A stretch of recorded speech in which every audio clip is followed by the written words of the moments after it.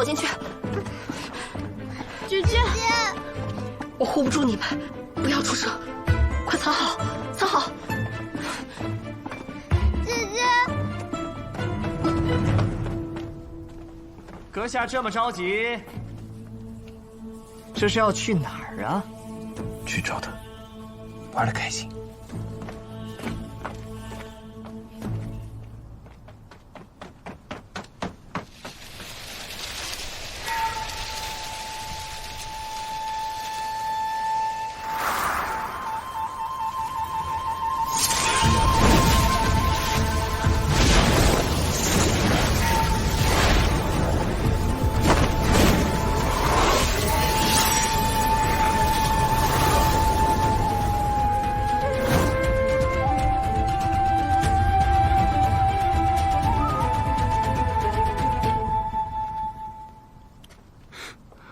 一个练气的修者也值得费这般功夫。我劝你还是束手就擒，我时间可有限，师父还在等我回去呢。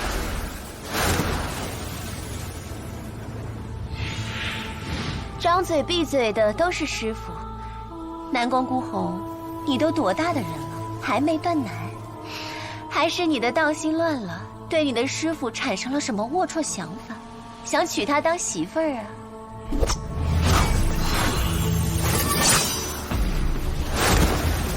小仙子别怕，我不是要与你为难的，只是你杀了我教中的人，还毁了这件法器，我不得不将你带回去，给我的教众一个交代。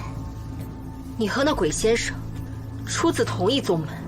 是啊，但我不想给他报仇，我只是不得不奉于命令对你出手。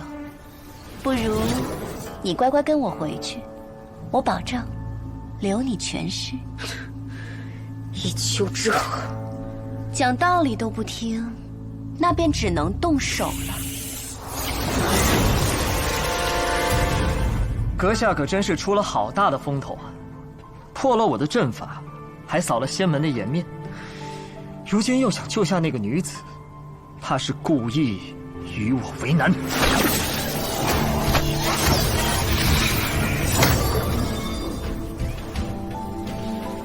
这是我呕心沥血制造的囚笼法阵，这24道生门已被拦断，36条死路亦被阻绝，可所谓上天无路，下地无门。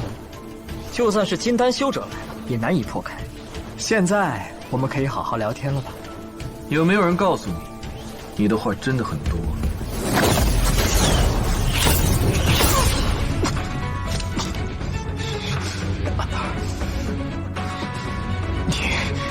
你究竟是什么位阶？没算过，但破你的阵足够了。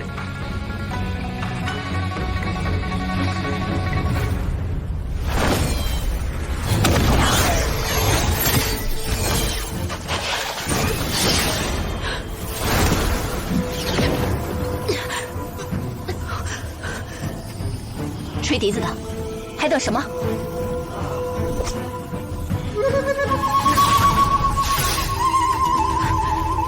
笨死，这都打不住。没有你，我早拿下他。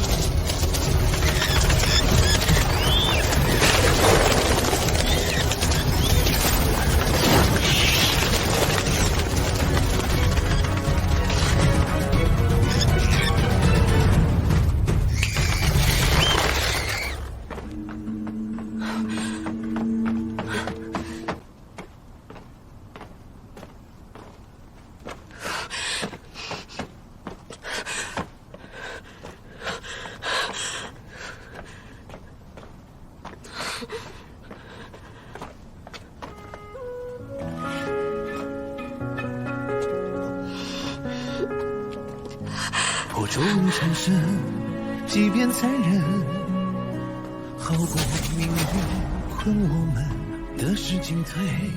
书上说了，画完肉就能看见颜色了，应该快了吧？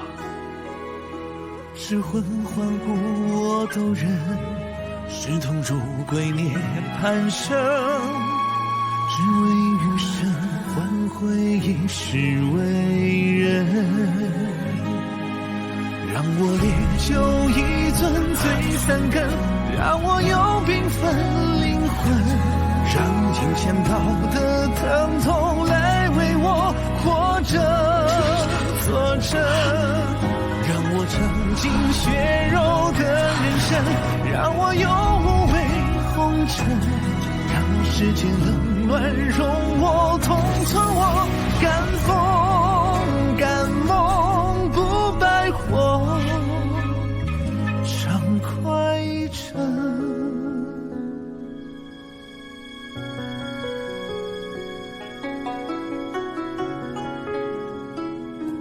破皱纹缠身，即便残忍，好过命运困我们。得失进退，皆当作千年容忍。众口铄金，积毁销骨。我们虽然接触不多，但我觉得你跟外面说的并不相同。如果你真是个贪财怕事之人，为什么不来求我帮忙？毕竟在世俗眼中，我也是个修行者。你不想活吗？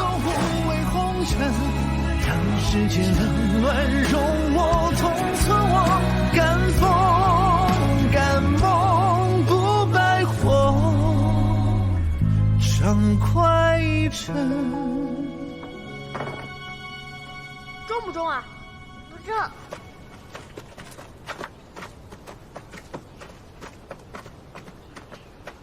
快！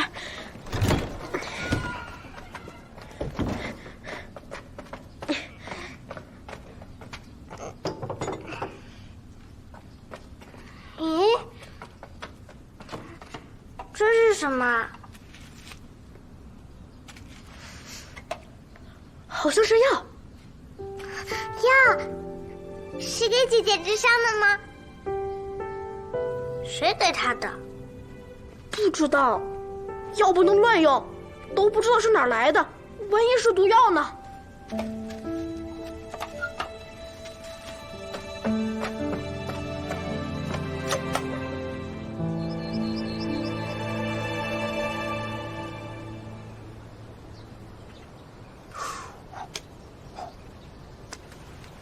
哎，老陆，新仙子怎么样了？想办法给他用了。这不是你的救命丹药吗？你不是已经送了他恢复气海的藏心兰吗？还送丹药做什么？给他送去。送完法器又送花，如今连保命丹药都送了。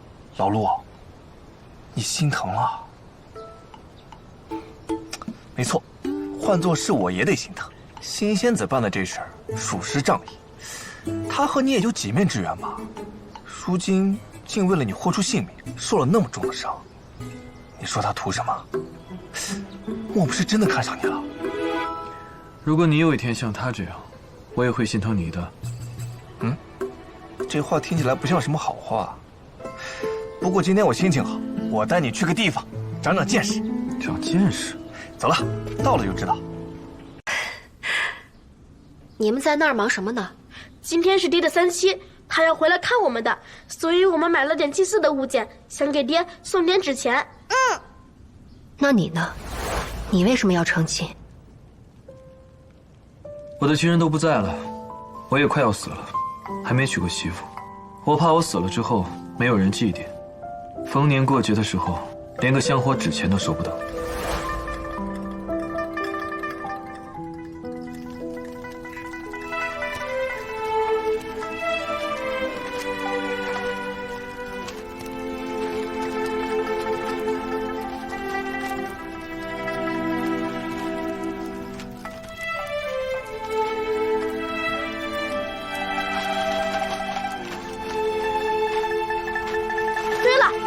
还给爹买了新衣，我们去拿。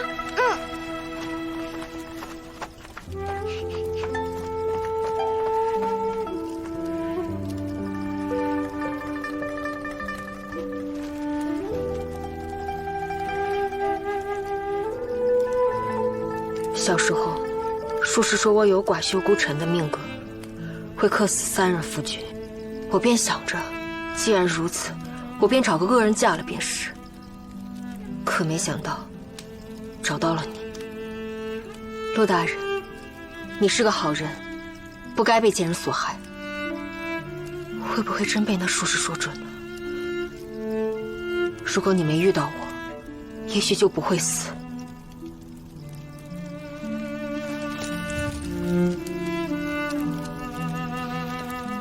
陆大人，我为你报仇了，希望你在九泉之下为岸行险。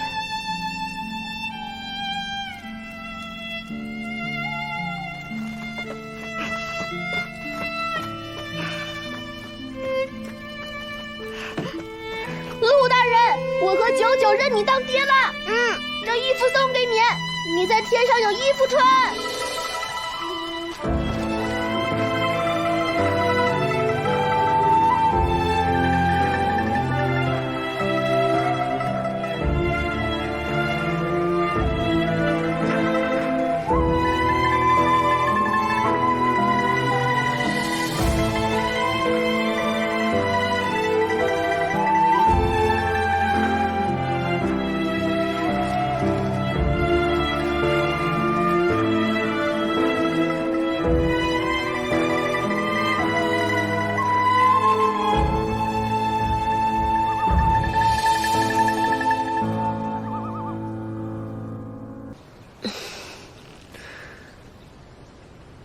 真的是有人在帮我吗？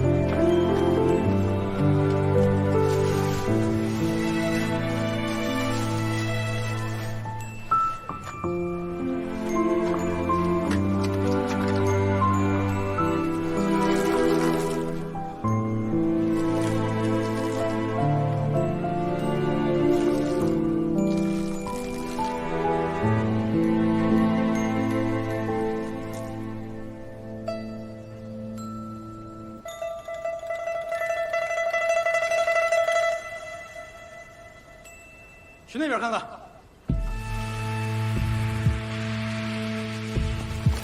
哎，是在找我吗？就是他，追！站住！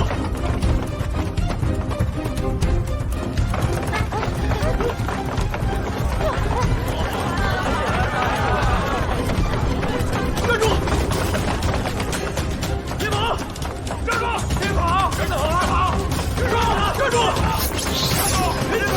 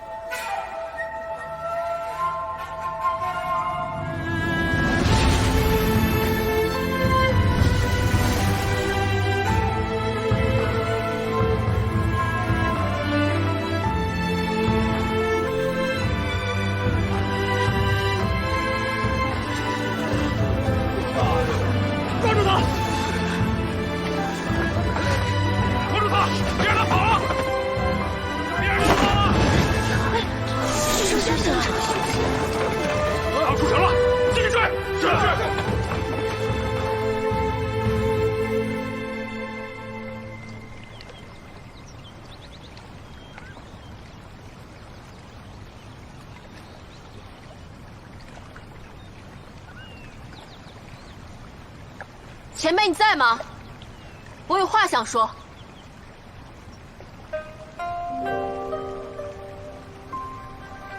入山门那天起，师父便让我立下誓言。他说，每位修行之人若要入门，必须与道心立此誓。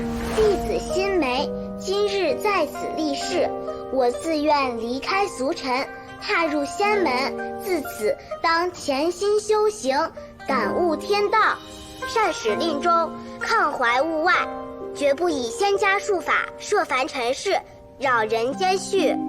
若违此誓，道心尽毁，再难登阶。可每到这般关键时刻，我却总忍不住。师父说，我这是火气太盛，但我扪心自问，我并不是抑制不住怒火，而是有事想不明白。天梯已毁，所有的修行之人都再难成神，那我们刻苦修行，到底所谓何事？仙门中人，人人都手握不二力量，却隐居山里，既不能成神，也不能做人，两不相帮，两不相干。那我们所修之道，尽头在哪儿？我们所谓道心，又本源何处？前辈，如果你知晓答案，可否指点一二？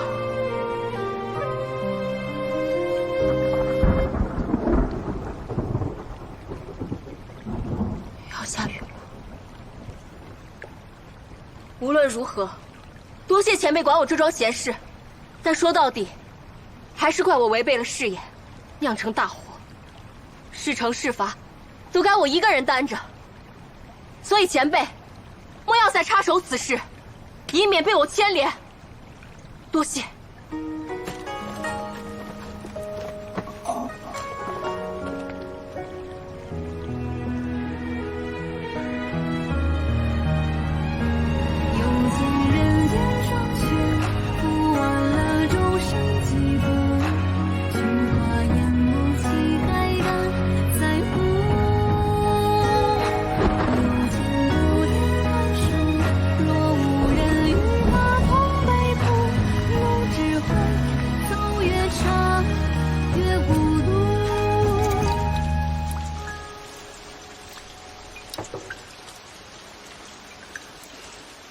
不必接了，就让它漏吧。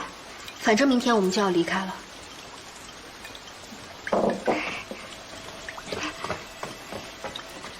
去哪儿？回之前那个宅子吗？回魏县。外面有很多官兵都在抓你。所以我们要分开行动，你们要先走。这个给你，一定要把它保管好。你是哥哥，所以银子由你来保管。回去以后，你们要去甜水巷找一个叫孙瑶的老爷爷，就跟他说是我让你们去找他的，他会照顾好你们的。这些银子足够你们上学堂，好好生活了。那你什么时候回来？我在魏县还有一个祖宅，你们可以住进去，虽然破了点儿，但是可以遮风挡雨，这样你们就有家了。可是姐姐，我舍不得你，你会回来看我们吗？早点休息吧，明天还要赶路呢。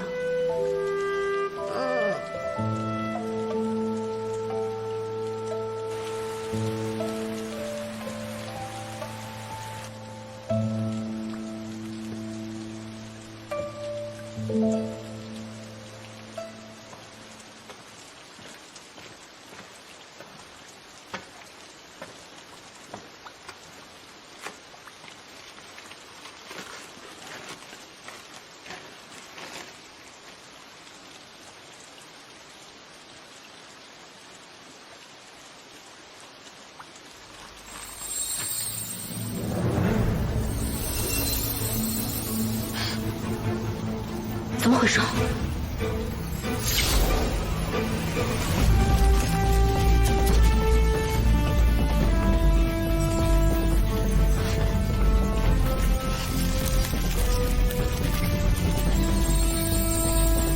这花竟然蕴含了如此强大的灵力。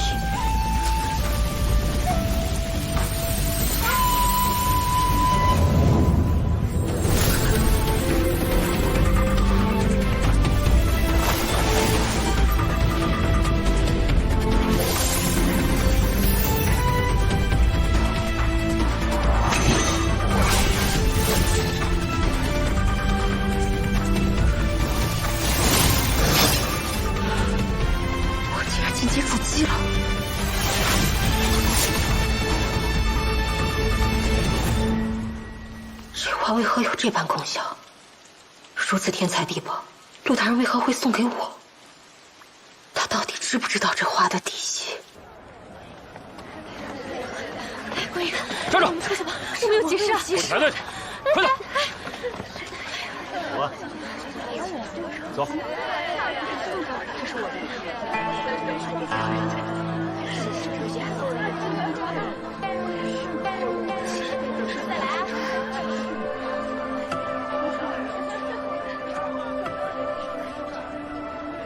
他这就走了？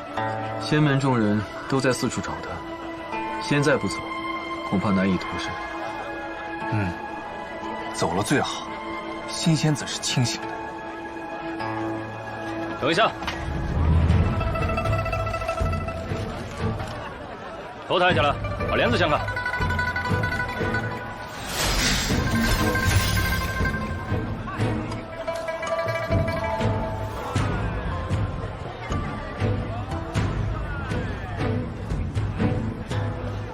走走走。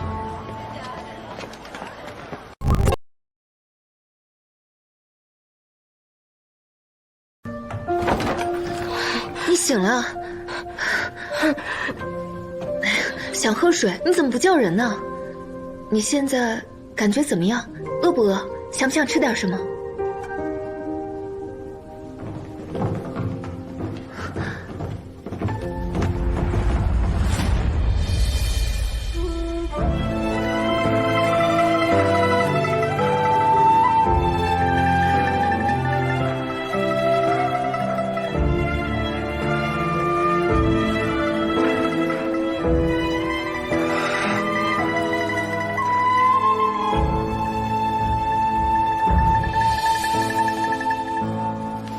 不用我帮忙吗？哎，有话好好说，我就在这儿。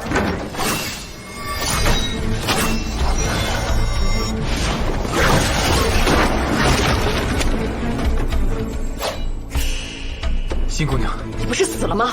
看来死得不够彻底，那我送你一程。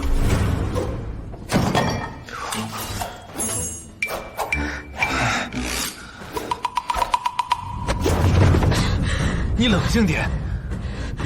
要么今天你杀了我，要么我杀了你。这件事的确是我不对，要打要罚我都认，但你先听我解释啊！去阴曹地府解释吧。那姑娘的伤才刚好，你不管管啊？管不了。多大仇多大怨呢？唉，让他们自己解决吧。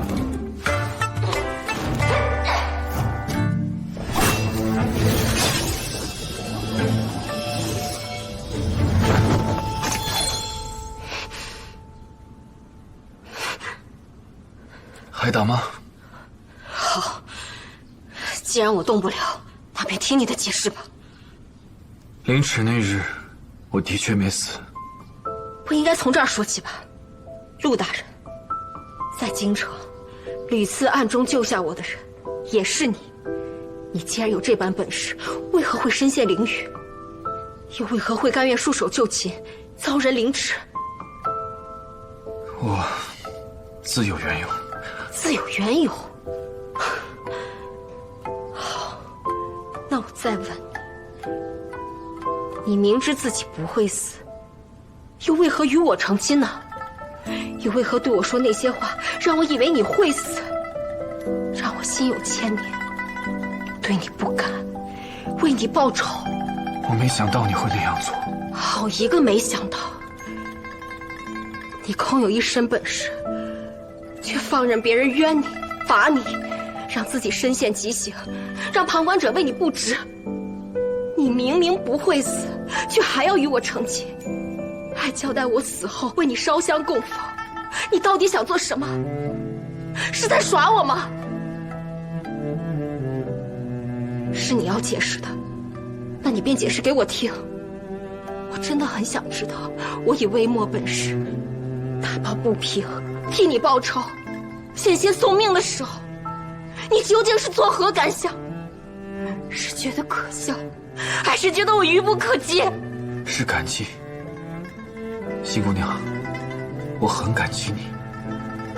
只是我确实有不能与旁人说的理由，这关乎着我的身家性命。但请你相信我，我绝对没有害你的意思。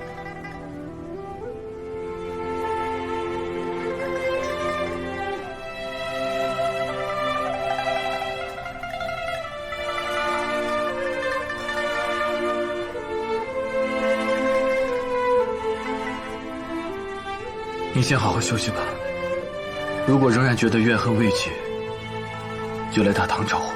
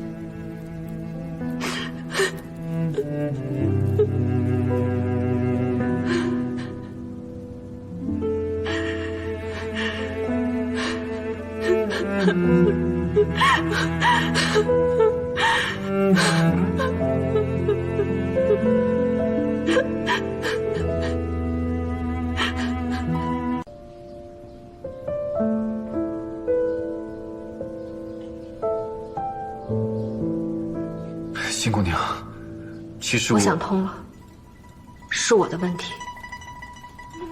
早在入仙门的时候，师父就让我发过誓，绝不能以仙法插手世俗之事。是我太蠢了，一直想不通。我总觉得，我有幸习得仙法，就应该学以致用，不然就荒废了。可这世上不平之事太多，朝廷管不过来。我恰巧遇到了，我也有能力去管，我为什么不能管？所以，我犯了错，而且犯了很多次。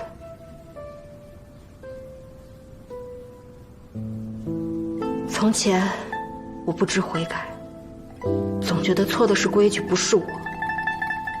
但这一次，我想明白了，这世上有仙人，有修行者，还有许许多多的魑魅魍魉，人心叵测，世事难料。术法之下以假乱真，仅凭一双肉眼，哪能辨得出真假？做了就容易犯错，不做就不会错。所以师父才让我安分守己。这件事是我考虑不周，没有顾及到你的感受，伤害了你。我们萍水相逢，本该各取所需。是我没有自知之明，一头撞了进来，搅乱了这滩浑水。新姑娘，我知道，你有你的理由。多管闲事的人是我，我坏了规矩，就该得到报应。现在想通了，陆怀，我还是叫你陆怀吧。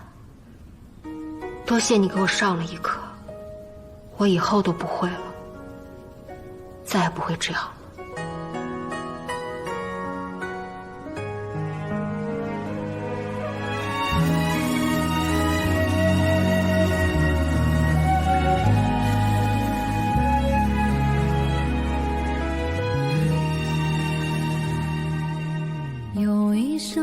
陆大人，从今往后，我们各走各路，再不相干。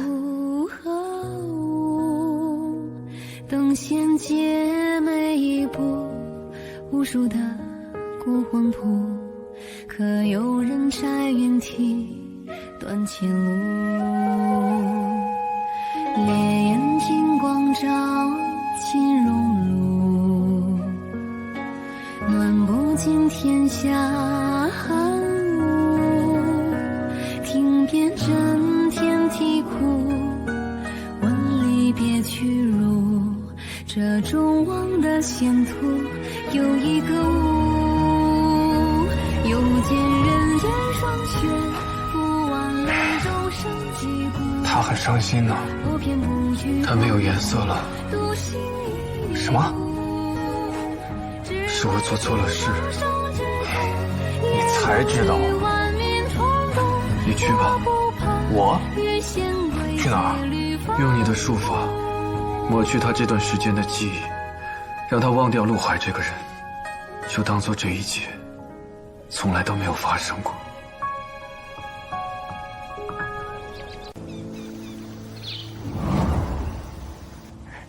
见过师祖。你是朱越？正是弟子。这么老了？弟子没有灵根，不能修炼。不过，我已经和师祖50年不见了。如今我都60有2了，我这身皮囊全是灵药保养，已经是很年轻了。苏太乙呢？不朽丹出炉在即，师父在九绝山中闭关炼药。闭关炼药？啊，那他为什么写信唤我回来？弟子不敢欺瞒师祖。其实这几年，师父一直都在找您，不管哪儿听到的消息，只要听着像您，师父就会传信。这次也是听说京城有人硬扛仙门天骄，师父照例写信。本来没抱多大的希望，没想到还真的是您。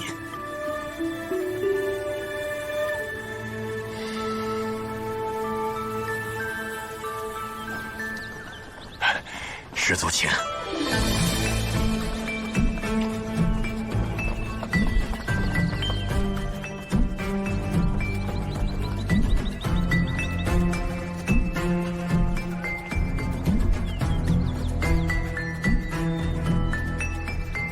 这什么意思啊？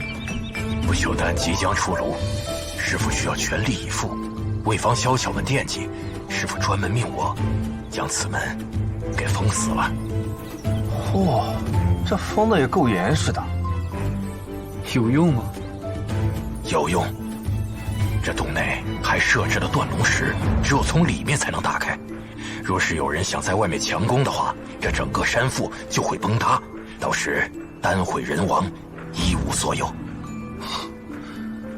这个苏太乙啊，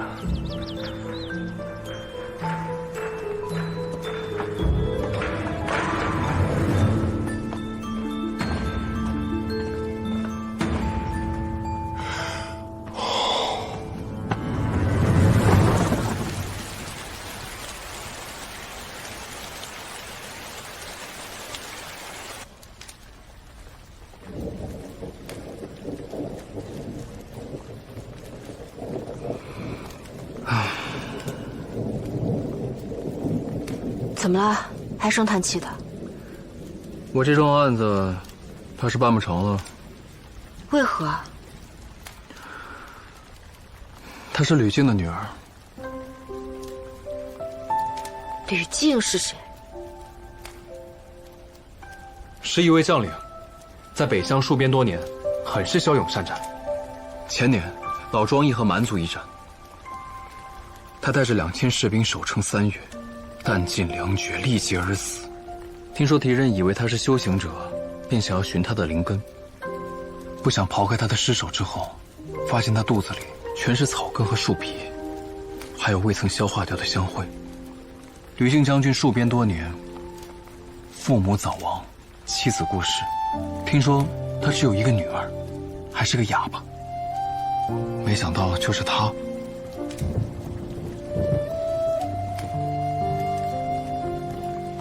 哎，那小子说他有什么病？心衰之症。好人不长命。北乡是一直都在打仗吗？你知道我为什么不喜欢你们这些修行者吗？为什么？你们好像跟我们一样，但又好像不一样，像是生活在另一个世界。我们也有自己的规矩的。是规矩就一定要守吗？当然了。若规矩是错的呢？每个仙门子弟入仙门，都要守这个规矩。仙门传承1000年，如果每个人都可以随心所欲的话，那这世道早就乱了。所以有时候，即便看不惯、想不通，但就得安慰自己，规矩是不会错的。这是他们跟你说的，还是你自己也信？吕敬将军于我朝而言是保家卫国的英雄，可是，在敌人看来，便是凶悍可怕的对手。立场一变，脑子就跟着变。这个世界上没有绝对不会错的东西。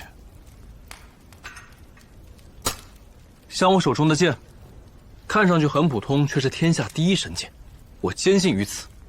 但你觉得，我是对的吗？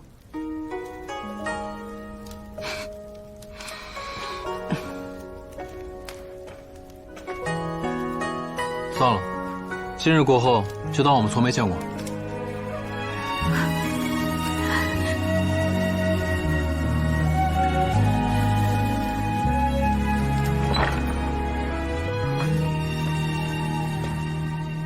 有一声询问我最初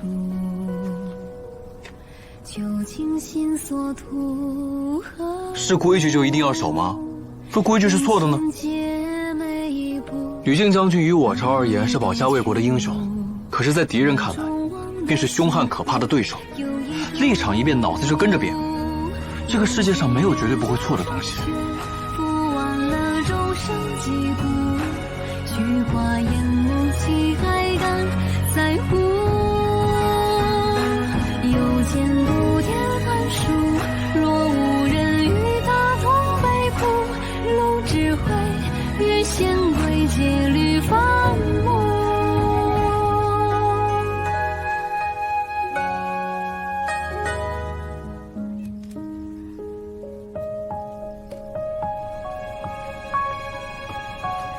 你怎么没睡啊？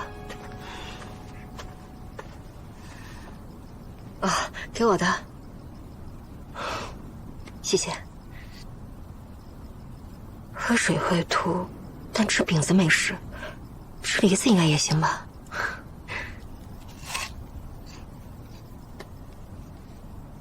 今天谢谢你啊，没什么。你是修行者。对了，你们接下来要去崇灵谷吧？我正好也要去，我们可以同路。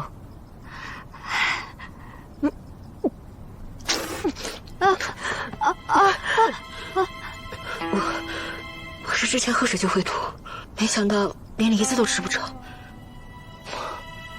倒是浪费了你的心意。你也早点休息吧，明天还要赶路呢。我没事。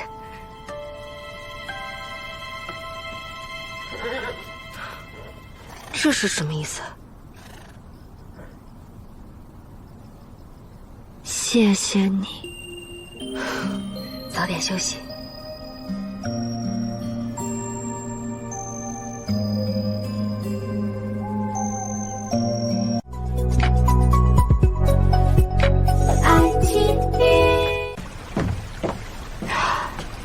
怎么又到这儿了？我刚才是不是来过这儿？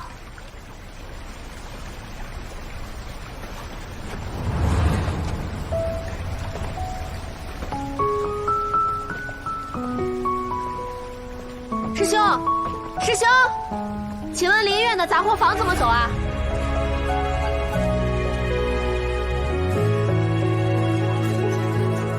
功过荣辱，飞燕成茧，世人各执一面，染指心血，招致罪孽飞行，所愿为大道西为归真为戒，可有人看将生死作废，旦夕之间行销魂飞，心火就此燎原。师兄也是来参加品丹大会的吗？我是苏太乙的朋友。原来是苏神医的朋友。那我该称您前辈。新鞋庄新梅，不知前辈名号。陆千桥，万千之千，乔木之乔。原来是陆前辈。啊，这儿我就认得了，前辈就不用送我了。多谢前辈，那我先告辞了。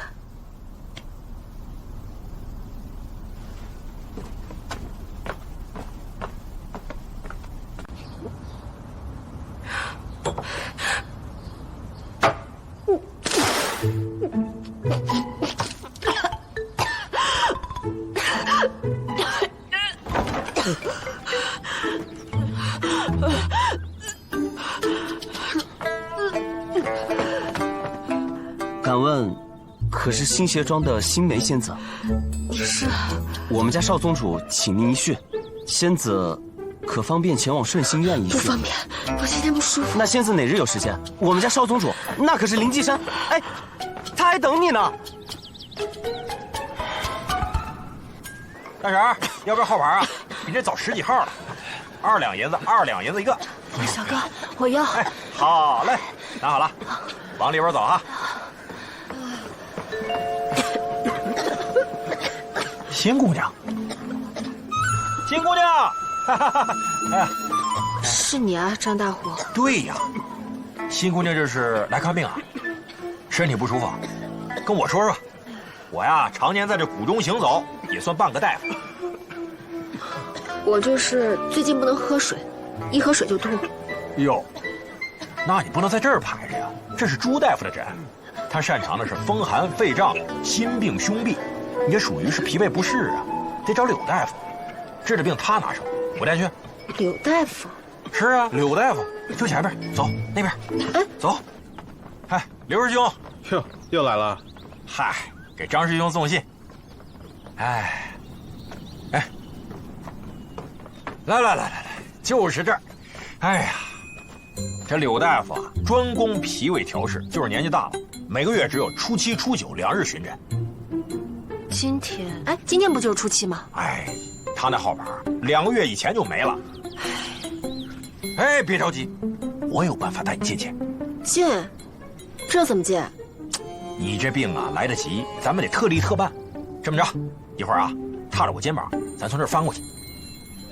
哎，你别着急，咱们崇灵谷可禁止使用术法。这么高，用不着术法。飞这么高？哎，走。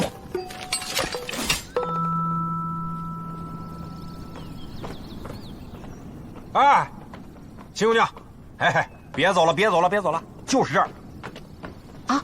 一会儿柳大夫从里边出来，他人一出来你就冲过去，躺在地上。放心，相信我，不会有大夫坐视不管的。啊什么呀？治病还怕丢人啊？要命还要脸啊？可是，主要这个柳大夫这号啊太难拿了，等轮到你啊，命都没了。听我的，跟我来。哦。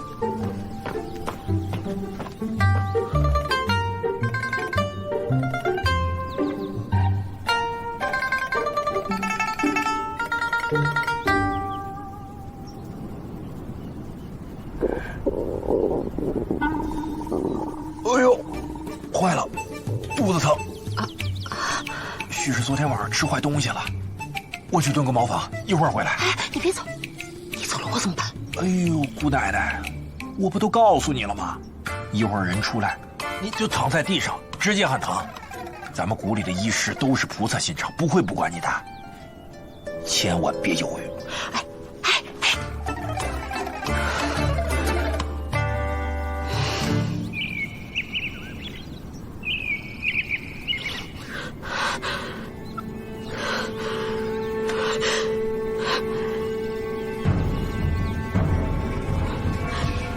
怎么会出这么多汗？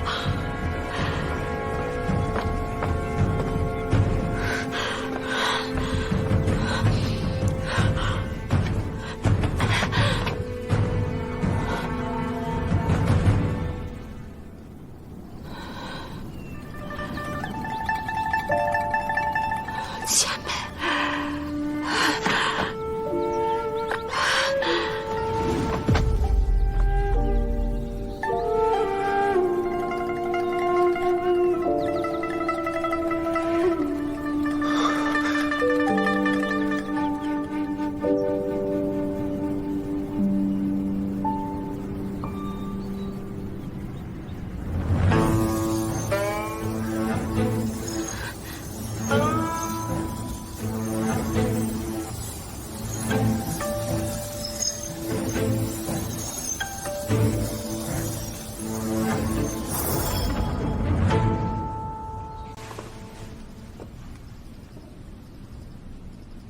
有人吗？有人吗？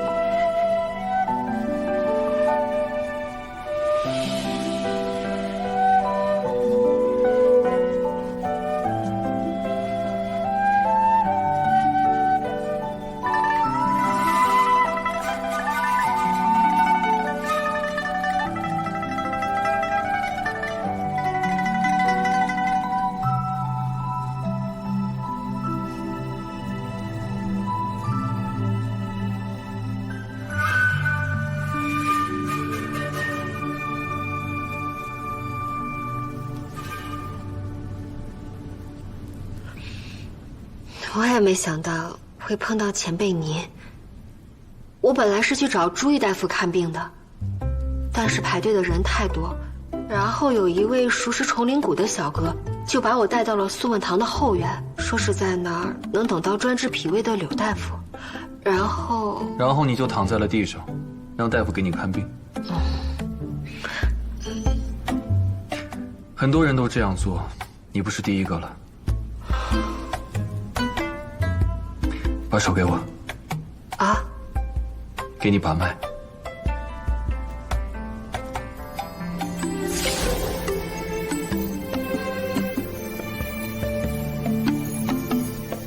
前辈也懂医术？懂一切。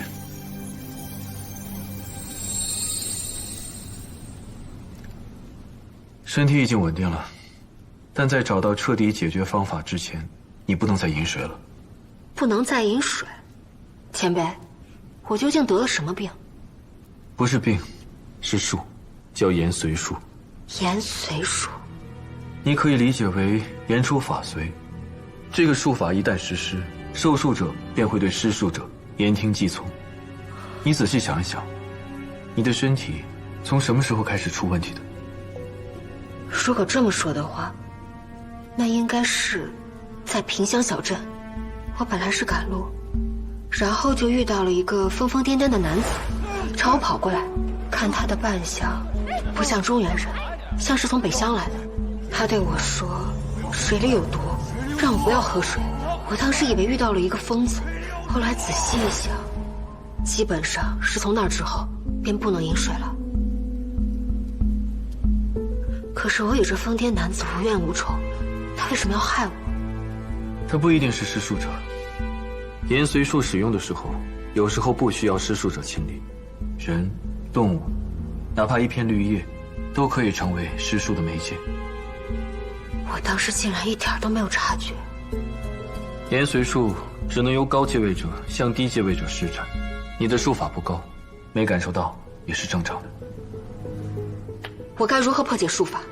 还请前辈赐教。杀了施术者。就这一个办法？就这一个办法。那完了，我根本想不到谁会害我。而且，如果一直找不到施术者，岂不是一直不能喝水？既然你叫我一声前辈，我便不会让你死的。前辈有办法？对。接下来我说的话，你一字一句都要记住了。人与外界相通，吐浊纳清，靠的都是口鼻。修仙之人修炼，修的多是五感七窍，只有感受到了常人无法感受到的东西，才能让身体与天地相通，吸取灵气，进阶飞升。如果像前辈所说，不用口鼻就能吐纳呼吸，是不是也能饮水啊？没错，我要教你的就叫做鱼吸术，就是像鱼儿一样，用皮肤饮水，屏息居气，神会灵台。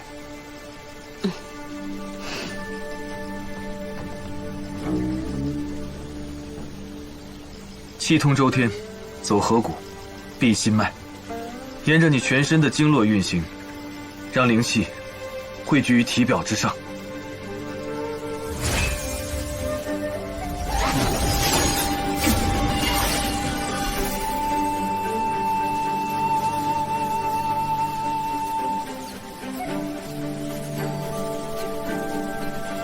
我感受到真气运转了，现在可以喝水了吗？快了。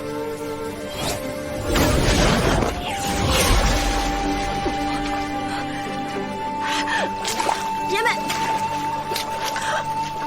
前辈，别慌，用我教你的方法呼吸，你可以的。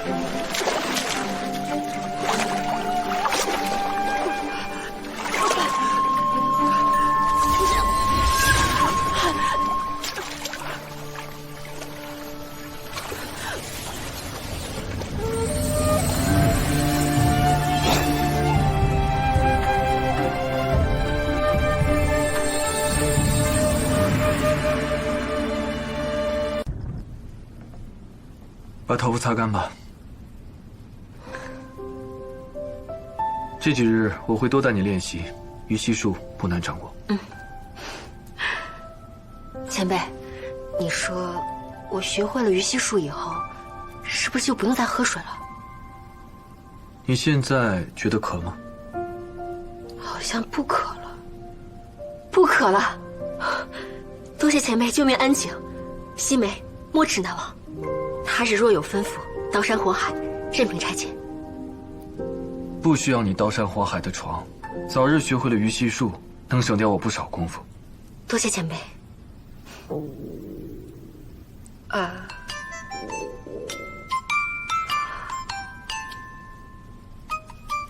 饿了？哦，我一天没吃东西了，没事，我一会儿去找点吃的。你现在这个身体能吃什么？我能吃饼子，干干的那种。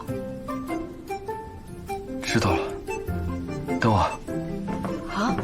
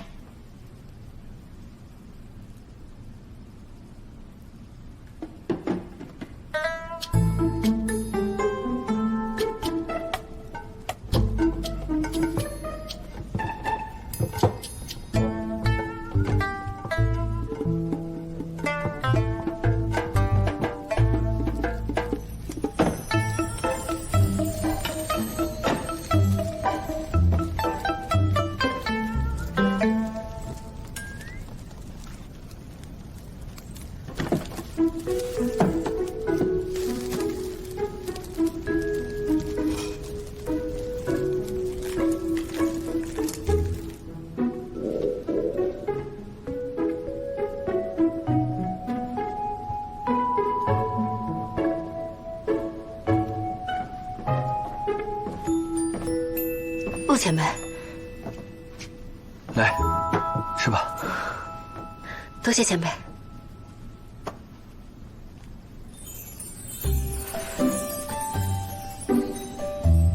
怎么了？没事。前辈，这是你自己亲自做的？对啊。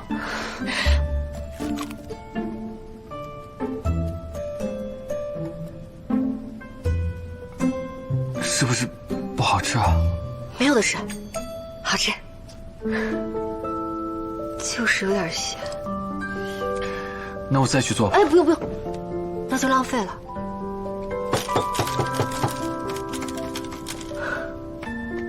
好了，这样就能吃了。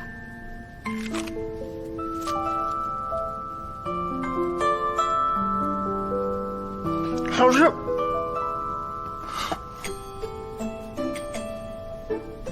吐了吧，别吃坏了肚子。不让吃，而且非常咸，别浪费了。好吃。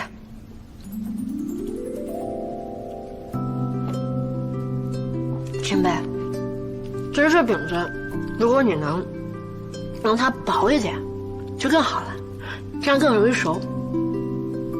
你会烙饼啊？会的。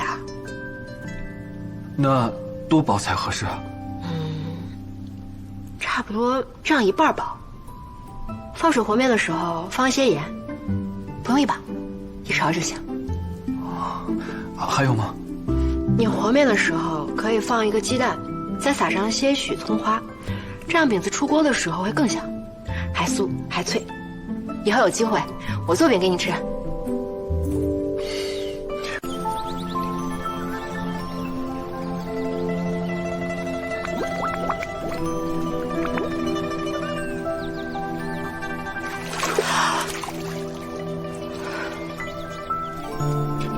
我练了。我练太久了，都累了。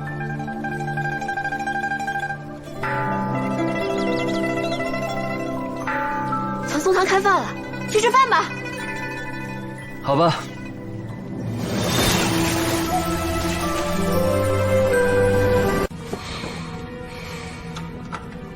这是低瘦的前腿骨，无坚不摧。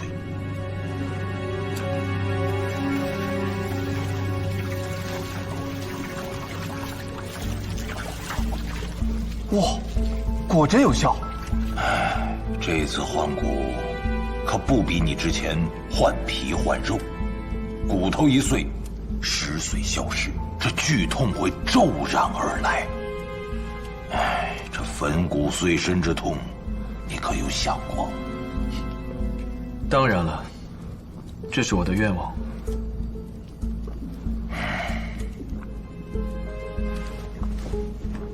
好，你喝下它，过了几日，便可以开始换骨。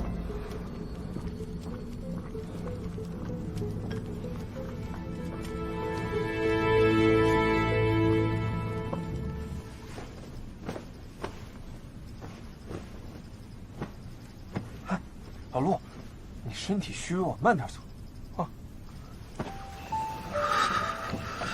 这位师兄，陆前辈怎么了？没事，就是不慎染了风寒。风寒？没错，就是风寒。我没事。交给我吧。好啊。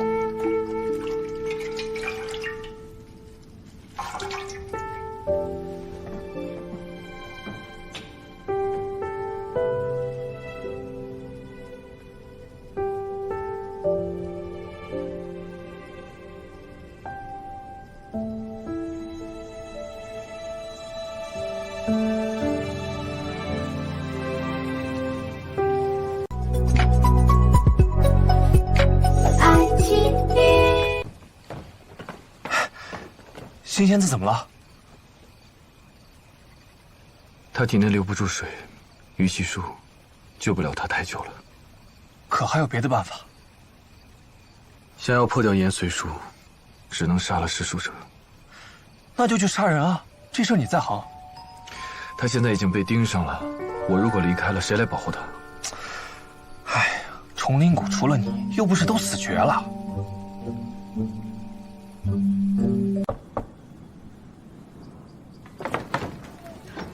陆前辈，来给你送饭。快请进。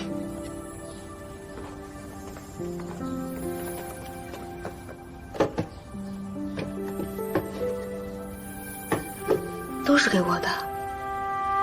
对。可这么多，我也吃不了。我最近有事要离谷一趟，不能经常来照顾你了。我走了之后，你要经常练习鱼溪术，不能懈怠。嗯，我会的。前辈，你要去办的事，危不危险？不危险。那就祝前辈一切顺利，平平安安。好。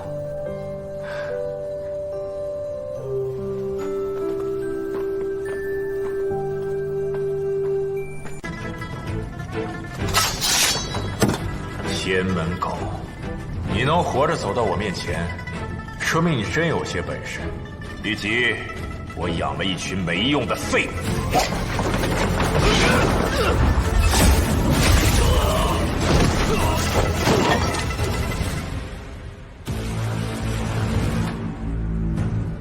你知不知道，你毁了我的晚餐呢？你将失去的不仅仅是你的晚餐，还有你的命。为什么要杀新梅？哦，你说的是那个中原女子吧？她死了吗？为什么杀她？哼，为什么要杀她？因为她杀了鬼先生，而你今日屠了我凤凰神这么多次，那就下去跟他作伴，一起接受凤凰神的惩罚吧。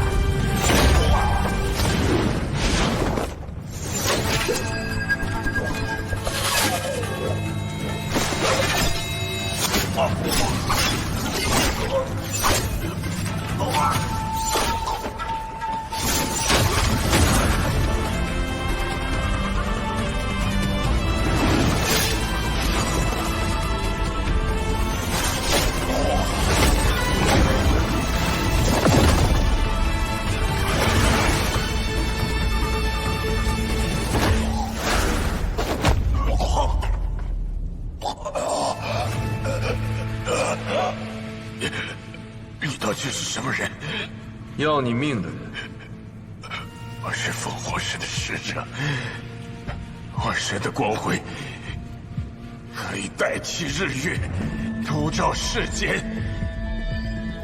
神啊，请赐予我无上能量，解毁人生，将亵渎神灵之人挫骨扬灰。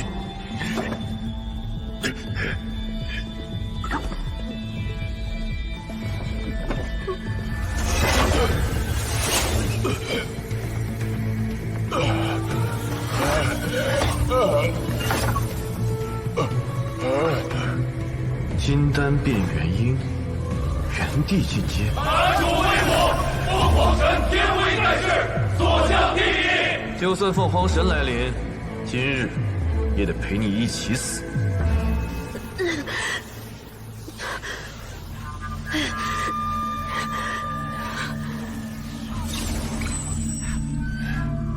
找到了，你的玉牌归我了。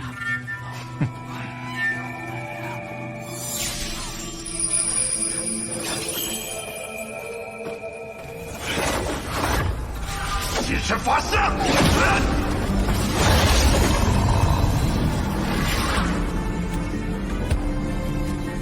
愚昧的凡人，接受凤凰神的怒火吧！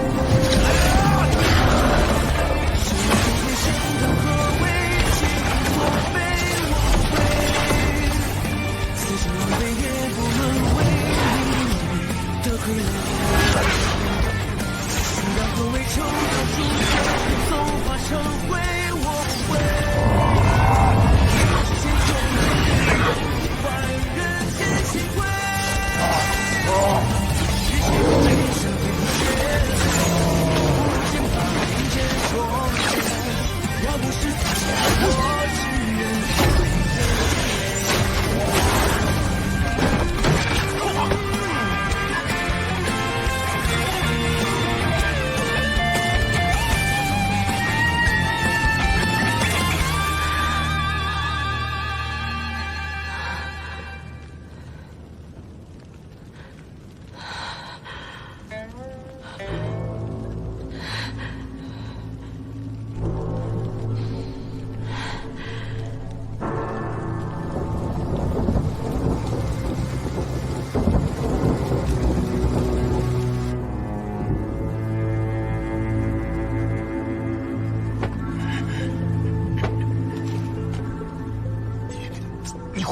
领其暴斗而死。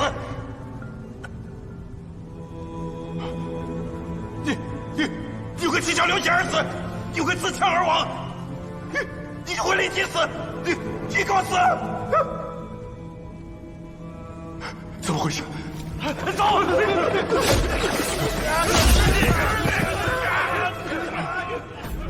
如此粗浅的延绥术，还好意思拿出来丢人现眼？我很好奇，延绥术也是高阶的术法，就连洞虚修者都难以控制。你之前只不过是一个金丹修者，你怎么掌控的？你刚刚喝的是什么？我凭什么告诉你？我神会惩罚你的。真是不见棺材不落泪啊！想见识见识真正的延绥术吗？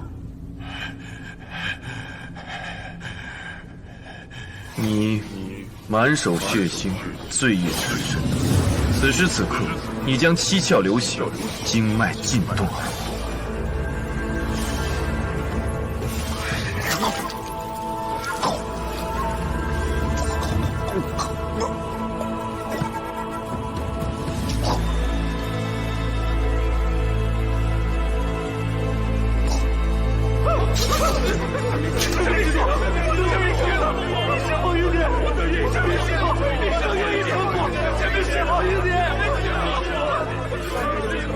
在此殿中，凡是沾染过无辜者鲜血的人，都将自枪而亡。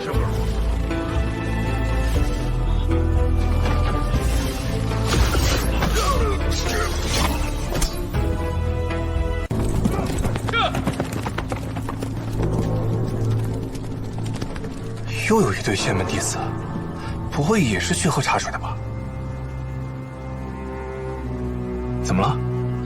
我们回去。哎，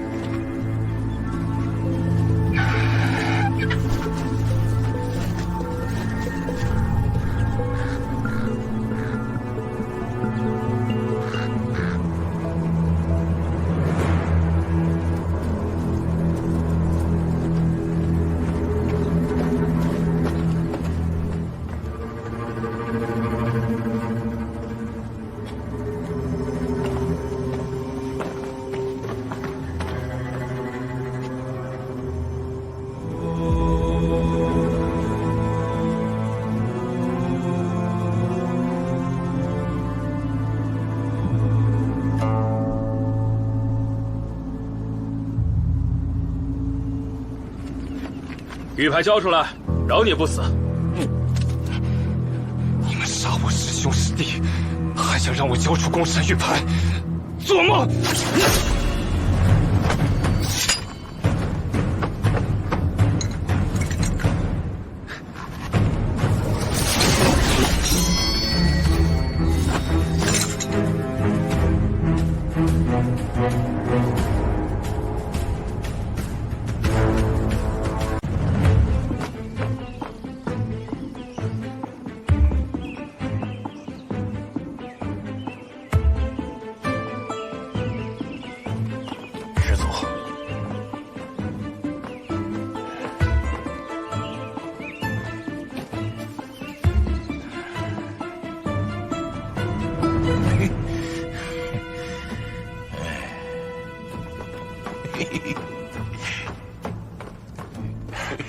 师傅，师祖回来了。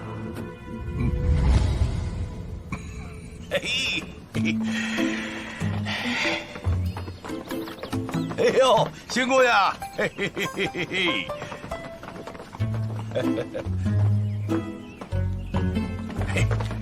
嘿，嘿，嘿，嘿。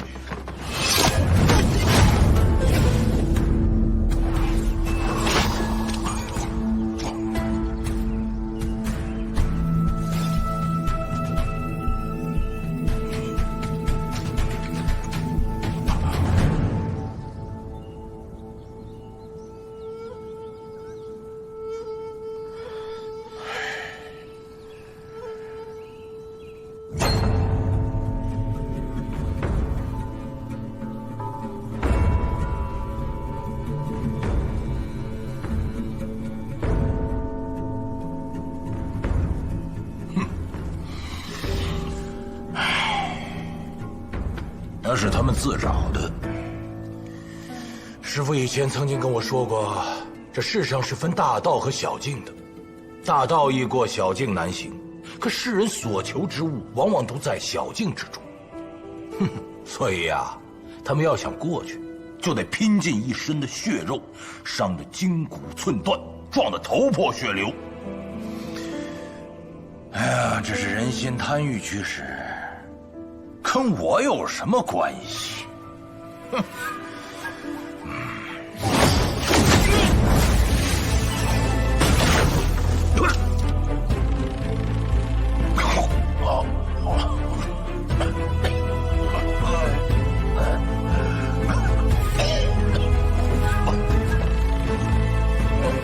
我传你医术，是为了让你安身立命、治病救人；我教你做人的道理，是为了让你成人成才，不是让你诡辩脱罪。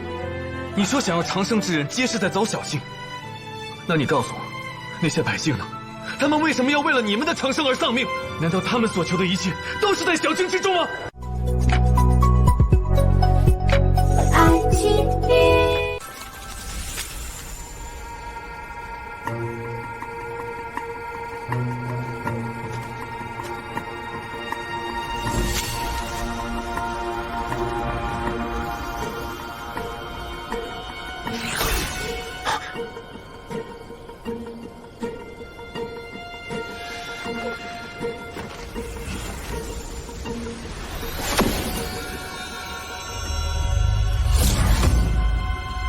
找到他了。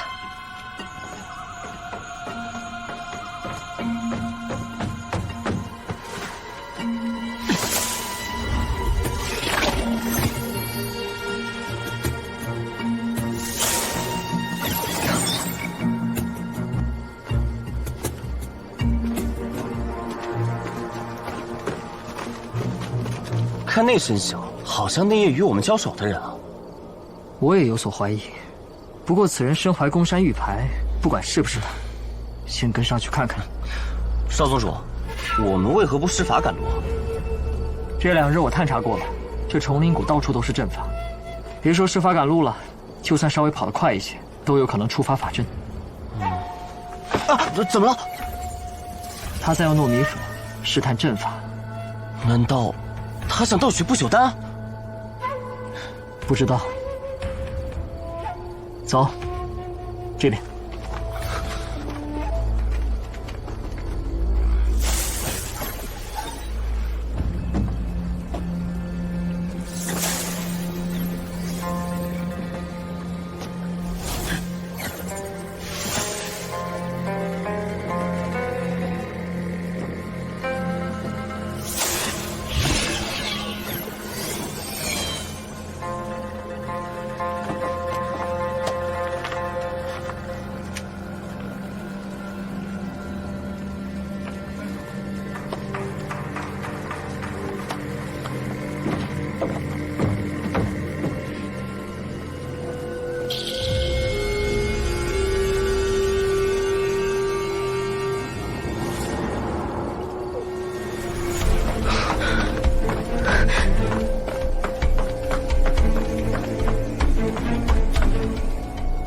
这人的灵性我是断了，被他发现了。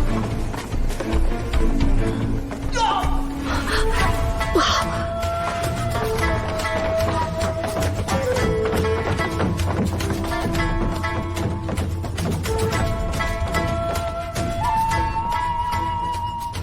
他怎么了？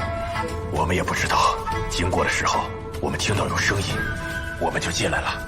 还活着吗？活着。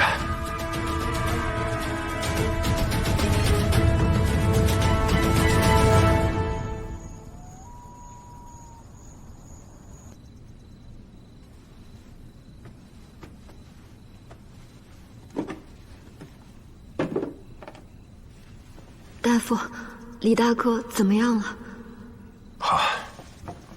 他没事的，只是受了些皮外伤，很快就能醒过来的。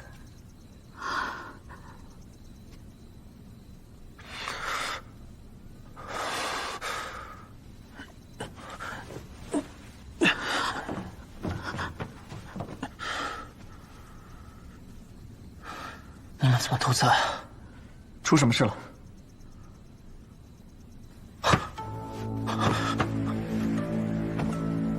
完了，没了！什么没了？孤身玉牌没了。方才我看到一个黑影，觉得可疑，便跟了上去，没想到被那个人偷袭昏了过去。再醒来，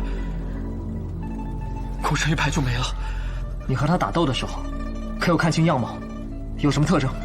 天太黑了，他又蒙着面，我没有看清，只记得那个人的眼神很锐利，出手也十分毒辣。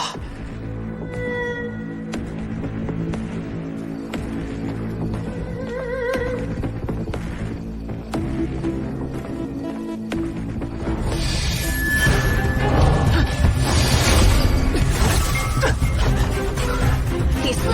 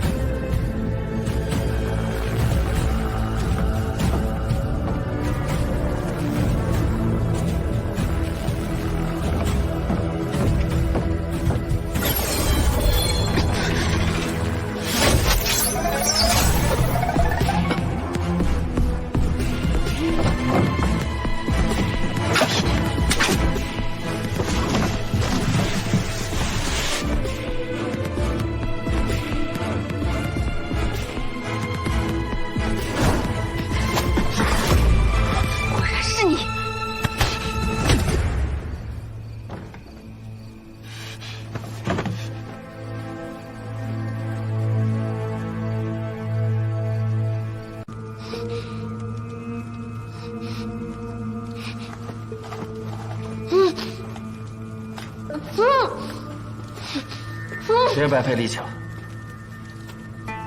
没用的。我本不想针对你，但是被你发现了，我也没有办法。我还有要事要做，不能被你破坏。你在这委屈2天，等我办完事，自然会有人来救你。辛姑娘，你是好人，我不想为难你，但是我也恳求你，不要让我为难。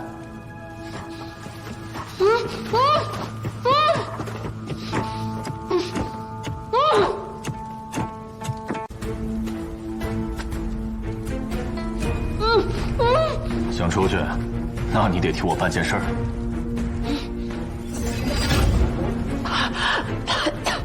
你的宫山玉牌藏在哪儿了？把玉牌给我，我立刻救你出去。原来是你闯入的我房间。你是谁？我是谁不重要，重要的是现在只有我能救你出去。宫山玉牌藏在哪儿？你救我出去，我带你去找。别废话，说不说？你不带我出去，我怎么去找啊？不说。好，那我有我的办法。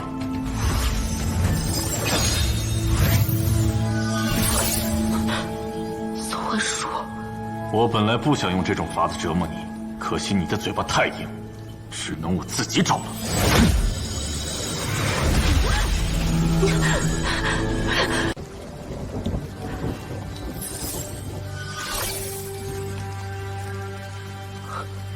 好了，能吸收水分了。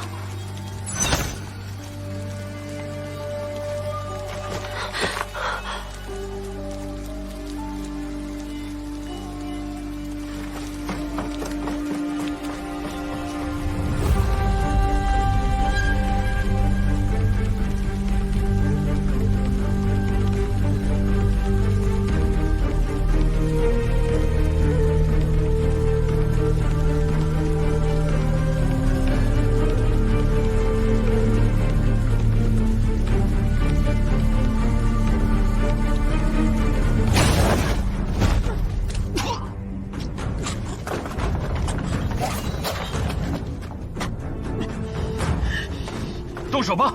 等等，苏神医，请容我问他几句话。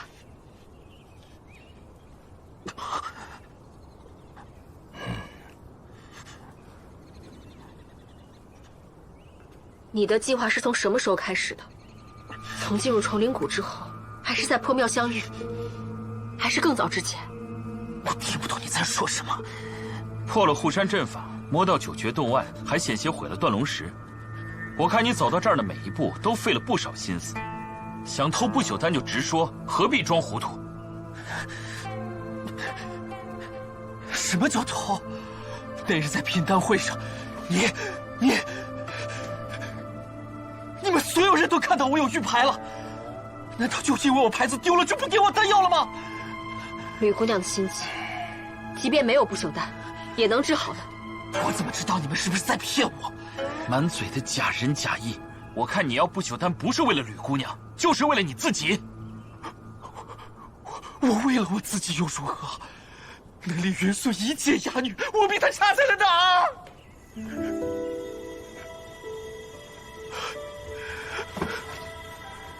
我李斯天资卓越，7岁习剑，我16岁便已剑道大成。我即使面对筑基期的修者，我也丝毫不弱。倘若再给我100年，我便能与金丹修者一较高下；再给我200年，我便能以凡人之剑压得出鞘期修者毫无还手之力；再给我500年，我便能以剑道入圣，成为这世上第一个以肉身飞升的陆地神仙。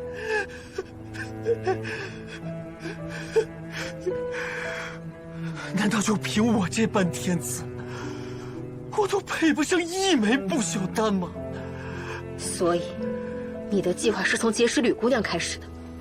你根本不是吕将军的部下，护送吕将军的遗孤入谷，也不过是你的借口。一切都是为了不朽丹。这一路上，究竟有多少人被你骗来卖命？就算是我利用了玉元素，要不是我，他早就死在流民堆了，还能活到现在。我只是没想到，你们崇灵谷竟与那些仙门狼狈为奸，任由他们在谷内偷盗抢夺，盗走我的固山玉牌。你不要血口喷人。罢了，如今被你们所捉，时也命也，我没有什么好说的。苏太医，你个无耻老贼，你不得好死，不得好死！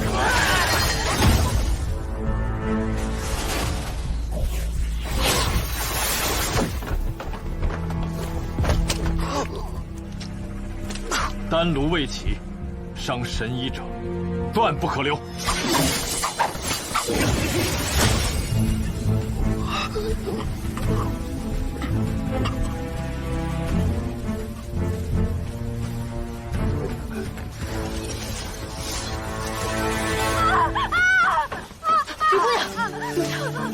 吕姑娘，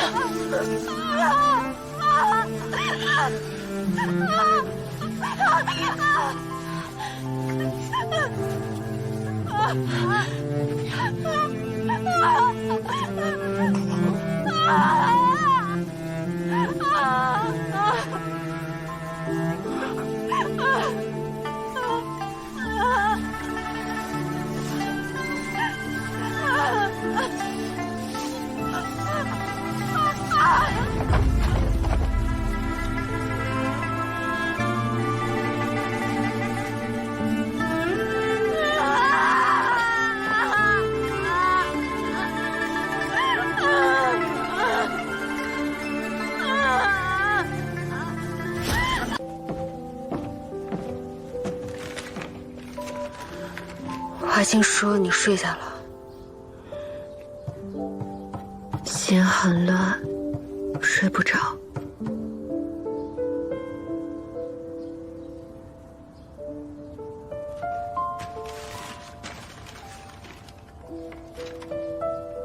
羊蹄马生悲，金旗鼓震天。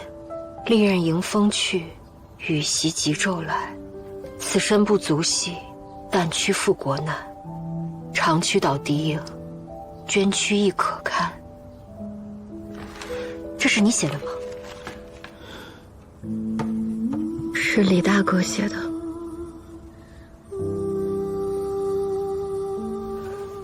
你别多想了，朱大夫一定会治好你的病的。我只是想不通，是吗？欣姐姐，能写出这样诗的人会是坏人吗？会想要长生吗？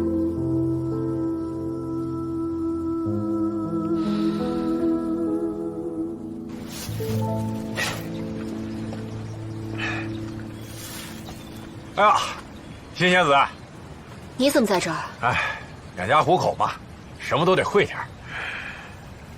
我来看看他，你随意。天满庙兮地茫茫，发福生财万事昌。西上路兮莫回首，西南大路有天光。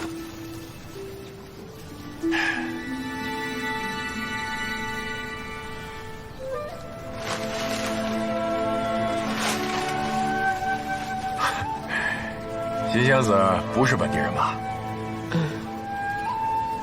我们这儿有个习俗，人死了以后得喊坟，得边撒着纸钱边喊。就像你刚才那样。是，相传呢，在日夜交替的时候，向着西南方向一直走，遇山不回头，遇水不转弯，就能走到神仙居住的地方。那里的路上铺的都是金子，河里流的都是美酒佳酿。这拉车的不是骡子，不是马，更不是人，而是天上的凤凰。满山遍野种的都是谷穗，不用浇灌也能长出粮食。神仙不用金子，也不用吃饭，他们挥手为云，覆手为雨，千里之地不过一瞬。而且啊，他们住天上，往西南方向是找不到的。所以说是相传嘛，这些民间传说呀，都是老百姓自己编的，想到什么就喊出来，喊完以后，就好像真的能去了一样。哎呀，其实这李四人不错，要不是一时糊涂啊，也不至于丢了小命。哎，我记得你们是一块儿来的崇灵谷吧？是朋友？算是吧。哎呦，得嘞，要不然这样，你给加点钱，我喊点吉祥话，让他走得顺顺当当。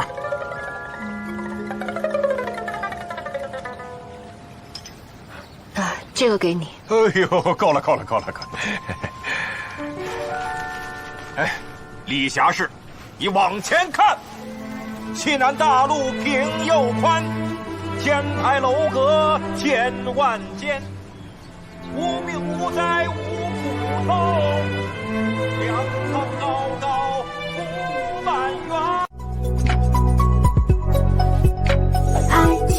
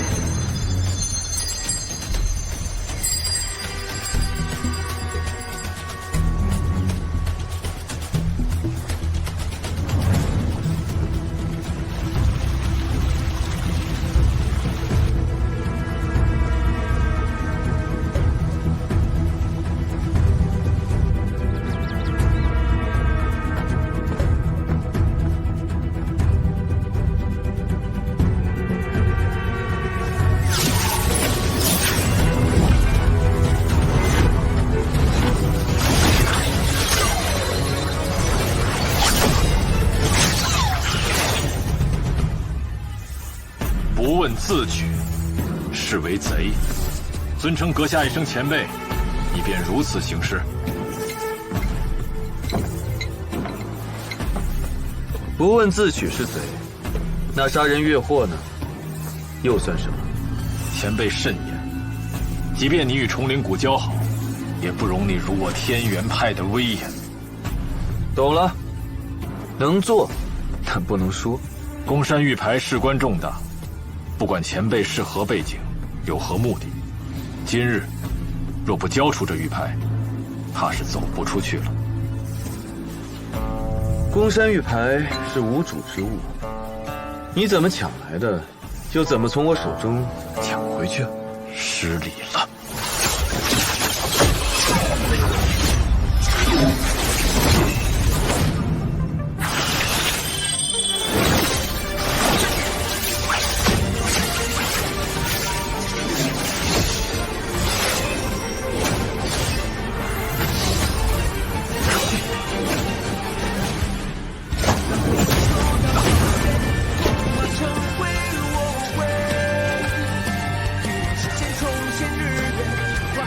还打吗？打！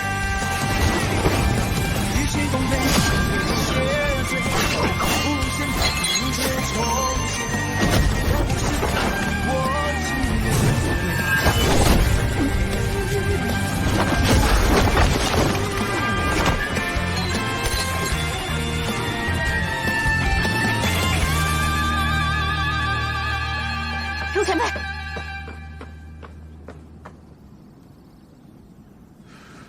你的玉牌也在里面。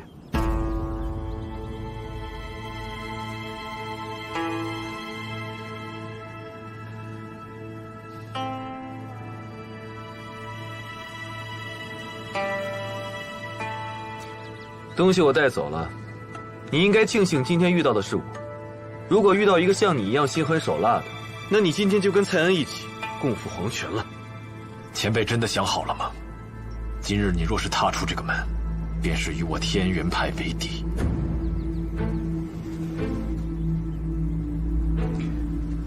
那你可要记住了，抢走你东西的人是我。天元派如果有任何的意见，尽管来找我，千万别找错了人。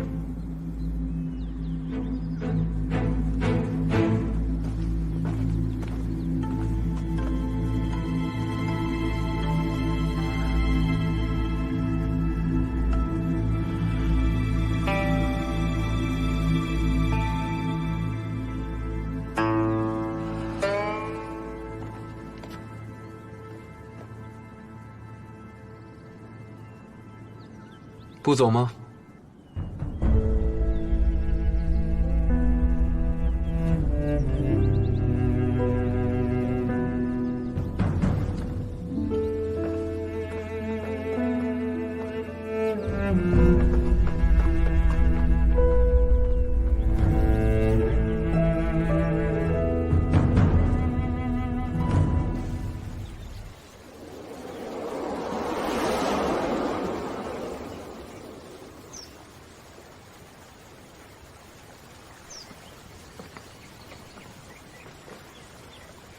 都看清楚了吧？前辈，你有什么习惯吗？比如翻书时用食指，喝酒前转一下杯沿，这些都是习惯。我想，我对白师兄也是习惯。我习惯了总瞧着他，小时候拿他当榜样，长大后拿他当面相。可这习惯很难改。现在改还来得及。他这个人，心思不纯，做事手段不干净。你如果还有其他的想法，不如从现在，好好的想清楚了。我没有了。真的？现在真没想了。你敢说你以前没喜欢过他？我就是一点点。只要他是天元派掌门首徒，也不可能喜欢我。我也就心里想想，什么都不敢做的。你这还叫什么都不敢做啊？我做什么了？你有了心上人啊？你想借我的死，去除掉你命中的煞气，好让你和你的心上人双宿双飞，对吗？我算了。来，这些给你。哎，我不要了。我这几天思来想去，觉得这不朽丹未必是个好东西。为什么？自苏神医开路消息传出，道众仙门齐聚崇灵谷，你看这短短数月，闹出多少风波？这玉牌上沾了太多人的血，实在是。结局难改，希望将来的某一天，能有万全之策吧。我倒是没想着什么结局，什么未来，只是想着，长生的一个没见着，死人倒是见着不少，那肯定不是什么好东西。没错。哎，不过话又说回来，陆前辈，苏神医真的能造出不朽丹吗？那吃完真的能长生不老吗？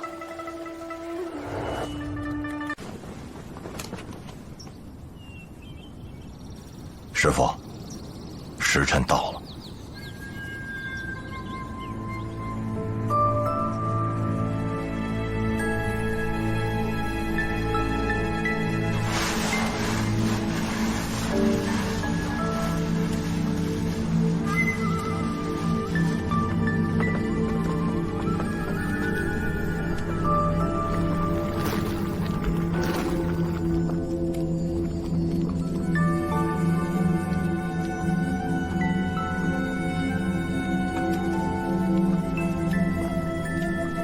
准备燃香，计时。是。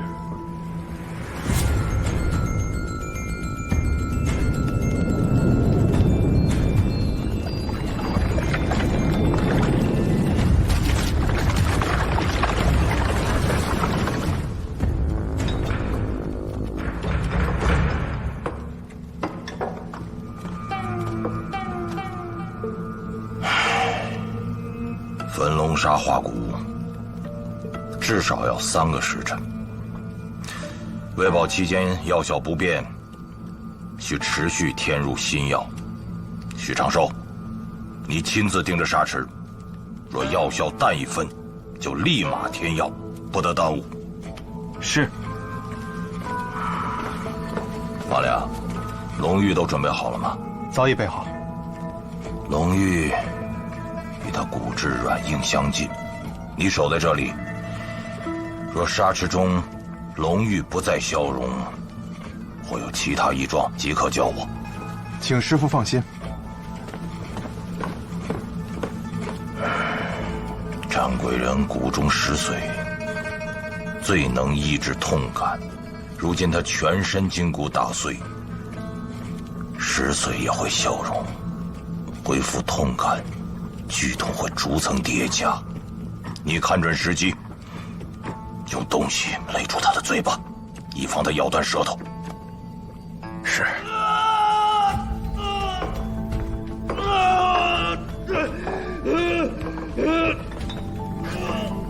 师父放心，我已经备齐了诸多的吗啡散、威灵仙，随时可为师祖镇痛。不够，远远不够，这可是粉骨碎身之痛，你可体验过？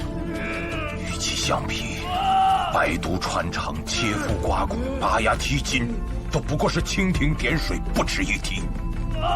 他活至今日，尚不知疼痛为何物，出经磨难便是如此剧痛，铁定是要承受不住的。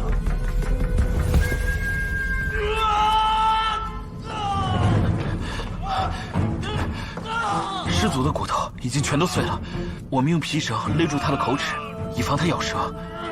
怎么还叫得出声？难道脑袋没有进到沙池中吗？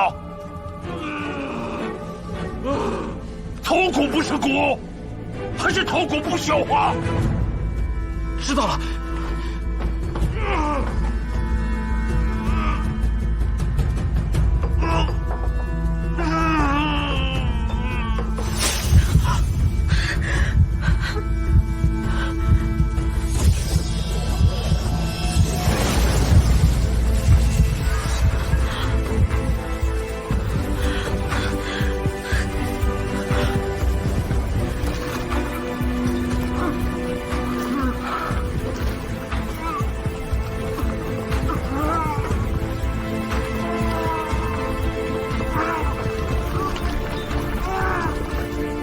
求你给我忍着点儿，别以为做人就容易。贴药。是。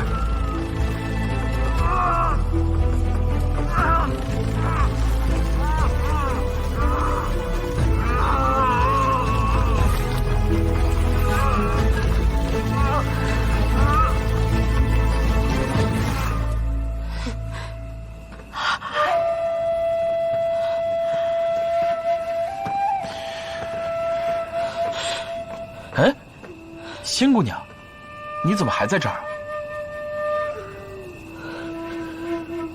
你生病了，脸色怎么这么苍白啊？我没事。陆前辈怎么还没出来？你们把他带到这儿来，到底是要做什么？师祖他正在治病，你放心，崇灵谷最好的大夫都在里面了，还有师傅亲自看护，不会出问题的。回吧，仙姑娘，再有2日就要召开品丹大会了，多少要回去准备一下。回吧。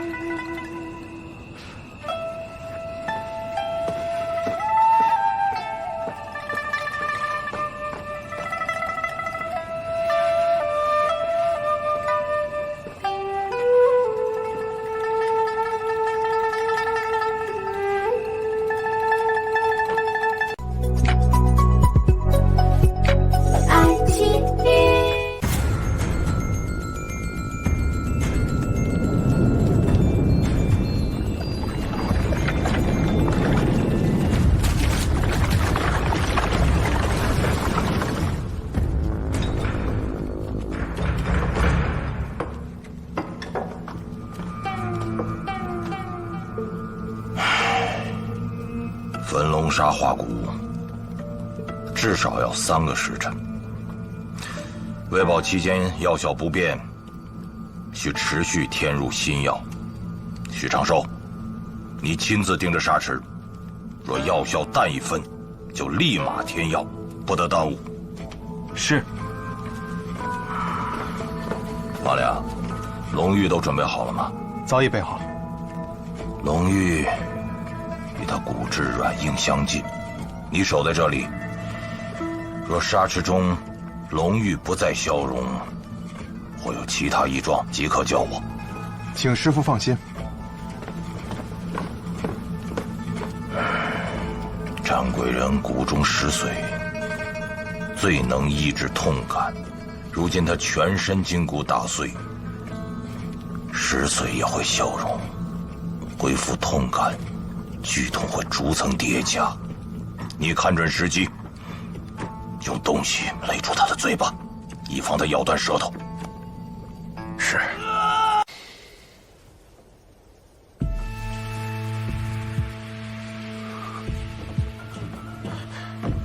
师祖，您醒了。这不是兽骨，我换了谁的骨？师祖，事已至此。苏太乙呢？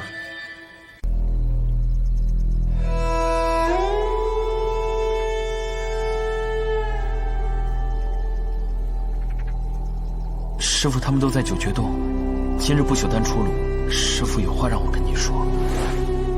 我从一个身份低贱、以取于人的幽灵，到如今名震天下的神医，全是因为有幸认识了他。于是我就在想啊，我一定要珍惜这份来之不易的机缘。既然传承了这份医术，就要做出大事来。我思前想后，这世上还有何事能比使人长生更大呢？于是我就忤逆了他，建了这座崇灵谷，一意孤行。事到今日，不朽丹虽然好，可是它来的不合时宜，反成了祸患。你们看看，来崇灵谷换药的都是些什么人呢？给他们吃了不朽丹，对世人又有什么好处？这场长生大梦，是时候该醒了。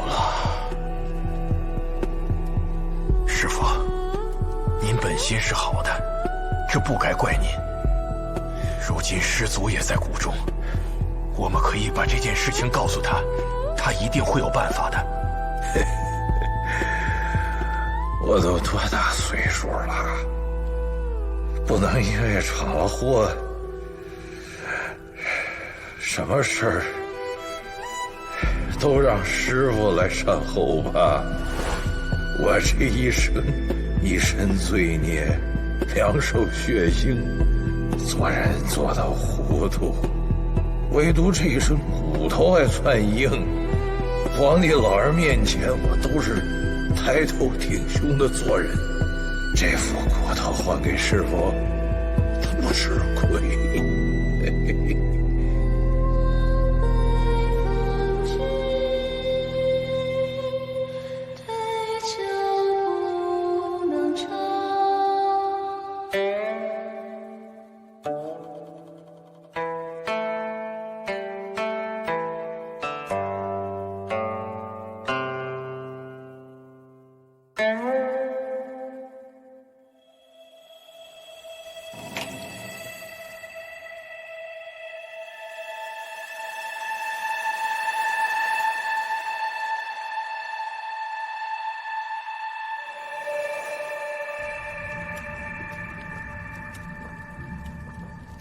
家淮南在豫，三载为坚强。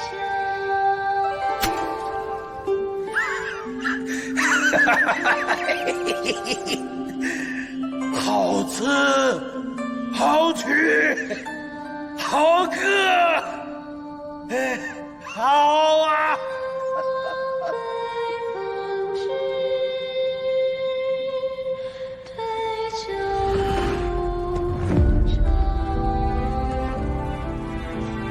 师父，师父，傅神野，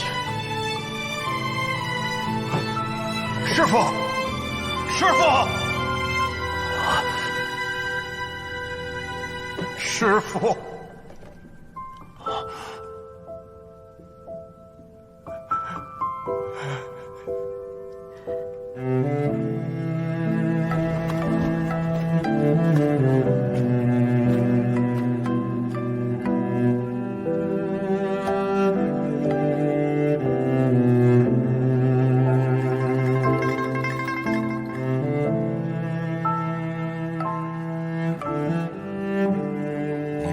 帮我转告他，让他就如了我的愿，带着我这身骨头去重新走一遍人间路吧。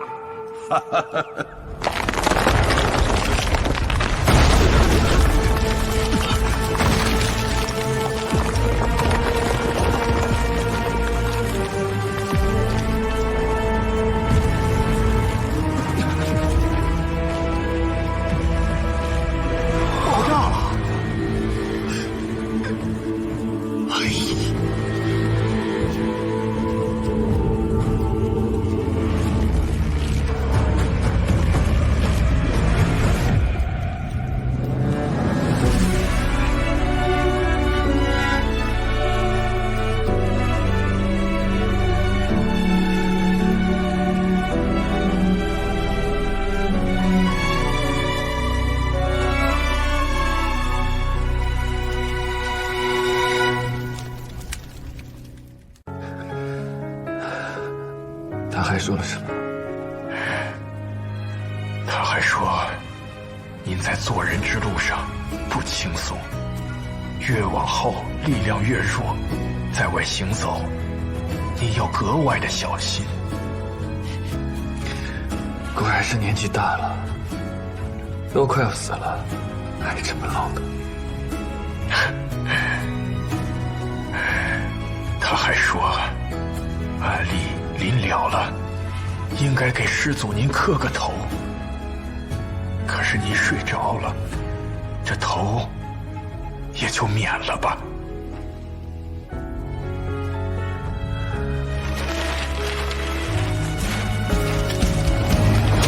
你说何为天下最拙劣的告别？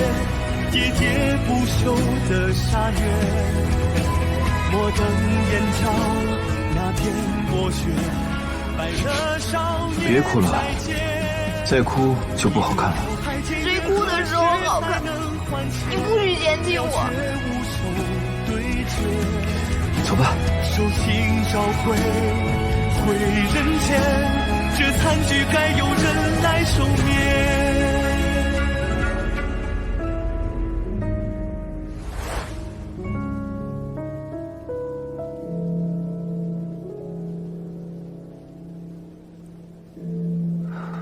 外面是什么声音？啊，师傅的灵柩就存放在长生殿，这声音应该是从那儿传出来的。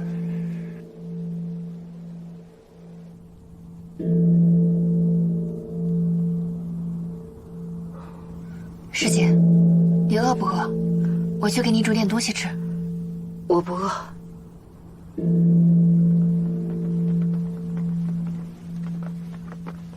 前辈是要去长生殿吗？对。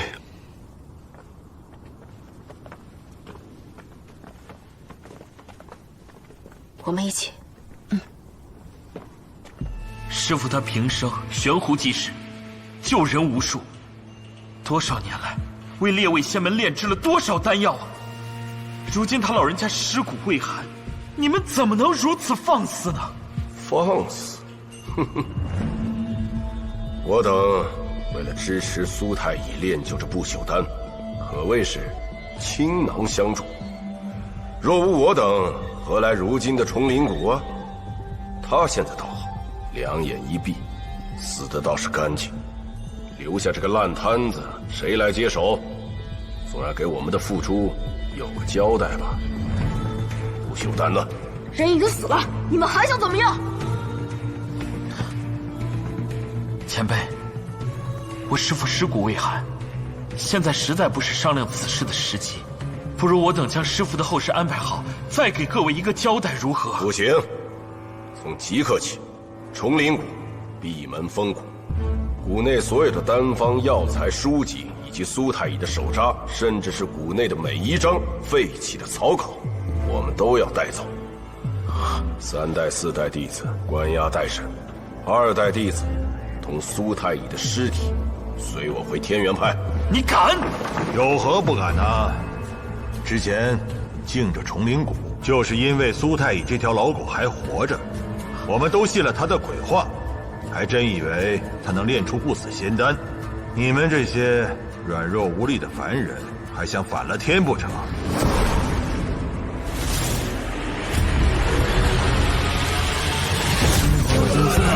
长居归美，天地同辉。深蓝苍生是不可碰的软肋，同往我这回，往下不可为。你是何许人？谁引进来的？试问诸天是什么为？不作悲，我不悔。你我之间重现日月，万人天地归。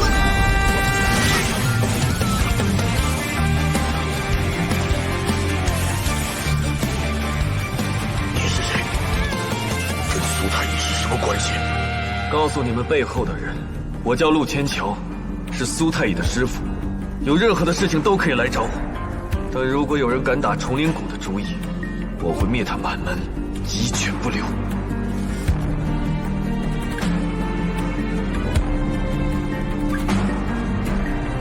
滚！我们上传顺传，走着瞧。与皆共悲，上天谢罪，无限把民间重现。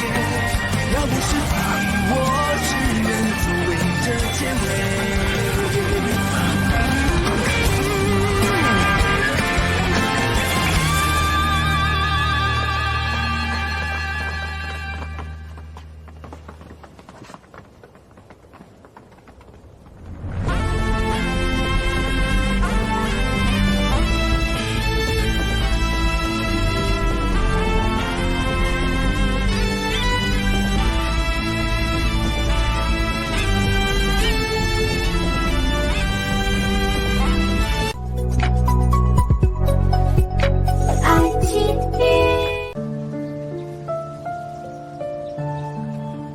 师傅，您老一路走好，在下面少喝一点酒，要不了几年，弟子就下去伺候您。师傅，那位常年留在谷里的琴师突发恶疾，昨夜去了。您生前最爱听他弹琴，一起上路，不会孤单了。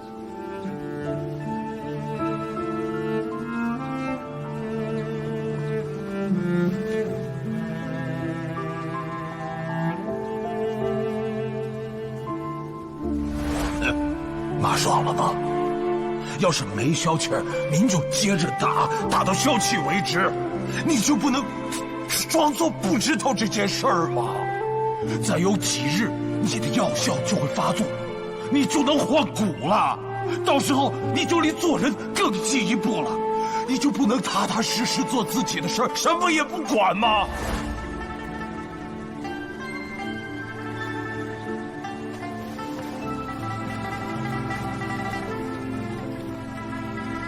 看，有河灯。百姓们知道师傅走了，都想来祭拜，我派人给拦下了。他们知道师傅的坟就在河边，有人从昨夜起就在放灯了。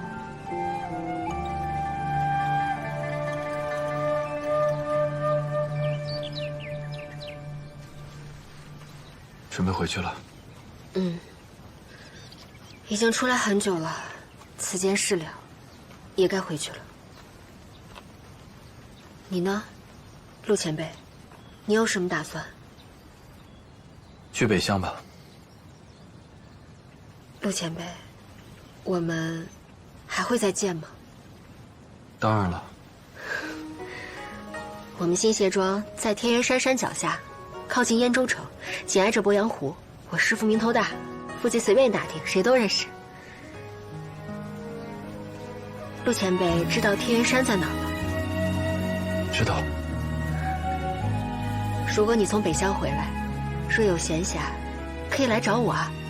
我们那儿山脉众多，重峦叠峰，风景好极了，而且不同于天元山那么干燥。我们新协庄冬无严寒，夏无酷暑，美食也多。我最喜欢吃我们燕州城的羊肉粉，如果有机会你来，我一定带你去吃。好，那就这么说定了。一定。师姐，上船了。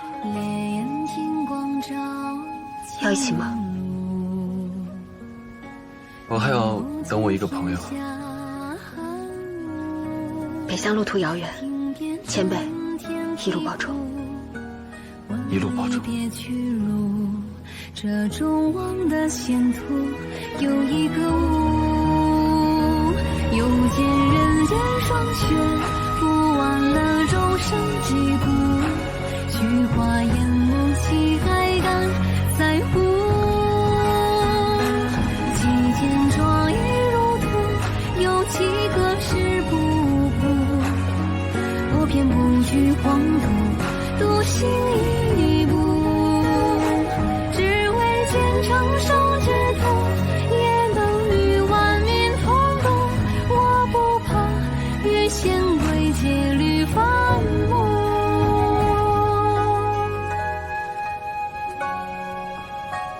还看呢，人都没影儿了。什么时候回来的？给小苏上过香了？去了，还在他坟头浇了2壶从方外山带回来的烈酒。若他泉下有知，想必会很高兴的。一个好消息，一个坏消息，先听哪个？坏的。我去了方外山，但是没能找到换血的神器。那好消息呢？我平安回来了呀。这真是个好消息啊！接下来什么打算？想在崇灵谷休养一段时间，还是继续去寻找能换血的法子？已经找到了。阿欣，我们谈谈。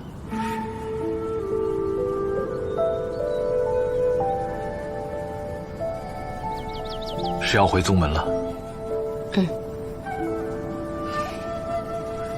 数日前，京城发生了一件大案，一仙门女子为亡夫洗冤，连杀了4名朝廷官员，引得12家仙门数道追击令并发，闹得满城风雨，最终还是翻得了这桩旧案，沉冤昭雪。这些你都跟我说过，我也给过你答案。那好，你无辜被人报复，众延绥术后又险些丧命，没想过原因吗？你想说什么？不妨直接一点。我想说的是，你有没有想过，你会被人下了咒术，因为有种术法会抹去人的记忆。见了救命恩人连个招呼都不打吗？我们认识吗？嘿，你这人真是，上次如果没有我，你还有命在吗？上次是我一剑劈死了那只蜈蚣精，救了你，忘了？白师兄等在这里，就是为了跟我说这些。是。为什么？我觉得你应该知道。那我该去哪里找答案？或许危险。多谢，告辞。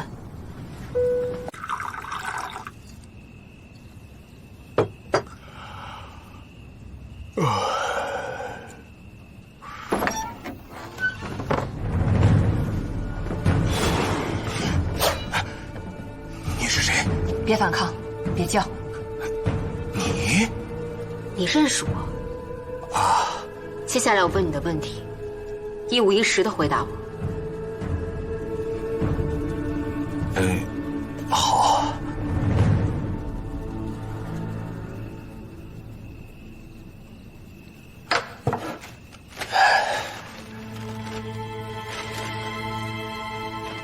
这个人叫陆怀。哎。你会画像吗？我会。把这个陆怀画出来。哦，好。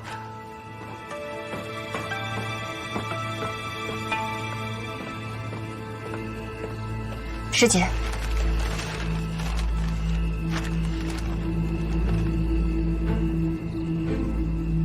你早就知道了。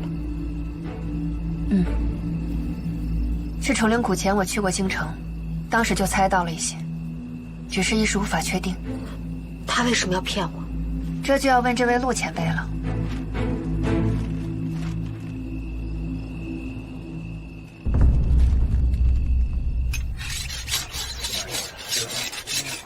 这个棺材啊，是我在中原买的，本想着带回北乡，待我100年之后葬在里面，入土为安的。可是我们老家有个规矩，这个棺材不能空着走，不然会有不干净的东西住进去，必须得找一个阳气旺的人一直躺在里边押运才行。咦，这么晦气的事，他给你多少钱？不要钱。啊？他不给你钱啊？酒馆够。要么说陆大侠仁义呢。哎呀，他叫你陆大侠，你姓陆？对，陆千强。哦，方红一刀是我行走江湖的绰号。哦，那以后我就叫你陆兄了。随便。那位楚英兄弟呢？怎么没跟你一起啊？他有事要忙。陆兄，我还是想不通啊，你帮他不收酬金，只为喝酒？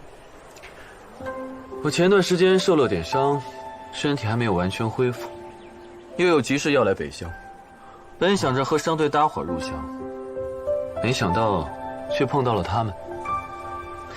其实这个棺材挺舒服的，你如果累了，不如进来躺躺。啊，多谢你关心，倒是不必了。你呢？为什么要来北乡？我，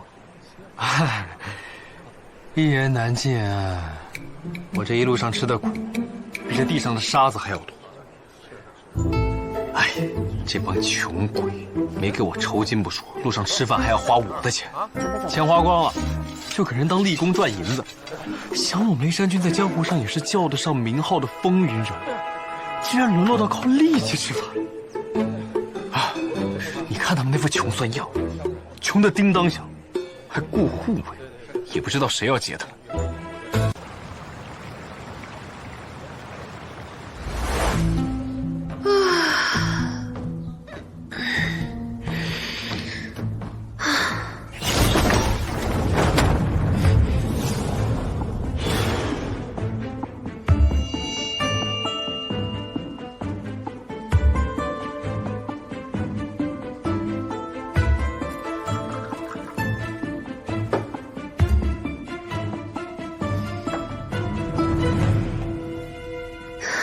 你想知道些什么？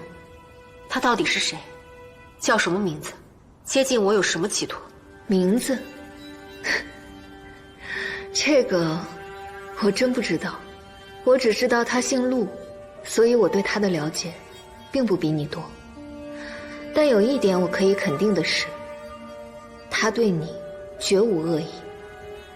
那日他将重伤的你带回客栈，没日没夜的照顾。新姑娘，他真的是一个很好的人，起码他对你很好。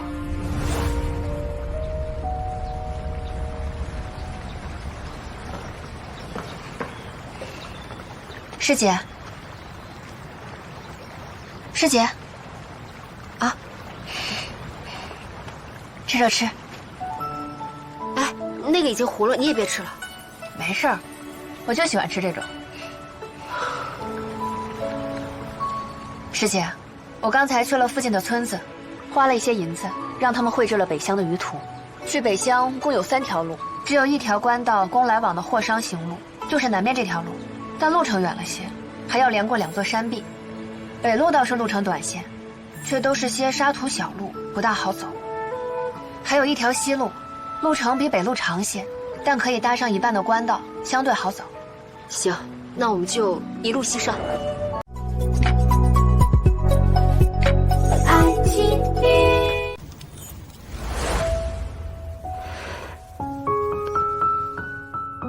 怎么了？没事，前辈，这是你亲自做的？对啊。新鞋庄新梅，不知前辈名号？陆千桥，万千之千，乔木之乔。既然你叫我一声前辈，我便不会让你死，不需要你刀山火海的闯，早日学会了鱼戏术，能省掉我不少的功夫。陆千桥，你到底是个什么样的人？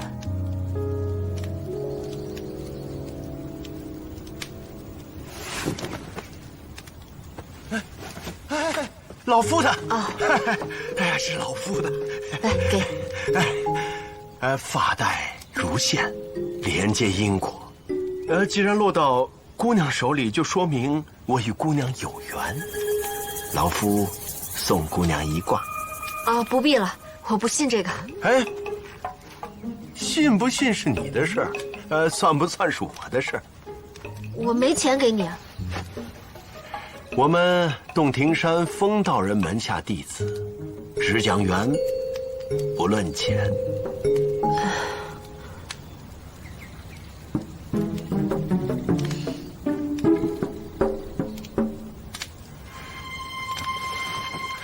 你干什么？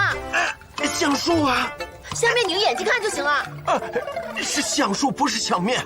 橡树囊括很多，包括面貌、五官、骨骼、手纹，都是橡树要考察的一门。相面虽然可以看命运吉凶，但是姑娘红鸾星动，红鸾星落于眉骨之上，眼波流动，可探光辉。如果老夫所猜不错，姑娘的红鸾星中有树影，此人一定跟乔木有关。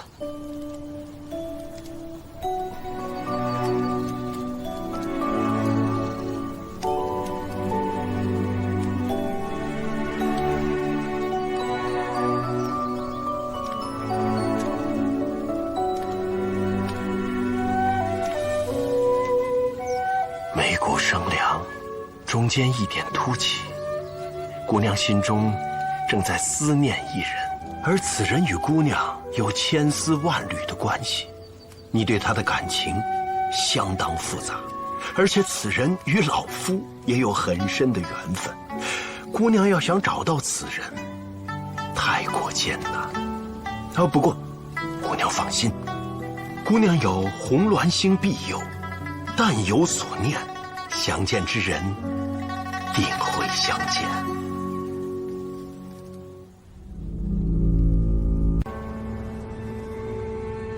我已经封住了他的手臂静脉，但这样只能延缓毒素的蔓延。想要彻底解毒，还是得用药。需要什么药？降龙草。这荒郊野外的，上哪儿找去？降龙草一般生长在沙漠的阴暗处，石壁下久不见光的地方，最容易发现。长什么样子？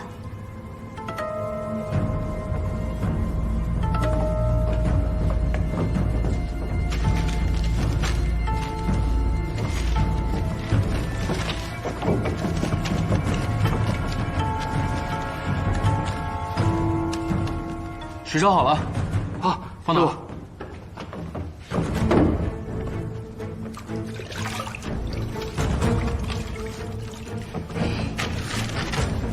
我这就去。哎，等一下，你一个人去太危险了，我和你同去。哎呀，还是我跟着去吧，毕竟我认识的草药比你们认识的多一些嘛。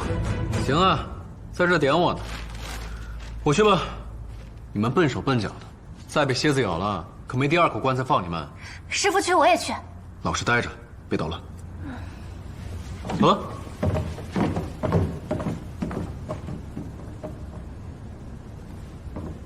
哎呦，客官，您这是要出远门了？那个棺材已经给您放到后院里去了，这个费用您是不是需要结一下呀？哎，别找我，我就是个出苦力的。去里面找那副书呆子。你，呸！穷鬼一个，脾气还不小。就是，切，看，眼瞎呀，不知道把门关上啊，等着咱们俩吃沙子呀！快去，快去！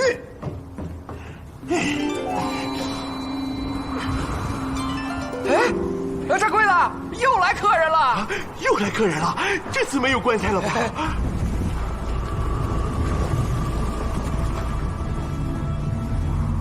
客官里边请，请。请。哎，这边。客官，请坐。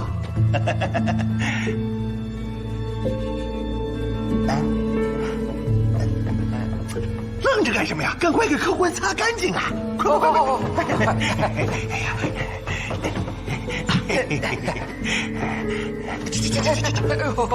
这一次绝对是干净的，请坐，请坐。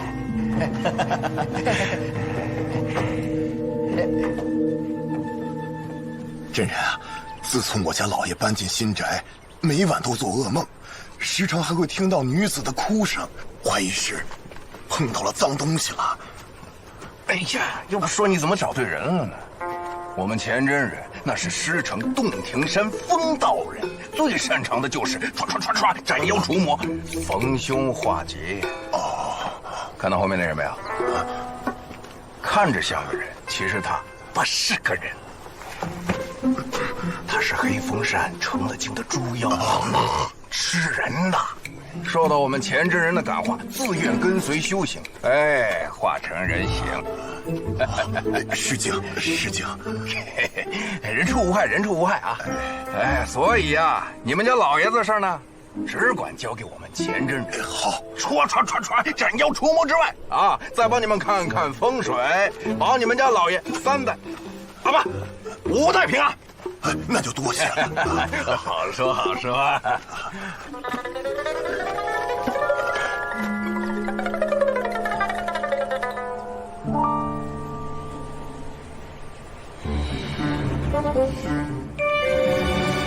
好。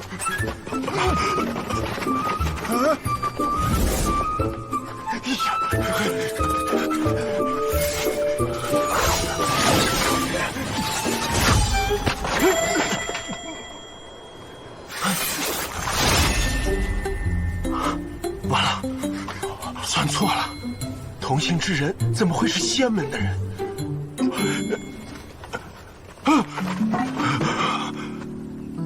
银子呢？在这儿。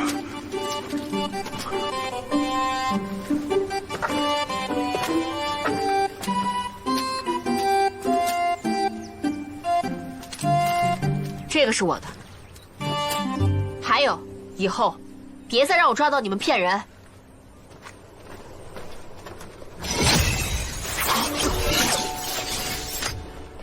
没算错，是个贵人。还好，不是天元派的人。这毒来势汹汹，不知道能不能挺到他们寻药回来。吕大哥，不会死吧？这不好说。你们能不能盼我点好？真是了，陆大侠，你真是医术高明。来，让我看看。毒素只是暂时抑制住了，但想要彻底的解毒，还是需要降龙草。在这之前，不能给他喂任何的东西吃，只能喂一些少量的清水。我记下了。没有啊，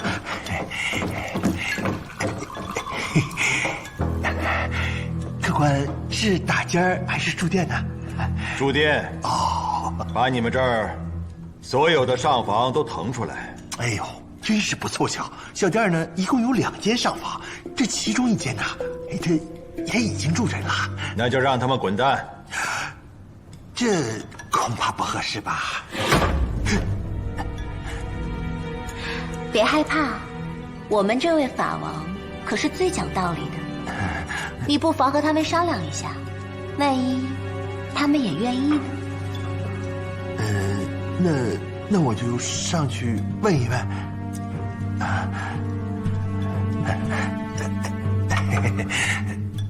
问问。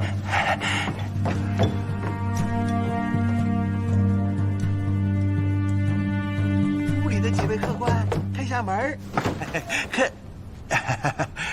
有一件小事想与诸位商量一下。什么事儿？哦，是这样的，这楼下呢有几位贵客想与诸位调换一下房间，不知诸位可否？真是癞蛤蟆想去天了，想得美完的话，让他们想去吧，我们不换。哎呦，这位姑娘，别这么大火气嘛！为了表示歉意，他们特意拿出了这些银子，就算是作为各位的补偿了。这不是补偿的问题，我们先来的啊！而且我们有人身受重伤，行动不便。就这么点银子，也太小气了吧！换做我都不好意思拿出来。哎呀，诸位还是听我一句劝吧。换不是，换。哎呦，这位公子还是比较慷慨的，感谢公子。那给我们再准备一间房。啊，那是当然，诸位的房间早就准备好了，就在1楼。好，容我们收拾一下。没别的事，那小的先告退了。银子留下啊，银子哦，哎呀，瞧我这记性，哎，这些银子你拿好啊。银子再小也是。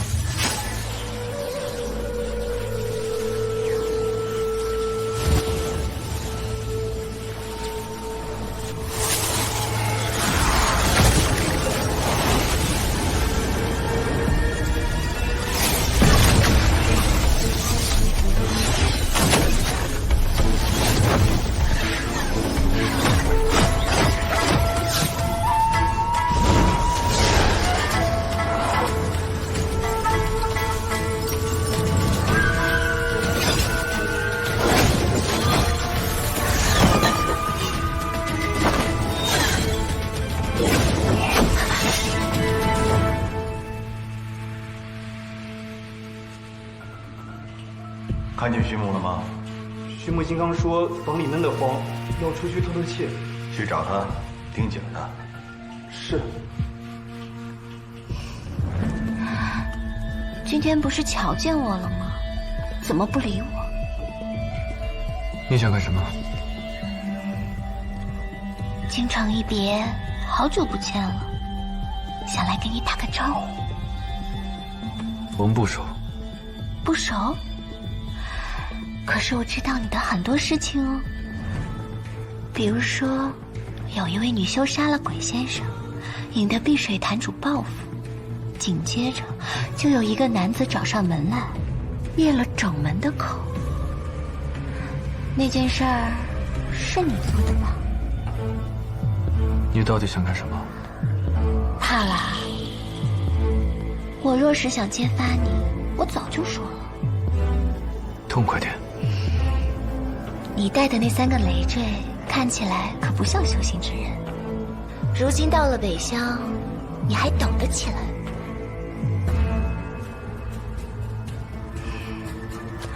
做个交易如何？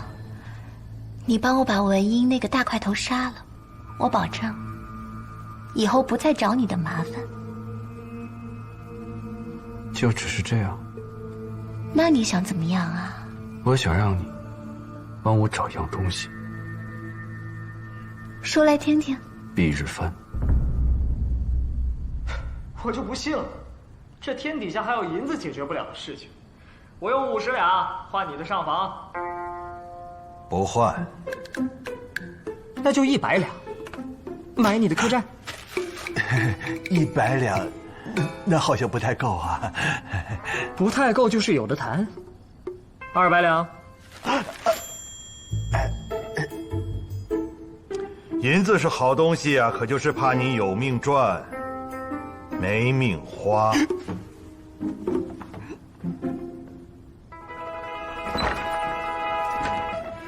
住我那间房吧。妖女。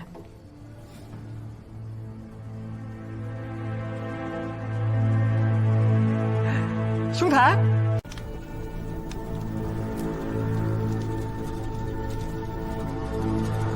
我记得你姓陆，这样，以后我呢就叫你陆兄。陆兄，你是为什么来北乡啊？是替崇灵谷办事吗？你呢？来北乡做什么？啊，我爹啊，让我来收拾一伙入魔者。入魔者？没错，叫一个无双会的邪宗组织。这个组织前些日子偷了我家的藏经阁，还打伤了我们家弟子。听说这些日子逃到北乡来了。陆兄，我跟你说个秘密啊，听说这伙入魔者在筹备一个大计划，这事儿如果办成了，那可全不好办了。哎，你身后这些是你朋友啊？啊，对，我朋友。啊，在下灵髻山少宗主林慕寒，见过各位。哦，幸会幸会。灵髻山，仙门仙门。我这兄弟向往仙门，一心想要修行，可没这灵根，注定没这福气。什么？不如我们把他抬到隔壁，不影响二位叙旧。对，走，走。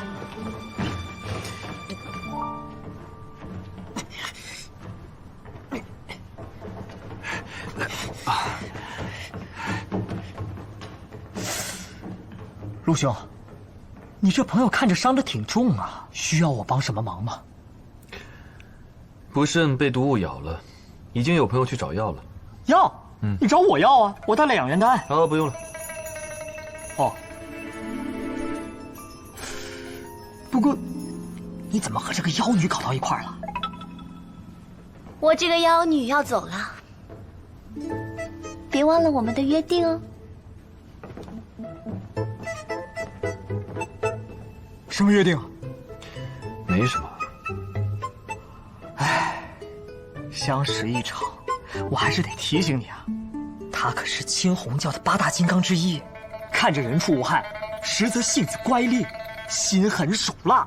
你想想，能在青红教这种地方活下来，那坐上那个位置，他能简单吗？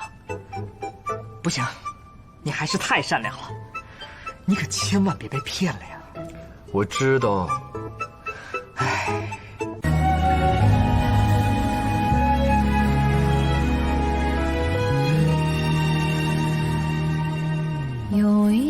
寻问我最初，究竟心所图何物？等闲解每一步。我之前被人下了盐随术，饮水就吐，可是那天突然就好了。突然好的，哎，那就不用把脉了。谁知道是怎么好的？哎呀，能怎么好啊？运气好呗。嘿嘿，你就别想太多了。等陆千桥回来，他就会告诉你到底是怎么好的了。盐随术只能由高阶位者向低阶位者施展，你的术法不高，没感受到也是正常的。既然你叫我一声前辈，我便不会让你死的。我最近有事要离谷一趟，不能来照顾你了。我走了之后，你要经常练习鱼戏术，不能懈怠。我会的。前辈，你要去办的事危不危险？不危险。最可触，念可图，心不可辜负。我得找到他，我要见到他。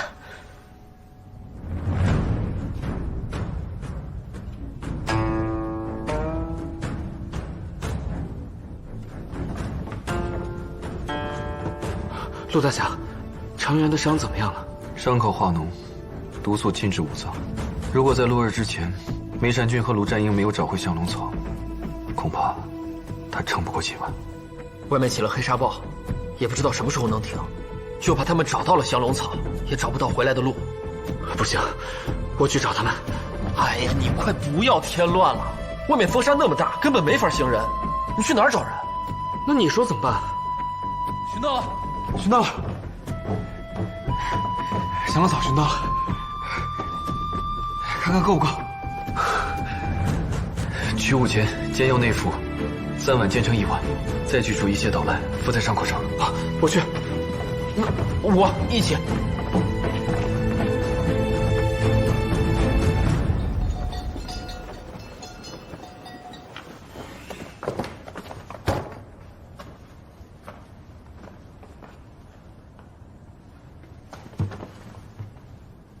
请用茶。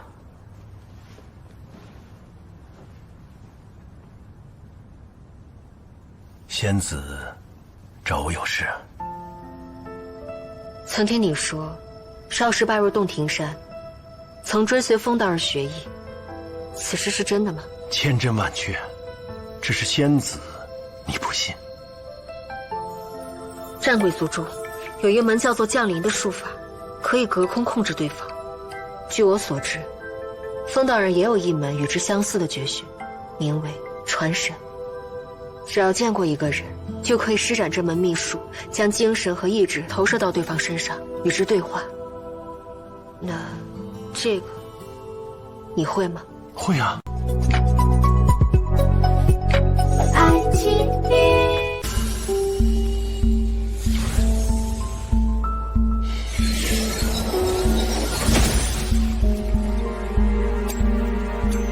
水喷。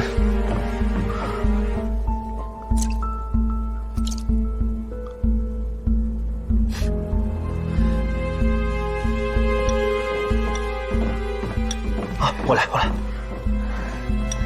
再过2个时辰，他就能醒了。如果他出现任何的四肢无力、头晕恶心的现象，都是正常的。每2个时辰喂一次药，3、5天就能恢复。3、5天？要那么久？外面刮着黑风暴呢，要我说至少还得1天1夜，究竟持续多久还说不准。反正出不去，咱先住着呗。这，你们到底是什么人？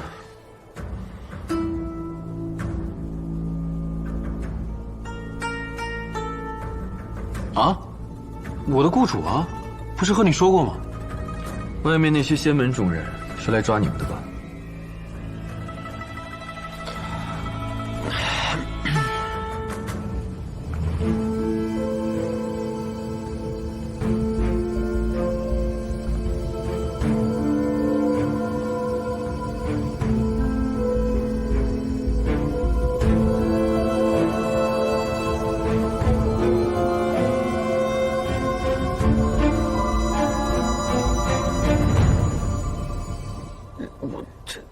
我们不认识什么仙门中人，也不知你在说什么。你们身无分文，却雇梅山君一路护送，你们在怕什么？以梅山君的性格，一定会告诉你们，他的武力是江湖高手榜第2。之前遇到马匪的时候，你们人都没看到就落荒而逃。面对灵迹山少宗主，你们得知他在抓捕一伙盗窃藏书的入魔者时，又在慌什么？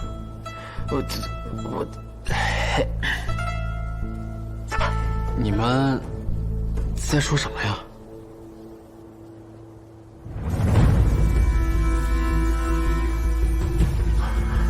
仙子，仙子，该醒了！仙子，仙子，成了，找到了。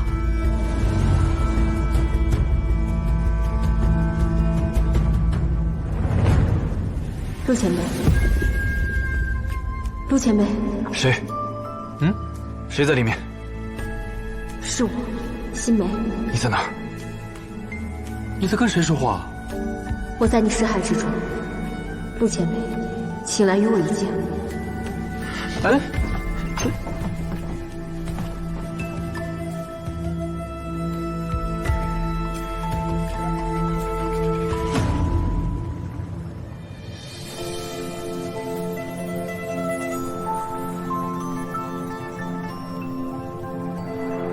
你为什么在我的识海里？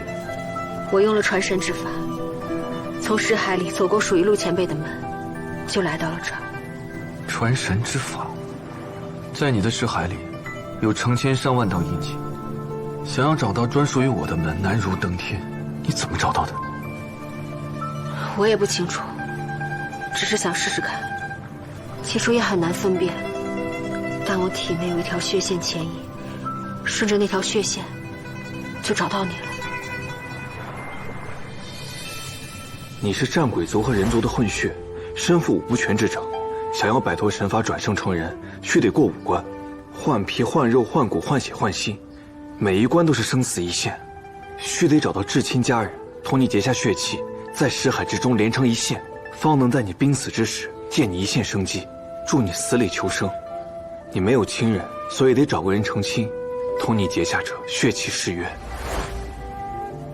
你找我做什么？难道你不知道我为什么找你吗？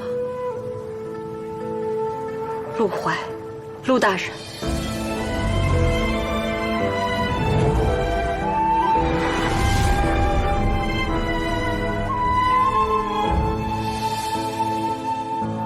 这样，我也没想到，和你在崇灵谷再次见面了。所以我从平安客栈醒过来，根本不是生了一场大病，而是被你抹除了记忆，对吗？对。我不明白，你明明术法那么高强，在崇灵谷的时候，连天元派的藏风子都不是你的对手。可当初你为何要深陷囹圄，甘愿受凌迟之死？你明知自己不会死，又为何要与我成亲？很抱歉，我有自己的理由，不能告诉你。就算我后来知道了事情的真相，可我只是区区一个筑基期的修者，不会拿你怎样。你为何还要消除我的记忆？为何还要继续蒙骗于我？我没有想要骗你。崇灵谷再次相逢也是个意外。我知道，给你带去了很多的困扰。你想要什么补偿，尽管开口，我都可以。还是不能给我一个解释，对吗？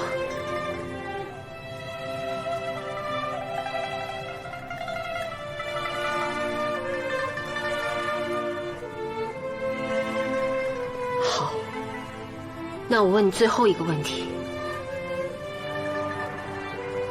你说，你现在在哪儿？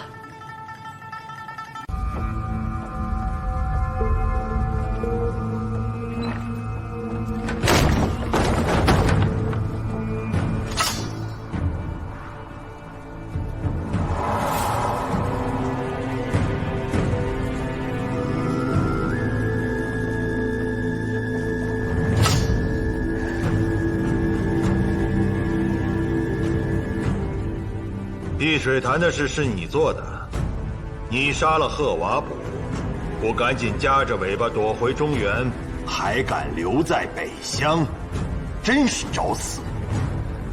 是左莹莹告诉你的。哼，他想看你我相争，坐收渔翁之利。可惜呀，他等不到，因为你很快就会死在我手上。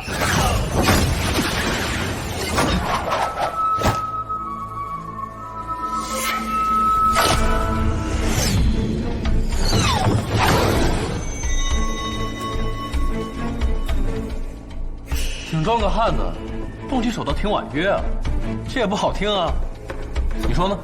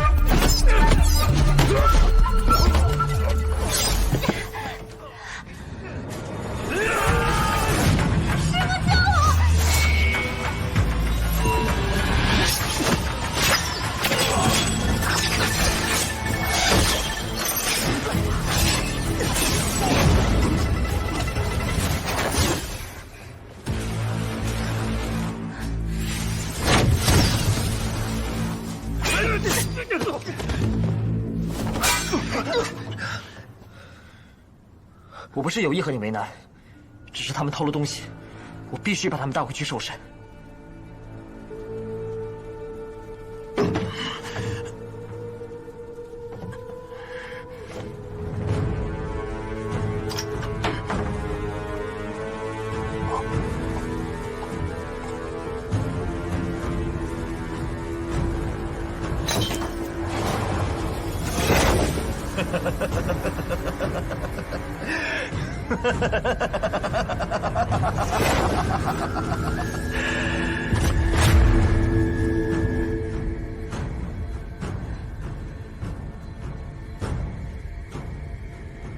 一条仙门狗，还敢犯我凤凰神神威！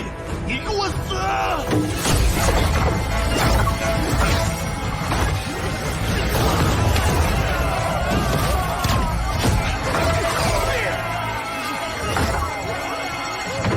这么的功夫，怎可能是什么东西啊？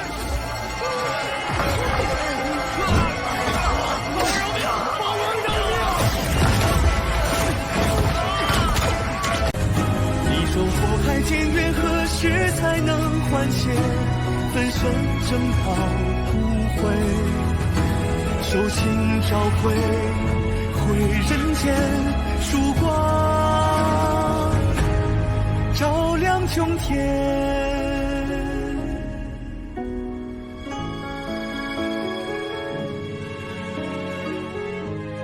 功过荣辱，飞檐成茧。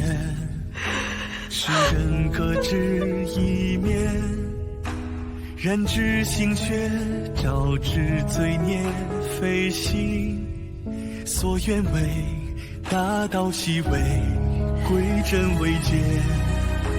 可有人敢将生死作废？燃气之间，心消魂灰，星火就此燎原。你说何为天下最拙劣的告别，喋喋不休的杀虐？摩登眼罩，那片薄雪，白了少年再见。你说后海天远，何时才能还钱？了却无手对决，手心照会回人间，这残局该由人来收灭。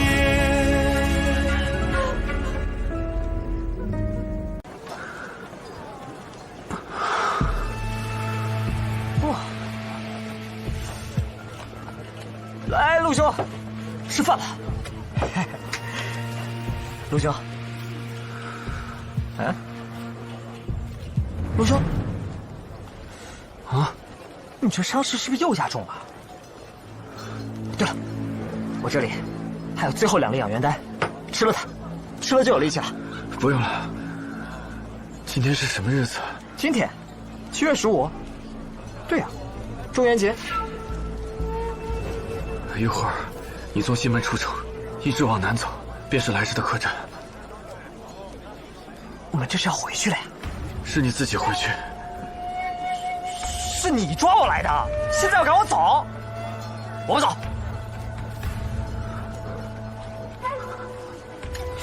羊血豆腐包来喽！什么2位，请慢用啊。陆兄，这个你必须得尝尝，这羊血豆腐包是北乡特色，这凤凰城的是最地道的，用的都是鲜羊血。对了，我在后院偷瞄了一眼，都是不足月的小羊羔，嫩得很哟。哎，那怎么没做熟啊？小二，这羊血没做熟啊！过来看看，小二，小二。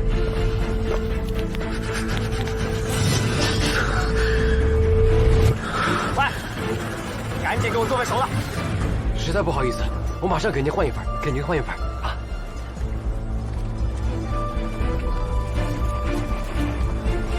人呢？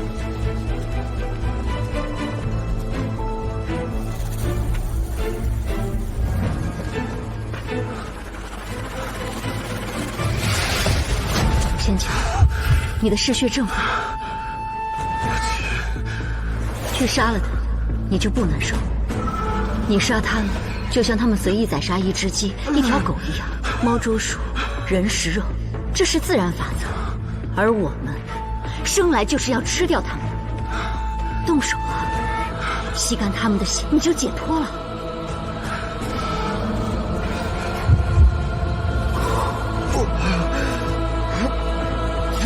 动手吧，动手吧，动手啊！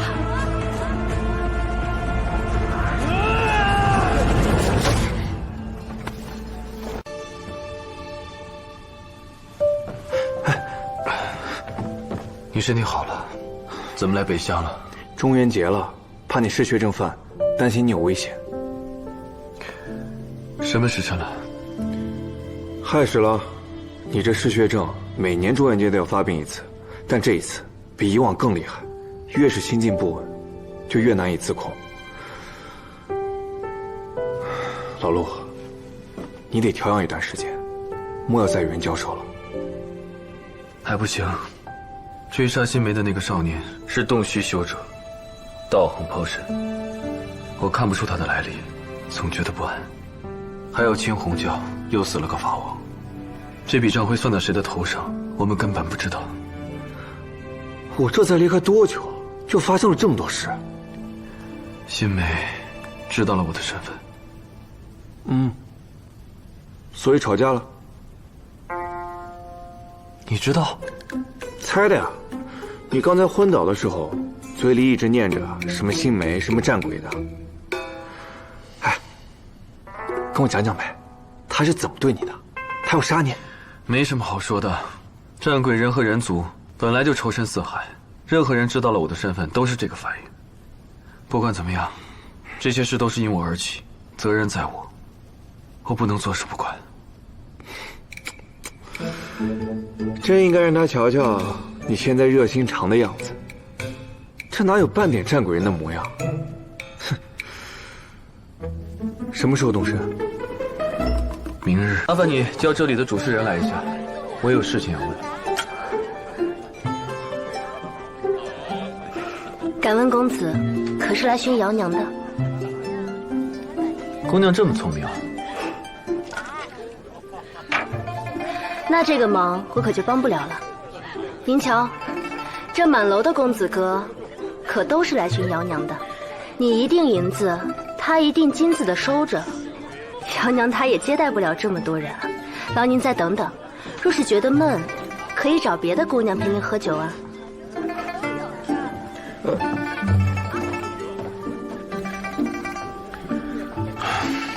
只不过是想问几个问题，这要等到什么时候？照这架势，1更天能见到人，3更天能说上话就不错了。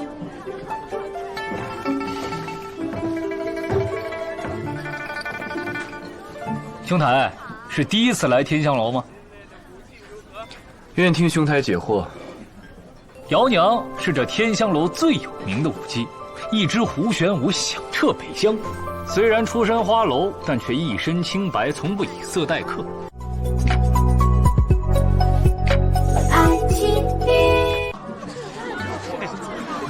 公子好眼光，我们瑶娘啊，不仅舞跳得好，酒量那也是1等1的好啊！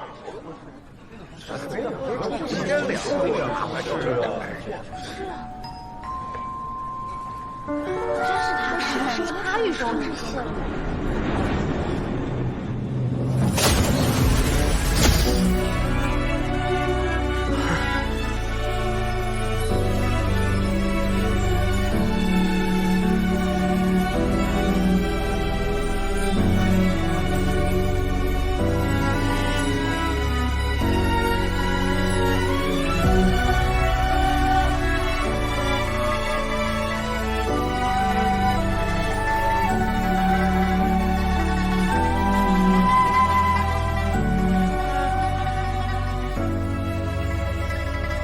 风月之情，情比金坚，妙哉，妙哉啊！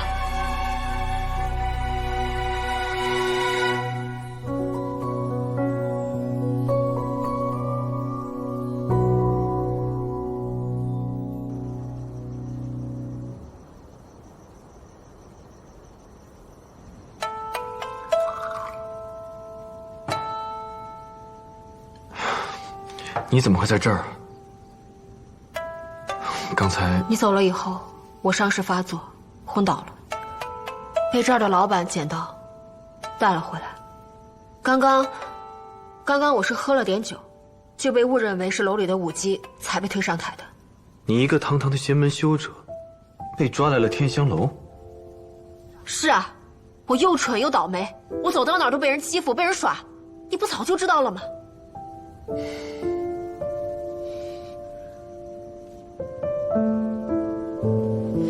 你干什么？给你把脉。不用。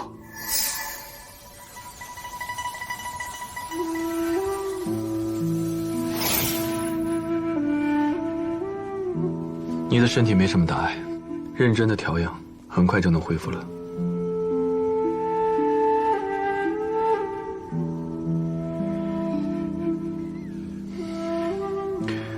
接下来什么打算？打算？我也不知道。要回中原吗？我师妹给我留了信，就不辞而别了。我已经派我的灵琴去找她了，我得等到她。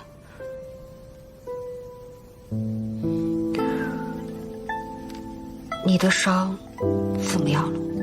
伤？那里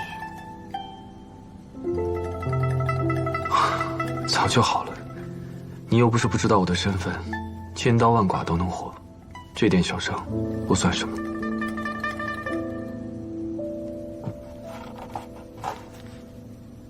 陆千巧，战鬼人里也有好人吧？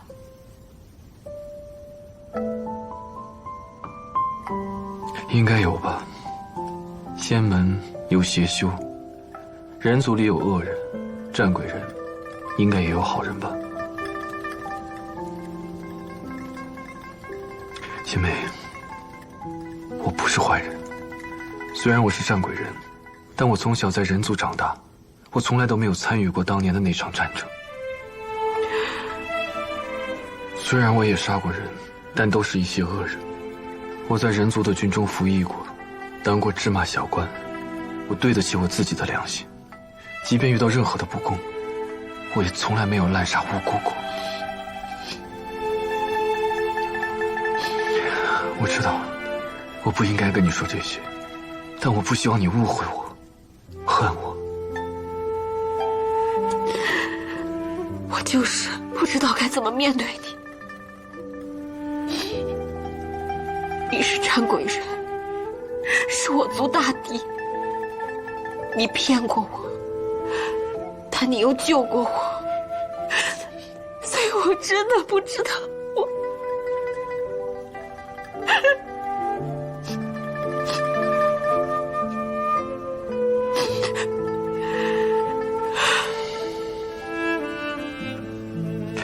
抱歉啊。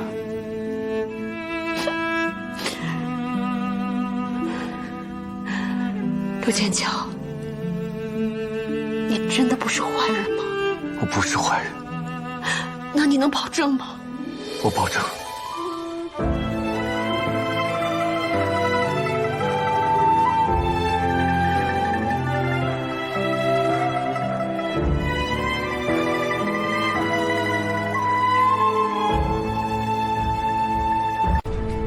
无双秘录原本共有46卷，皆是无双神女亲笔所著。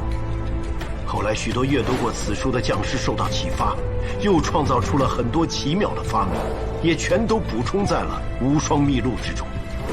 天文历法、推演算术、降造诗文，一一记录在册，足有120卷。可中原的典籍已经断代了，无双秘录更是无处可寻，唯有北乡凤凰城的四合书库内还有保存。可以说，人族数千年来的智慧财富尽在此书中。可惜啊，可惜四合书库的规矩严苛，不让带纸笔进入抄录，只许观看，而且5年才开放一次，一次只开放10日。要想进入书库，也十分麻烦。麻烦？要想看到书库的书啊，就必须用同等的东西来交换。他们只要书籍字画，给钱都不行。那幅落雁双飞图就是我们入场的钥匙，可如今被小安卖了，又找不到买主赎回，眼看就要开门了，再不进去就来不及了。无双秘录一共有120卷，就算进去了，也不可能完全学会。那我们也得进去，毕竟我们不一定再有来世了。我们这次兵分3路，一共36人，一路人马遭受了伏击，现在只剩20人了。仅此20人，还不知能否有命回到中原。那还有别的办法吗？孰是孰非，不是光靠嘴上争论的。我其实有很多想不明白的事，但若是一直停在原地，就永远也想不明白。所以大胆的往前走走看，也许还会看到一番新的风景。如果你有需要，我可以帮忙。或许只有进到那座书库，看到你们所谓的真经，一切的争论才会有答案。那幅画是不全先生吴不全的大作，他老人家早些年在皇宫执教，是当今天子帝师。那幅水墨画横贯当代，落笔有力，运劲如风，乃古今水墨画第一人也。只是他的墨宝世间稀有，大多数都被宗定帝收放在国库之中，唯有几幅流落民间，那也是千金难求啊。短短几日，想找到一幅画替代，恐怕是痴人说梦啊。画圣吴不全，我倒是有几幅他的画作。公子此言当真？实不相瞒，我非常喜欢收藏名家大师的画作。刚好那日游历京城，在一家典当行里买了3幅。不全先生一生作画不过50幅，皆是有名有姓有时间的。您买的是哪3幅？一幅洛溪山水，一幅白鹤南飞，一幅秋沙落日图。洛溪山水图，不是在国库当中放着吗？另外2幅，我听都没听说过。国库里放的是横版，我手里的是竖版。还有这种说法？反正明日此时，我会将画送过来，是真是假，自有分晓。兔子不是吃素吗？兔子都成精了，怎么不能吃啊？好，大家吃。哎呀！嘿嘿，来，一人一个，不打架。谢谢谢谢。这是李记熏鸡，凤凰城的百年老店，味道一绝。老头胡说，你根本没有吃过。小妖精，你怎么知道我没吃过？你哪有钱吃？要不你说这鸡腿是咸的还是辣的？那当然是咸的了。大哥，你尝一尝，看看老头说的对不对？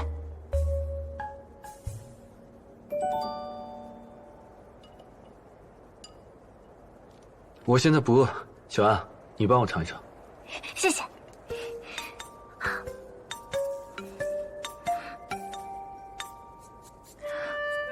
师傅先吃。有眼力见儿。但是鸡腿能吃，徒弟还是不能收。小安，你吃我这个。谢谢。大家一块吃吧，菜别凉了。吃。哎呀，这一路上，多亏了陆大侠和新仙子，要不是你们帮忙啊，我们呀，恐怕都不能活着来到凤凰城。你们又送了我们2幅这么珍贵的画，这大恩大德，我们不一定能报得了。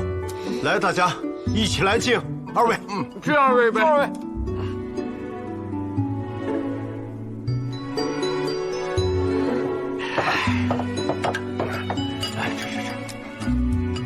我也保护你们一路了，怎么光敬他们不敬我呀？你是我们雇来的呀？雇来的？那倒是给我酬金啊！这一路上我苦没少吃，钱没赚着，还往里搭了不少。哎呀，不苦，菜里放点糖，甜的。甜的也是我。北山兄弟没成家，这么急着赚钱，讨老婆？我们家就我一个，聘礼都省了。你说我合不合适？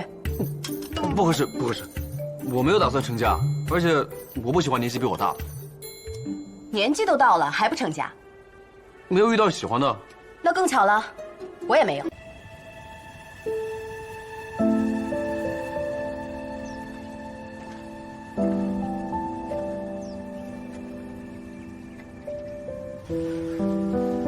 我刚才是不是太凶了，把他们都吓着了？立场不同，自然少不了争论。其实我知道，你这么生气，一方面是为了维护仙门，另一方面，其实你心里也隐隐认为，他们说的都是对的。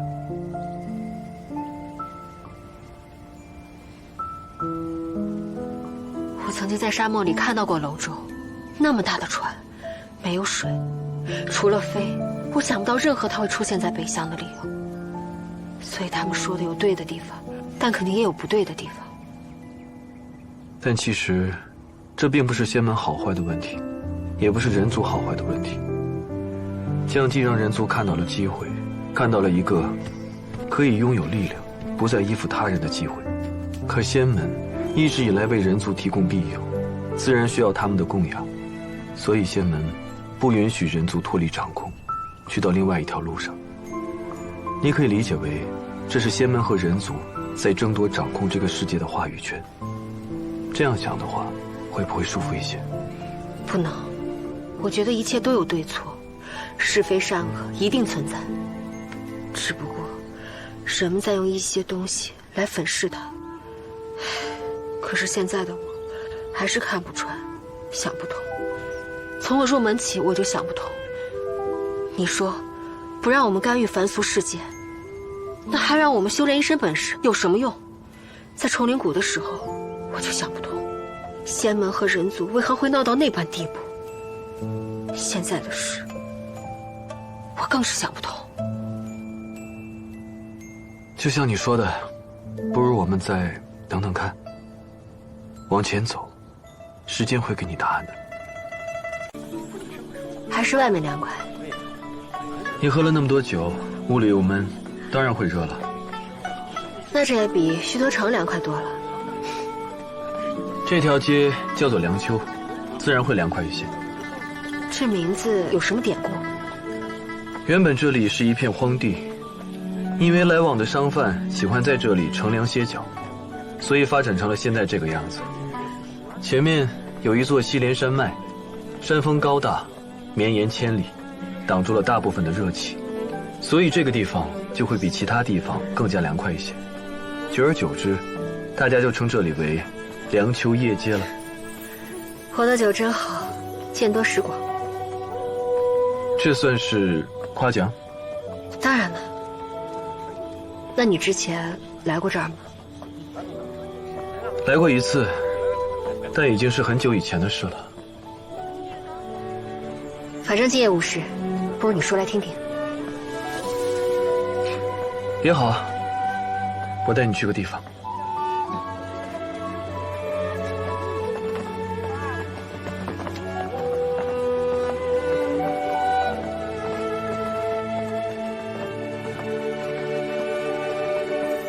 就是这儿了。这都是你画的？之前来凤凰城的时候，我都是在这间酒楼饮酒。当时酒烈兴起，便画下了这幅四序图。只可惜当时还没有换肉，眼睛看不清颜色，未能画下这人间烟火的全貌。我以前学画的时候，画堂的师傅总会将人生比作画卷，他们描绘人生的词语大多都是五颜六色或者五彩斑斓。我因为看不清颜色，所以一直未能画出一幅完整的画。可你的水墨画已经是登峰造极了。不够，远远不够。我不仅想看清这个世界，我还想享受这个世界。我不希望我的人生像这幅画一样残缺，我希望它有温度，有色彩。我想像一个凡人一样好好的活一次。我不想再嗜血狂躁，我要知礼仪，明善恶。我想要看到这世间的万千色彩，我也想拥有与这世界相通的一切感受，哪怕是痛，是伤，是怨，是哀。我还想尝出味道，我想将这人间美味一一尝遍。如果真的有那一天，我想包下京城最贵的酒楼，吃最美的佳肴，喝最烈的酒，大醉一场，好好的睡一觉。让我烈酒一樽醉三更，让我有缤纷灵魂，让金钱豹的疼痛来为我活着作证，让我尝尽血肉的人生，让我有无畏红尘，让世间冷暖容我痛测我敢否敢梦，让我烈酒一樽醉三更，让我有缤纷灵魂，让金钱豹的疼痛来为我。时隔这么多年，这幅画终于完成了。你的人生也会逐渐完整的。让我有无畏红尘，让世界冷暖容我。爱情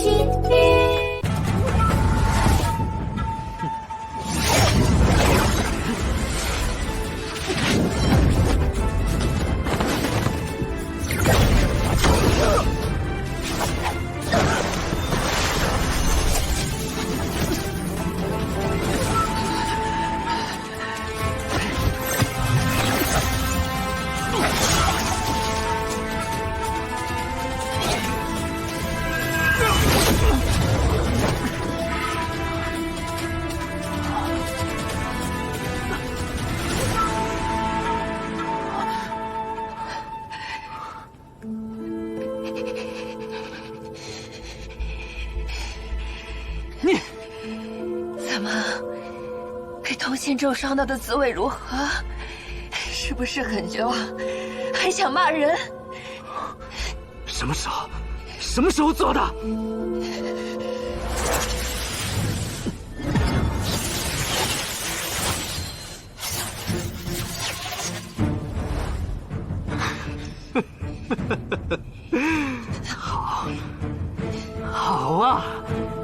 不愧是我夏玄子的女儿，够聪明，也够狠毒。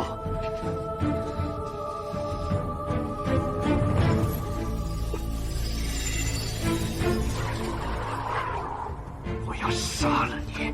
我要杀了你！你得有这个本事才行。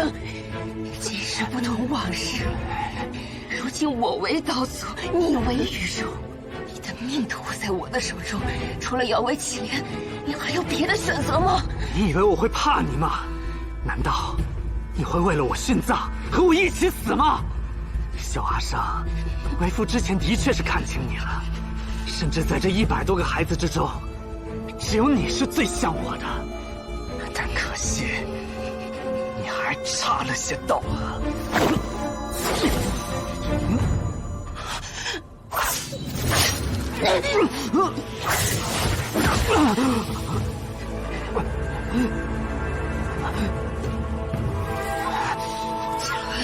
快杀了他！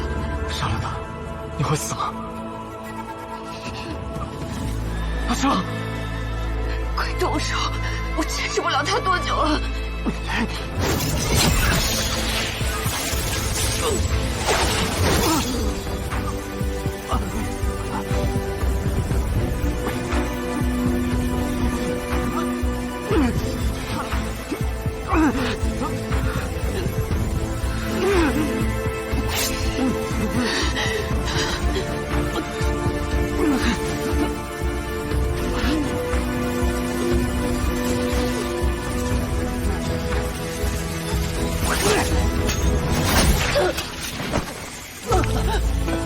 阿尚，快动手！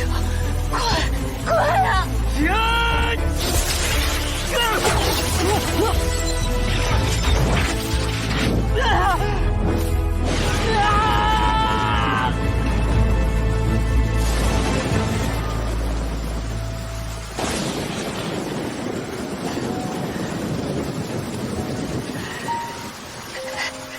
成了。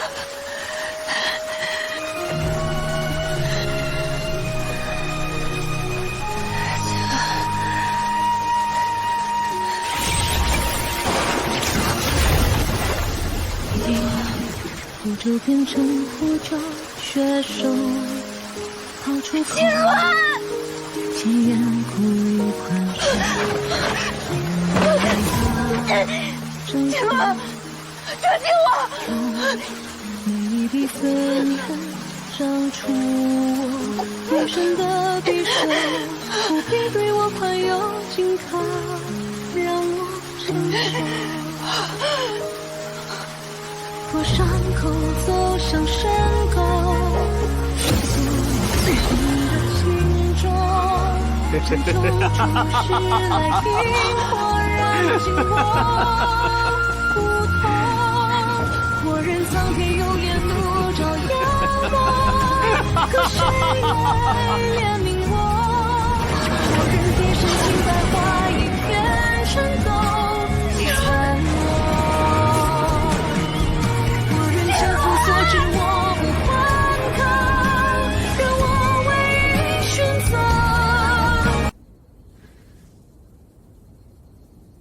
你醒了，陆前辈，感觉怎么样？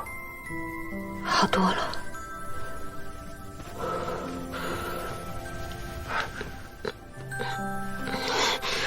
还有点疼。你伤得那么重，自然会疼了。既然醒了，不如先把药吃了吧。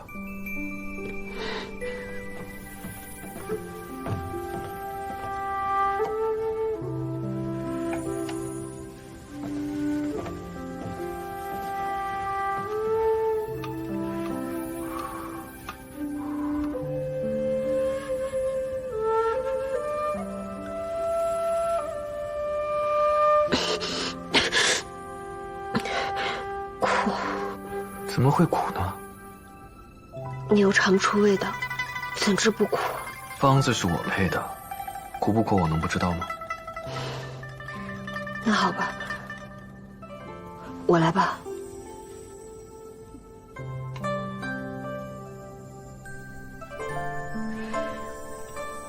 我们这是在哪儿？在我一个朋友家。我睡了多久了？5天了。那些人是怎么死的？我去看了他们的尸首，发现他们中了蛊，一种很阴毒的蛊，一旦中了，一生都无法摆脱。有人杀了他们的命蛊，所以他们就死了。谁杀了他们的命蛊？现在还不知道。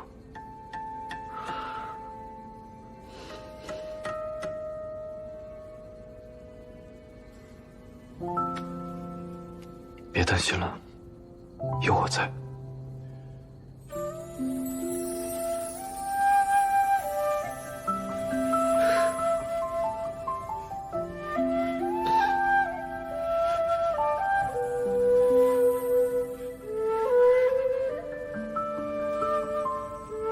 对了，他们把画给毁了。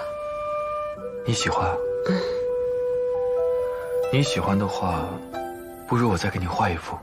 真的，太好了。以后我应该怎么称呼你啊？称呼我？陆大人、陆前辈都不能叫了，我全名全姓的叫吧，又显得咱们不熟。你那些亲近的朋友都怎么称呼你？我和父母师父在一起的时候，年纪还小，除了楚英，也没有什么其他的朋友了。苏太乙叫我师父，楚英就叫我老陆。那以后我就叫你牵强。怎么了？你不喜欢？没有，我挺喜欢的，从来都没有人这样叫过我。那以后我就这么叫你，牵强。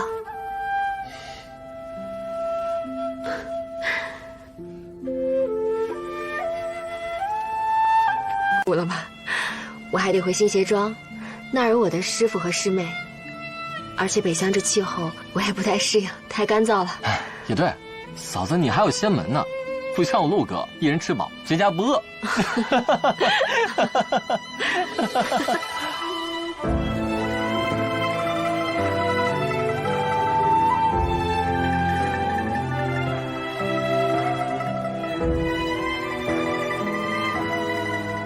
你的身体还没有恢复，暂时不宜露面。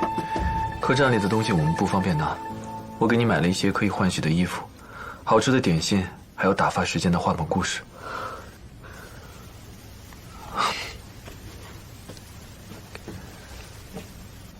来，试试。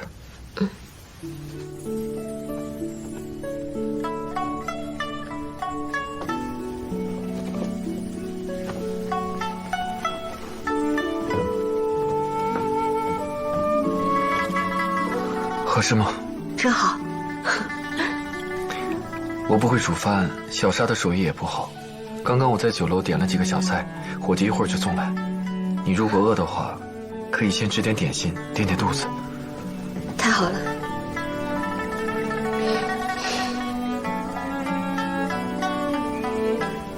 我刚才说的话，你是不是都听见了？你知道我在外面？我好歹也是个修行者。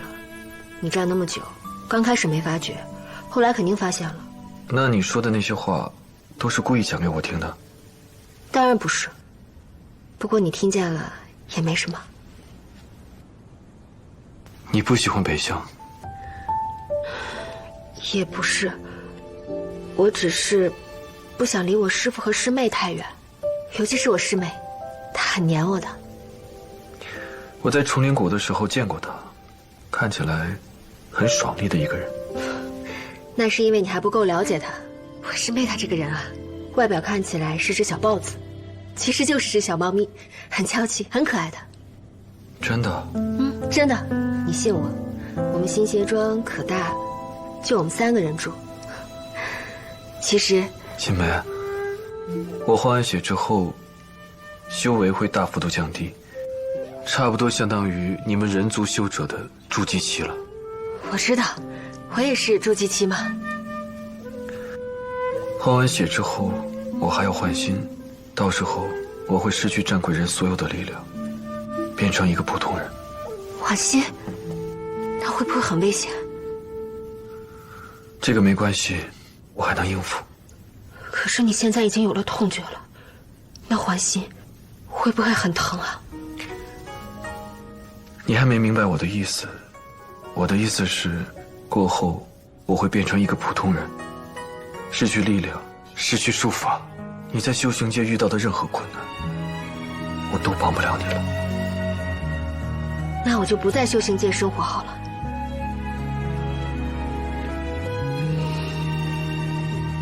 我们回魏县吧，那是我老家，你也在那儿生活过，而且皇帝已经昭告天下，为你洗刷了冤屈。你都不知道，那儿的百姓现在奉你为青天在世，给你修祠建庙呢。还有陆小刀和陆九九，他们是你的义子，日子过得好着呢。如果你愿意回去生活，一定也会过得很好的。你是说，你愿意和我一起做个凡人，不再修行了？反正我也道心不稳，与修行一途，也不会有什么大出息。而且我之前回魏县，见到了我那帮老朋友，我当时就想，如果当时没离开家，也许早就过上平凡幸福的生活了。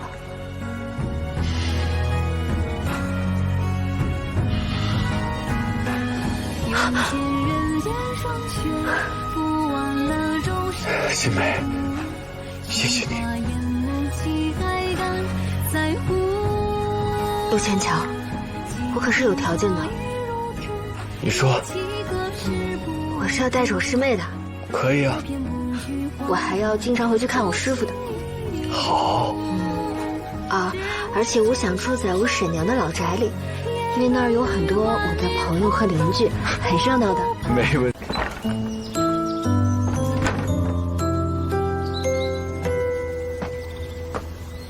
他已经睡下了。饿不饿？要不要吃点东西？我没什么胃口。不饿的话，总要把药喝了吧？自己的身体照顾不好，还怎么照顾你师妹啊？走。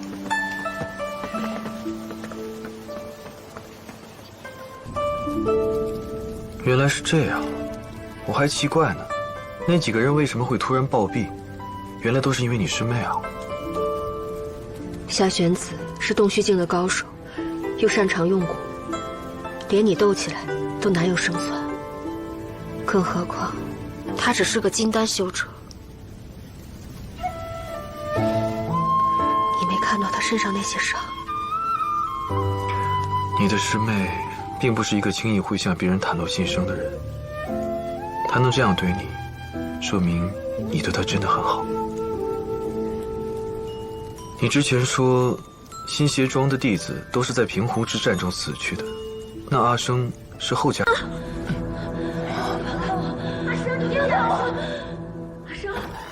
阿生，醒醒！阿生，放开我！放开我！他怎么了？不知道，怎么都叫不醒他。不要！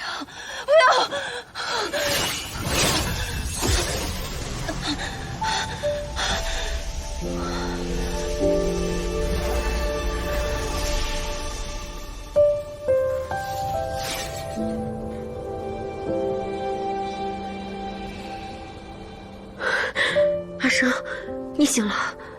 师姐，你怎么了？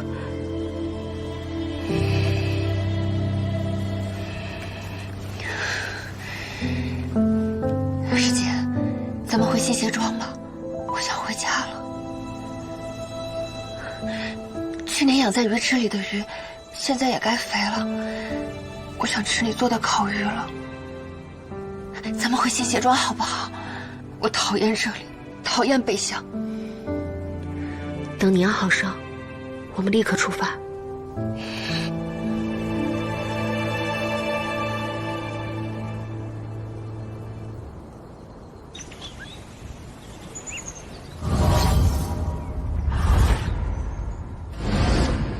大菜来喽！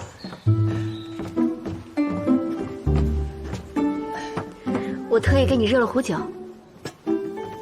辛苦了。也有小沙的功劳。哎，我那叫帮什么忙啊？我就是打下手而已。阿生姑娘大病初愈，要多吃点。这鱼是我宰的，你尝尝。师姐，你吃啊。哎呀，你也多吃点。谢谢师姐。都吃都吃。来，给你倒上。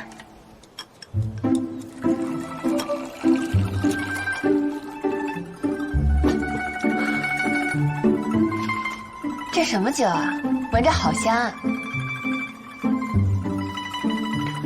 你想喝的话，不如给你喝。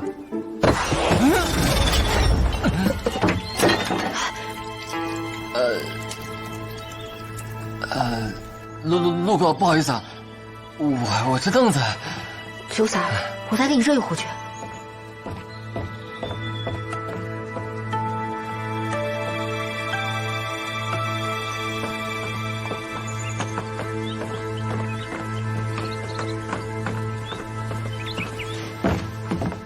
我知道你打的什么鬼主意，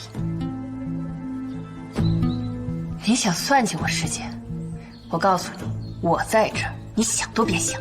你知道我师姐心眼好，就故意装柔弱，扮成蒙冤受屈的样子，骗我师姐与你成亲。诡计暴露后，你又消除了她的记忆，假意接近，故技重施，又来一次。你现在一定开心坏了吧？觉得自己阴谋得逞了？装柔弱扮可怜，耍阴谋诡计的人是你吧？你说什么？身为夏玄子的女儿，可以从千岩窟那样的地方活着走出来，又孤身一人穿越大漠来到京城，这样的人，怎么可能被几个小的乞丐打得毫无还手之力呢？小姑娘，在我面前，就别做这些没用的了。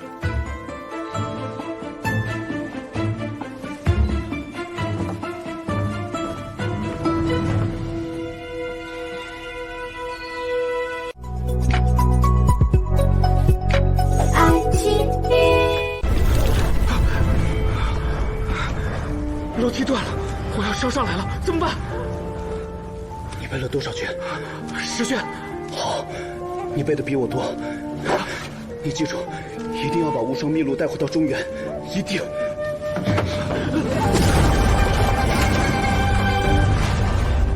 哎呀，打开了，太好了！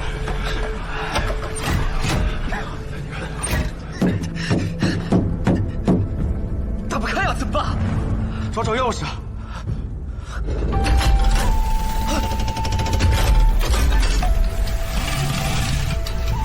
快走，带着书快走！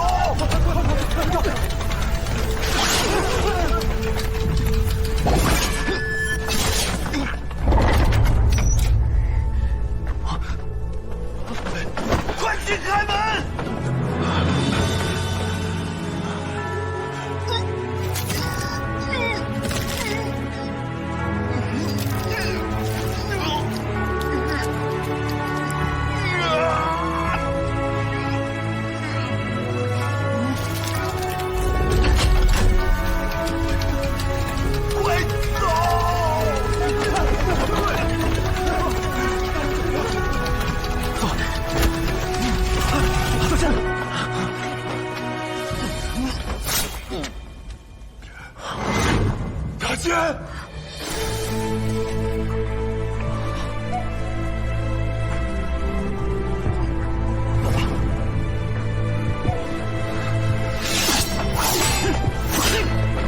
跟我走，快！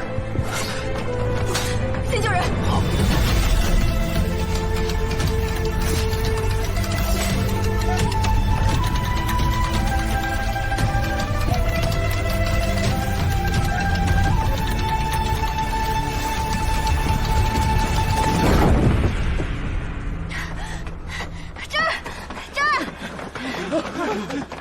小心！快！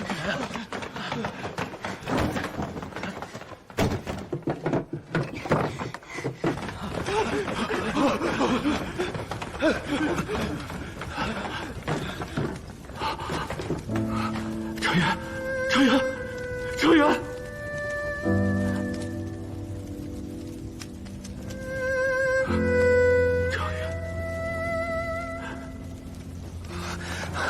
快走，来不及了！把书带上，这些书是程远他们拿命换来的。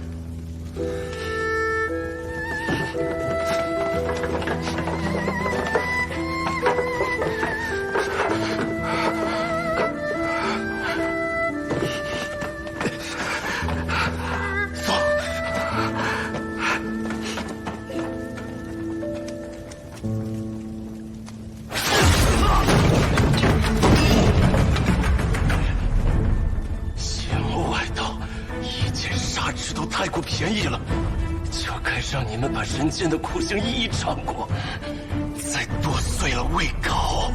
去你的邪魔外道，去你的魔功法典，我去你的！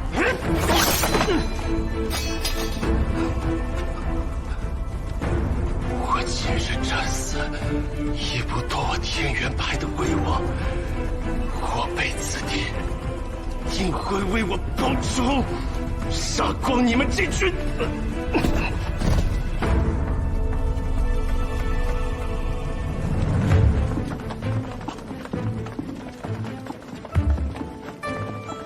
树库爆炸，燃灯的计划失败了。顾宏，带人守住要道。是。其他人兵分两路，围住树库，任何人不得离开。是。喂，我让你们走了吗？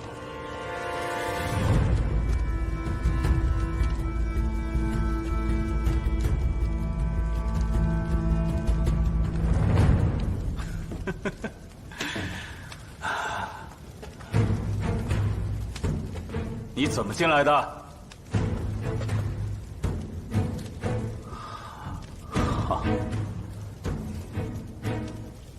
那群废物没能拦得住你呀！你也是入魔者，在崇灵谷就觉得你奇怪，没想到还有这样一个见不得光的身份。都这种时候了，你就别和他们搅和在一起了，解释啊！啊！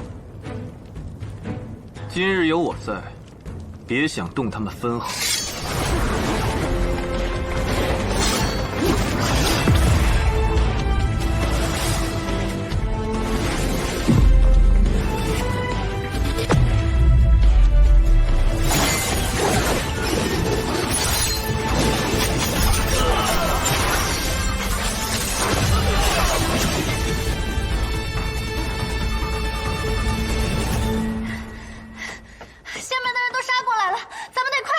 不能走，好多东西都烧没了，我们得把丢掉的东西抄下来，要不就记不住了。18卷在谁手里？王三国。93卷在谁手里？93卷，在我这儿。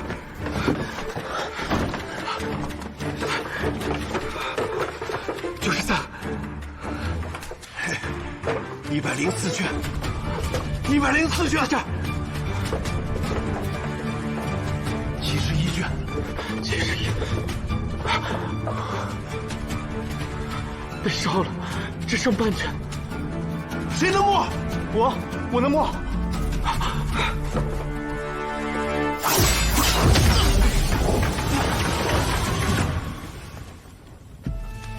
还以为是什么厉害的角色。只不过是个凡人啊！凡人？你是飞升9重了，还是仙女生的？2条腿还在地上站着呢，高个什么？不自量力！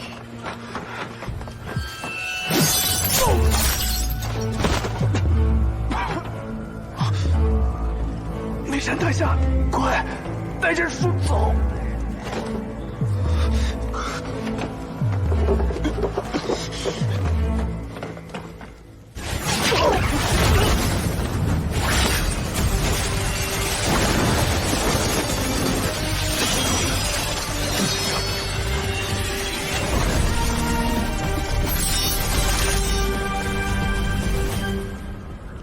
不愧是连你也忌惮的高手，当真有些本事。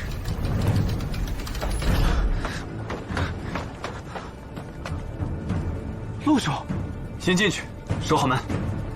好。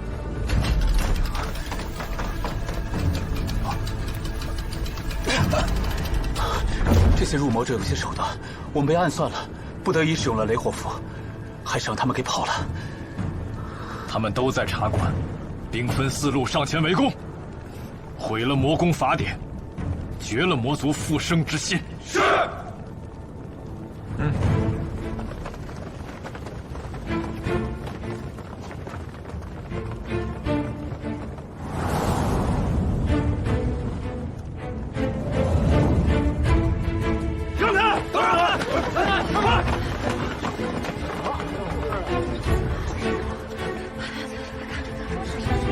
仙门办事还不退散？四河蜀口是北乡圣地，即便你有什么问题，回去找你们知州大人。若再敢上前，休怪我对你们不客气。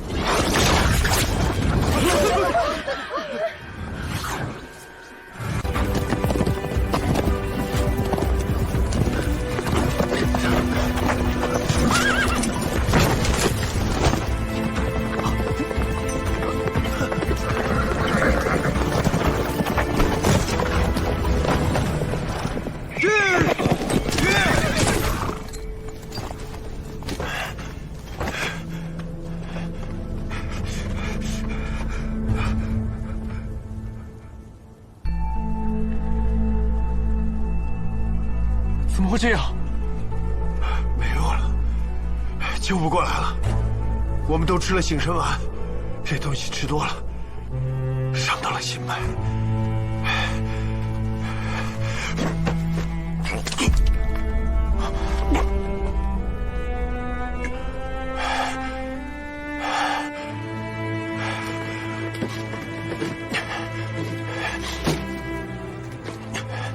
这是做什么？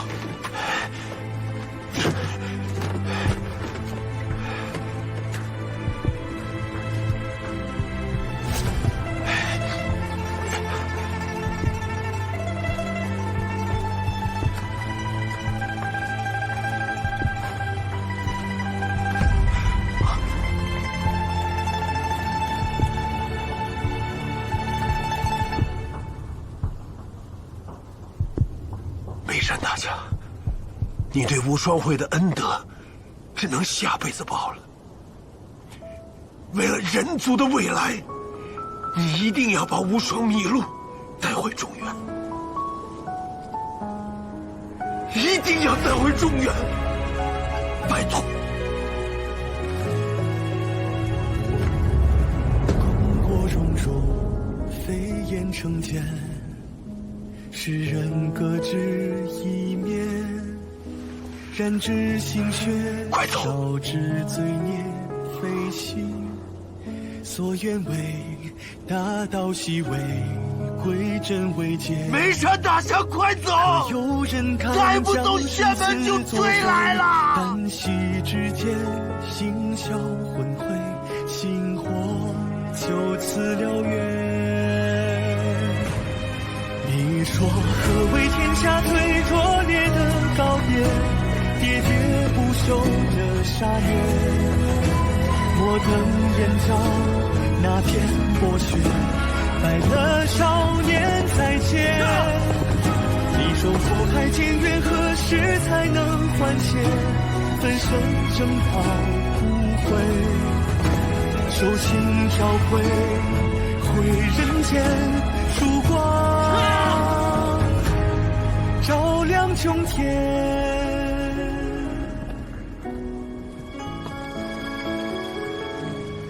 书中有路，可行天，何必蓬莱海上仙？我自乘风归去也，世事沧桑，总变迁。导致罪孽非心，所愿为大道西为归真为戒。可有人看将生死作废？旦夕之间，心消魂灰，心火就此燎原。你你说何为天下最拙劣的告别？了却无手对决，手心照会回人间，这残局该由人来收灭。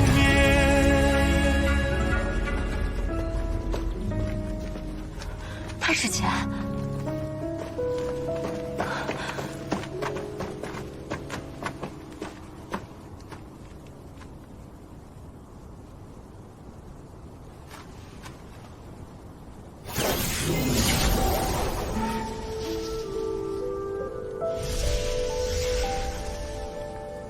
他吃了醒生丸，那是什么？一种可以瞬间唤醒脑力的药丸，可一旦服用多了，便会遭到反噬，心脉尽损，必死无疑。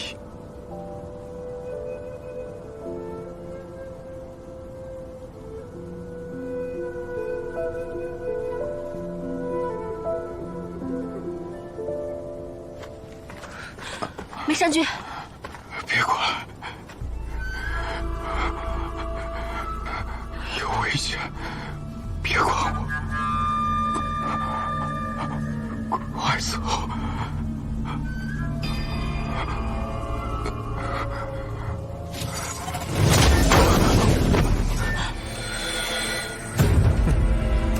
终于等到你们了。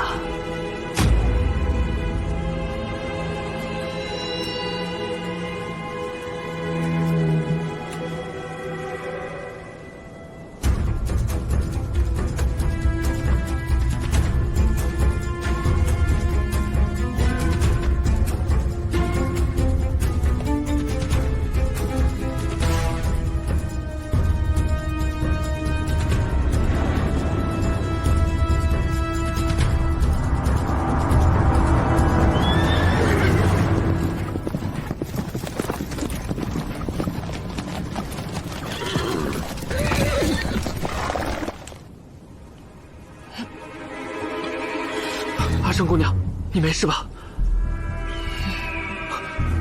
不好，铁人派的人追来了！快走，驾！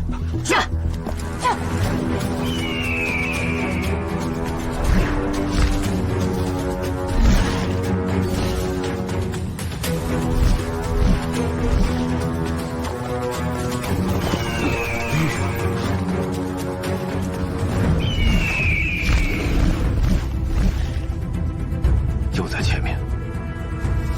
驾！撤！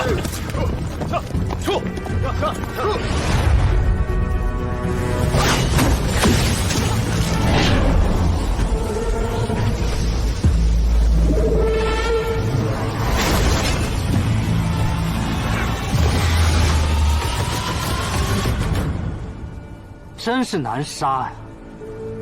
一群蝼蚁，本该藏在暗沟里蜷着过完一生，却偏要钻出来，惹本座不痛快。你们本该是本座一脚就能碾死的东西，竟苟延残喘的活到了现在。今日不将你们扒皮抽筋、尸骨烂肉，如何能泄本座心头之恨？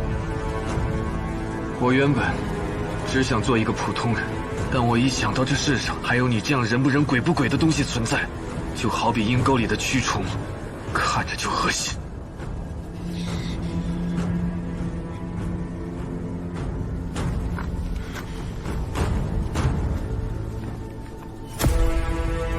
你不死，我怎能甘心？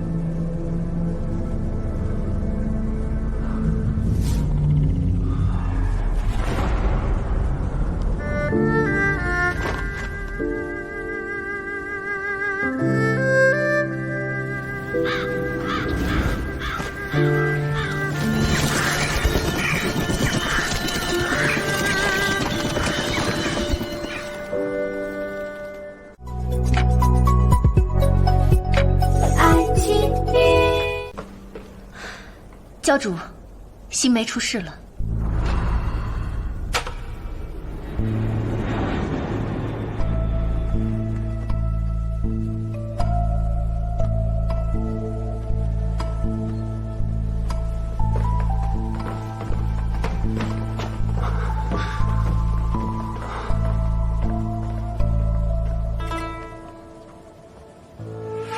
不是说用无根果入药吗？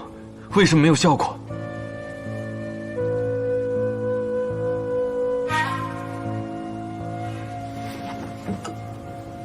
为什么这么凉？莹莹，吩咐下去，以后用沸腾的开水配药，等温度触手微烫的时候，再给新姑娘服下。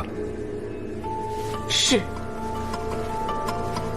陆少友不必着急，新姑娘不出半月，身体便会好起来。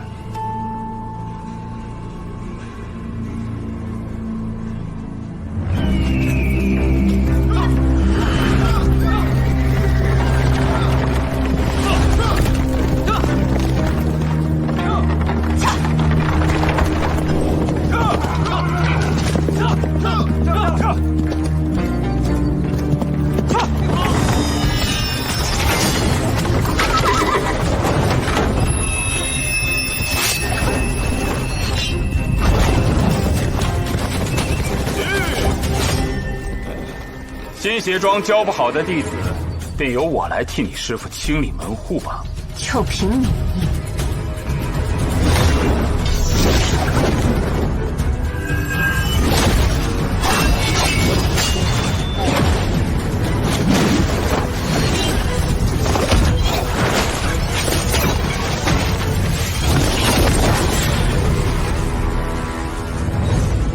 以为我杀不了你吗？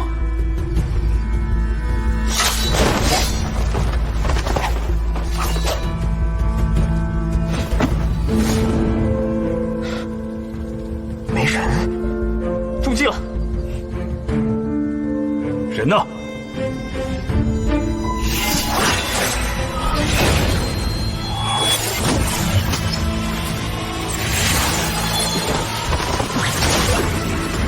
师父，你干什么你？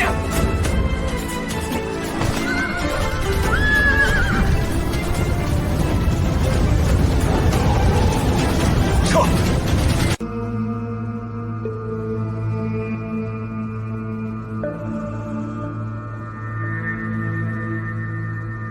这里埋的是一位姑娘，20多岁，看上去有点俊俏，使着一把刀，连同这把刀一起埋了。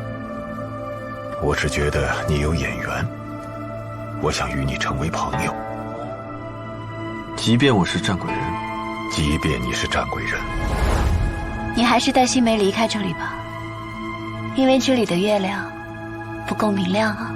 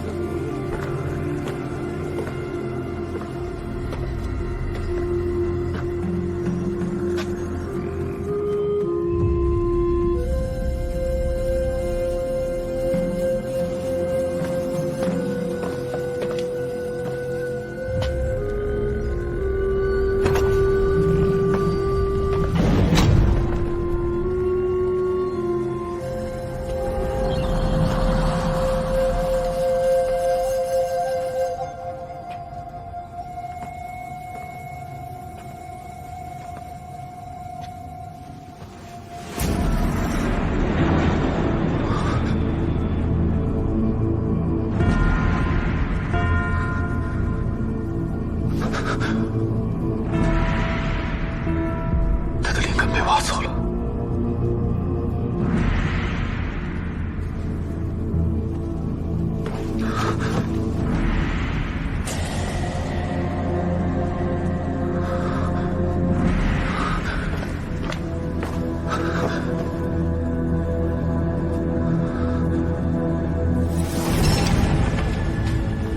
陆小友，你是迷了路啊，还是不小心闯进来的？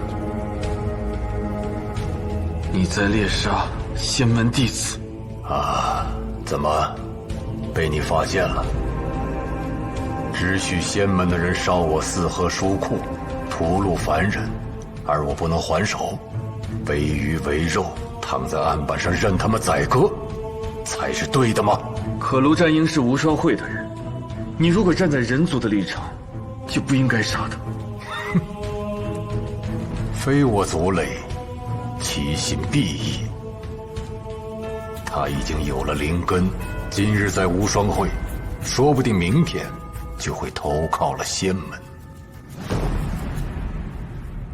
难道青红教就不是仙门？青红教与他们不同。不同？如果说不同，你比他们更加善于伪装。你先用无双秘录为饵，吸引无双会前来，又以无双会为饵，吸引仙门前来。好一招螳螂捕蝉，黄雀在后啊！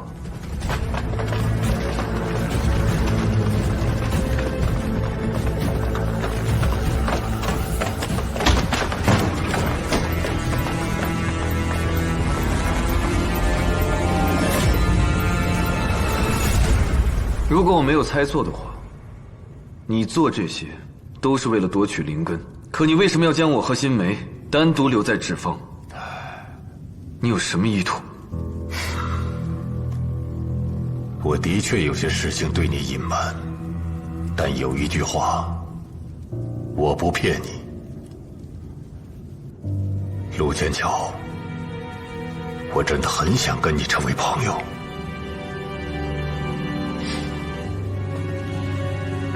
想跟我成为朋友？满嘴谎话！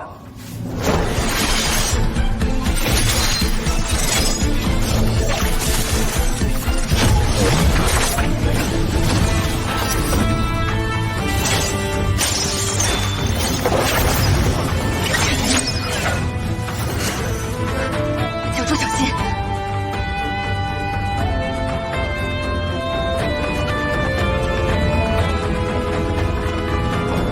找到他。是。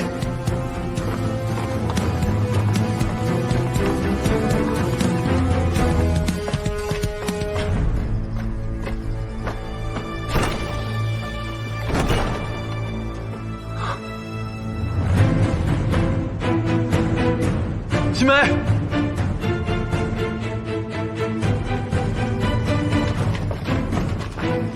都给我仔细找。是。罗路，你怎么来了？跟我走。新梅不见了，来不及了，先走了再说。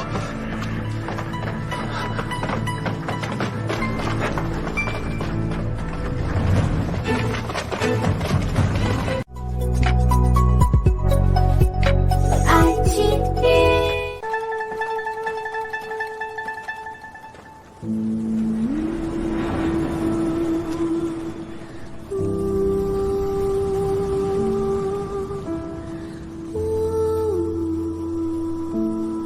这是怎么回事？师父怎么会死？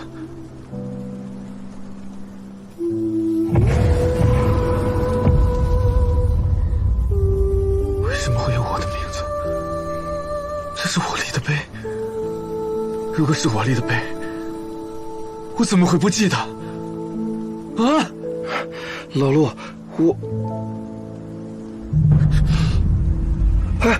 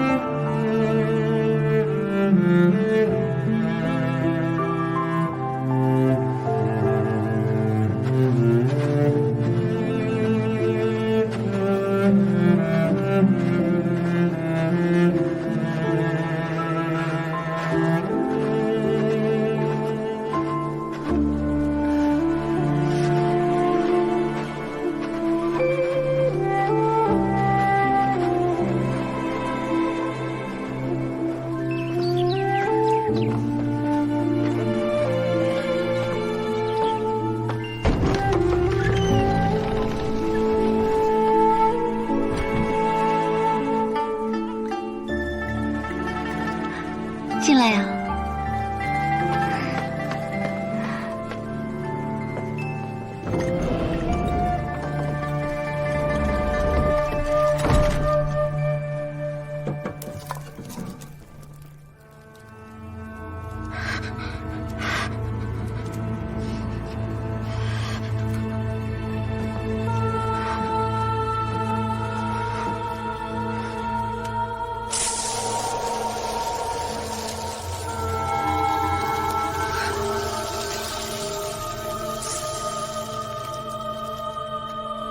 战鬼人的体质果然玄妙，感觉不到疼痛，伤口恢复速度也快。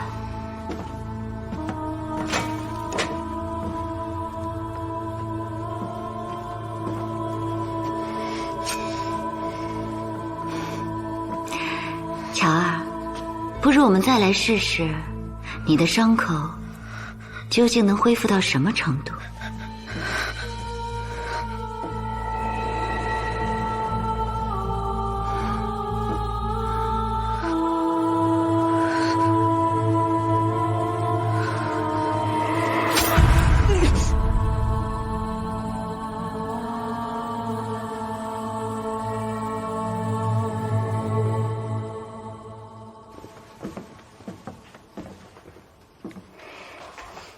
吃饭了，我不爱吃，不爱吃也得吃。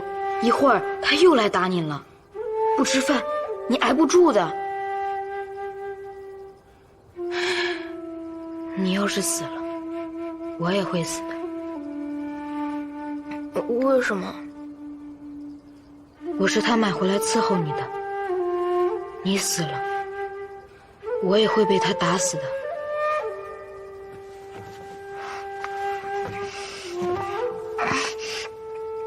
小鹿，你说咱们能长大吗？我家里穷，我爹欠了债，就把我卖了。他说等我长大了，就可以从东主家里逃回去找他。小鹿，你说我能长大吗？不知道。就算我长大了，我也不会去找他的。小鹿，咱们得活下去啊！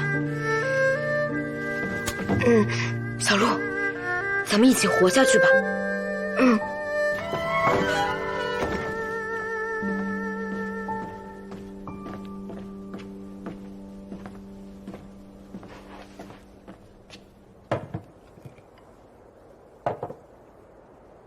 观主，该用药了。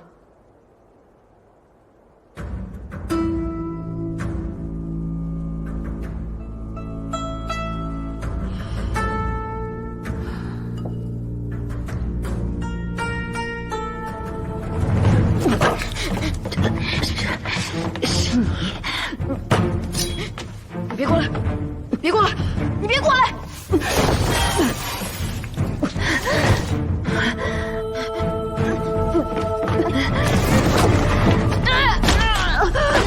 小鹿，快啊！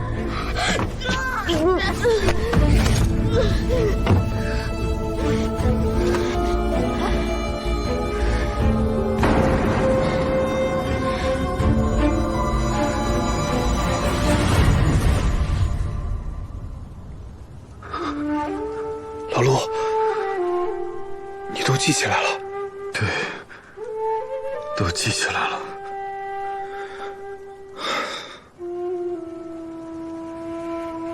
我本就是块木头，是你给了我力量，让我得开神智，才感受到这世间的一切。当年你被往事所困，难以入眠，是我动用了术法，帮了你。我的力量来源于你，你强我强，你弱我弱。但可惜，现在你受伤了，我的法力就撑不住了，记忆也就随之解开了。老陆，我一直想不明白，你为什么要封住自己这段记忆呢？段仙英对你并不好，他是个邪囚，收你为徒，只是为了利用你得到战鬼人的断体之法。他这种人，杀了就杀了，何必内疚啊？不是内疚，那是因为什么？因为我不想再撒谎了。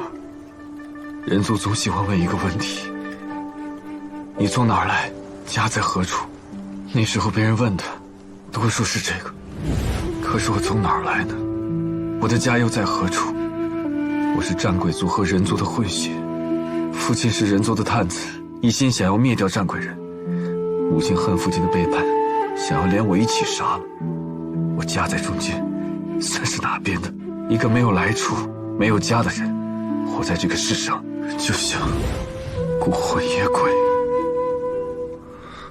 所以你就封住了那段记忆，骗自己说自己来自北乡的流波观，有个对你不错的师傅。真是蠢。是啊，真的是蠢。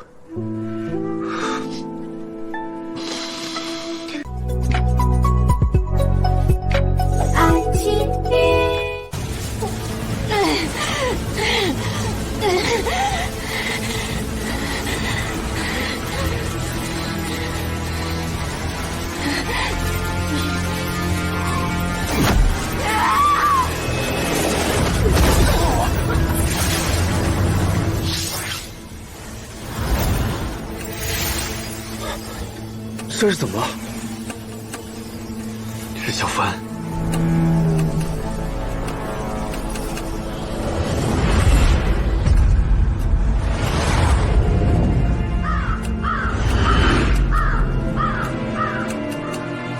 救主！救主！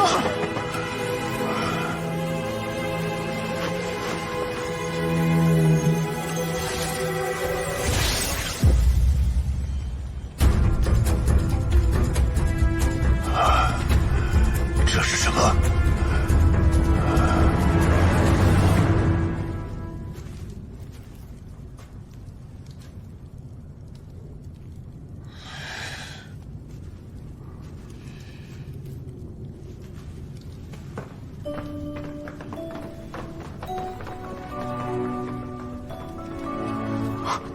西门，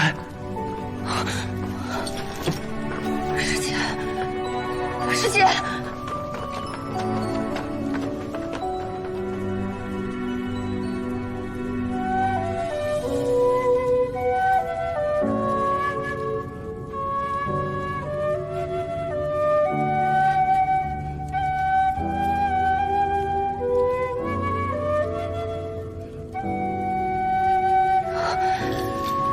师姐，你没事吧？我没事。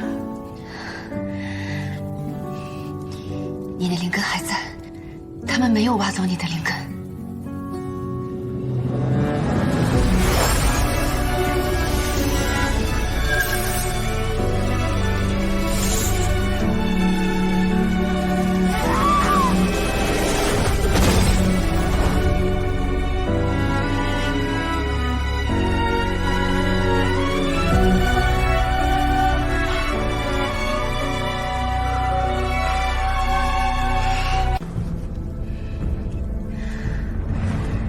师姐想到办法了。九溪之术虽利用了五行之法，断绝了我们与天地灵力的感应，但此术只封印了我们的清气灵力。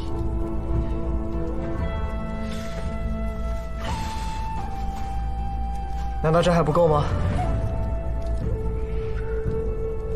煌煌天道之中，又不是只有精气才能聚气成力。我若反其道而行之呢？你的意思是，并清聚浊，化气为力？不错。不行，阿生有更好的办法。那就由我来以身犯险好了。我们几人之中，只有我达到了元婴期修为，所以若想并清聚浊，冲破封禁，我的把握最大。你们在争什么？天开地辟，山至川流，二气妙运于其间，一理并行而不悖。清而清的阳气上升为天，重而浊的阴气下沉为地。气之盛聚处为运，气之生动处为玉，气之溶结处为胎，气之暂歇处为息。阴阳二气，则象征着一死一生，一清一浊。虽然相辅相成，相伴而生，可是修行途中，唯有并浊纳清，才能充盈本源，循环往复，生生不息。所以，言简意赅的讲是什么意思啊？不学无术。仙门要做的是反其道而行，吸收这里的浊气，以达到聚气化力的目的，从外向内突破封印，解除囚禁我们的九溪之术。这不是好事吗？可是这浊气无序无控，不慎沾染分毫，就会腐蚀灵根，导致修行无法精进。师姐，让我试试。阿生，我现在已经是元婴期修者了。有多少人这辈子都修炼不到元婴期，我已经很知足了。青红教居心叵测，不仅让我们身陷囹圄，还对陆天桥另有所图，所以我们随时都有性命之危，必须赶快从这里逃出去。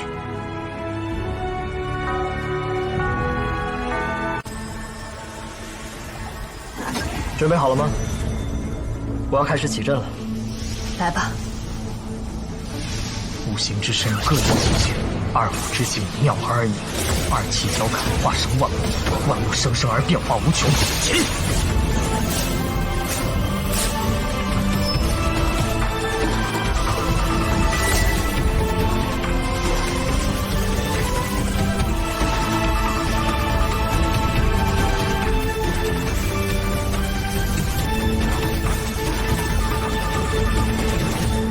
何人有幸入教？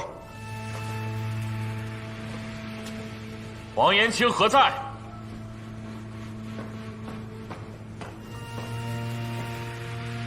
虔诚教徒王延青在此，恭祝凤凰神诞辰之喜，恭贺我神与教主如月之好，如日之升。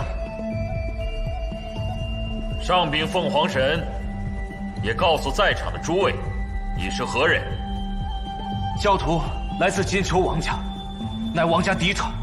你金丘王家过去出过修行者，也算是修行世家。据我所知，你王家一直隶属仙门，为仙门效力，而今为何要入我青红圣教？尊者有所不知，这些年来，我们王家看似供仙门驱使，实则是迫于仙门淫为的无奈之举。他们残暴狠辣，根本不把我们当人，对我王家予取予夺，稍有迟疑，便会招来杀身之祸。你家中何人被仙门所害？我的父亲兄长皆被仙门所害，我们王家已经被仙门逼得走投无路了。今日之所以能寻到这儿来，是因为感受到了凤凰神的感召。我愿献出全部家资，愿教主垂怜，许我入教，给我指引，为我开悟。总有一天，仙门之人必将血债血偿。血债血偿，血债血偿，血债血偿。爱情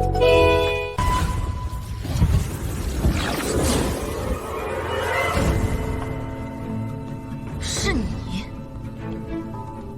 很意外吗？哼，早就知道你这贱人有问题。平日里倒是藏得挺深，竟还压制修为。没想到你早就修到元婴了。我若不藏拙，怎能在今日取你性命？愣着干什么？等死吗？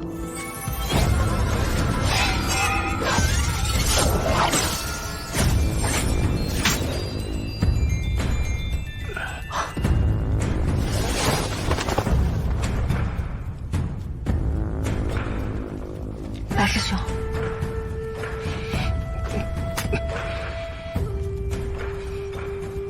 我没事，去吧。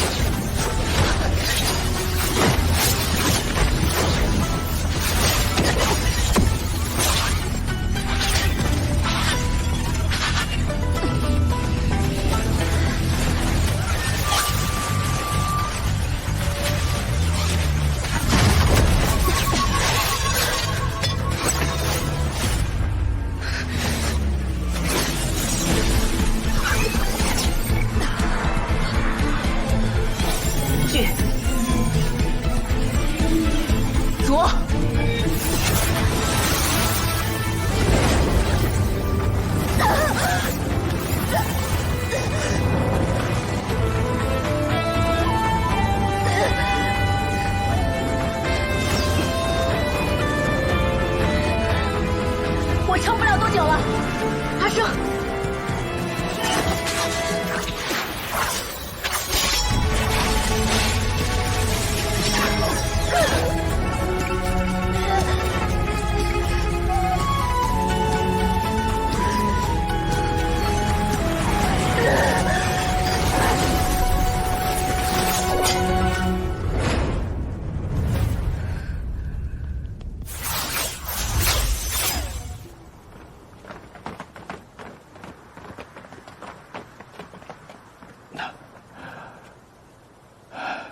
没守卫，死在里面了。陆天桥在哪儿？我们约定，我来救你们，由他在殿内设法拖住教主。就他一个人？白师兄，你伤势严重，先找地方藏起来，我们去帮他。好。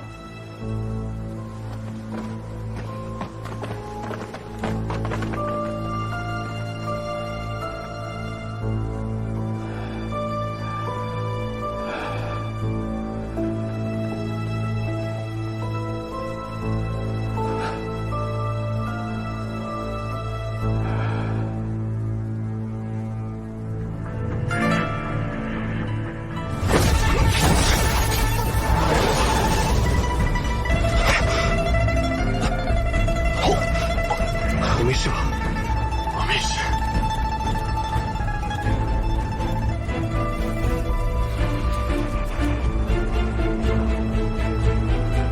陆天桥，你还好吗？我没事，你怎么样？我很好。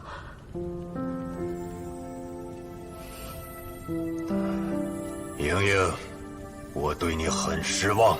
你从未抱有希望，又谈何失望？我不过是比他们清醒，早早看穿了你的龌龊勾当，不再受你的欺骗罢了。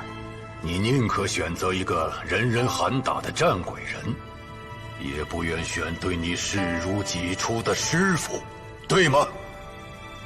没错。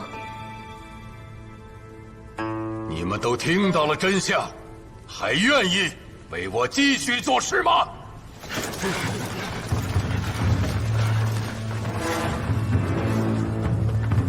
坚决拥护教主，誓死相随！坚决拥护教主，誓死相随！你们都已经知道了他的真面目，为何还要追随他？无论我们与仙族如何争斗，那终究都是人族的内部矛盾。但他是战鬼人，是所有人的敌人，战鬼人都该死！你们帮助战鬼人，你们也该死！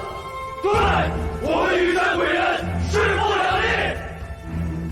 他们只是选择站在力量的一方，谁让他们拥有力量，他们就投靠谁。仇恨仙门也罢，仇恨战鬼人也罢，不过是你们冠冕堂皇的借口罢了。你的这几句话倒有些通透。小鹿，我既然知道你今天会来，能不做防备吗？保日尊者，早该如此。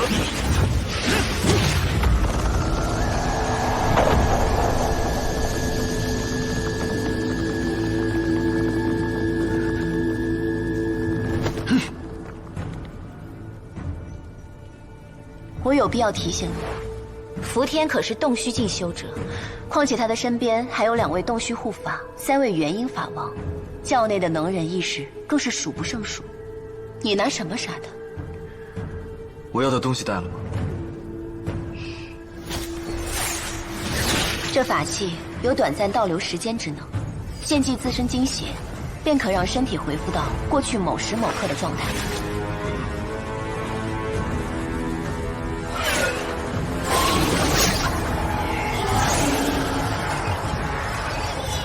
这是阿鬼的蔽日幡。没错，我稍微改了一下。我怎么不知道？那个女人还教过你阵法？你不知道的还多着呢。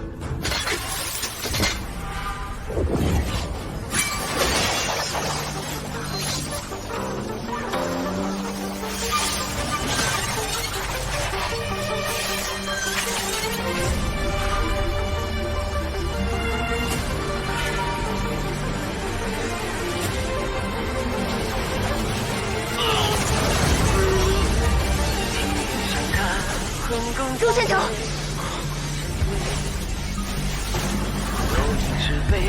翻去当先斗情切，不同天长街。我虽然是战鬼族，但我不想当战鬼人，我只想当人。为了我的愿望，换皮、换骨、换肉，我每成功一件事情，修为就会大大的降低。但我仍然很开心，我能看见这世界上五彩斑斓的颜色，我可以拥有痛觉，而这种感觉让我觉得自己在真切的活着。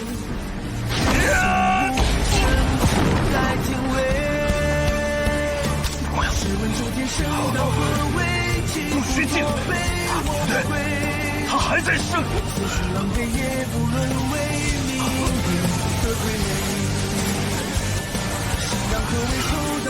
大长今，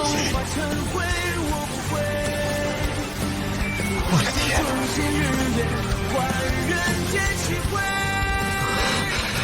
老陆唤醒成功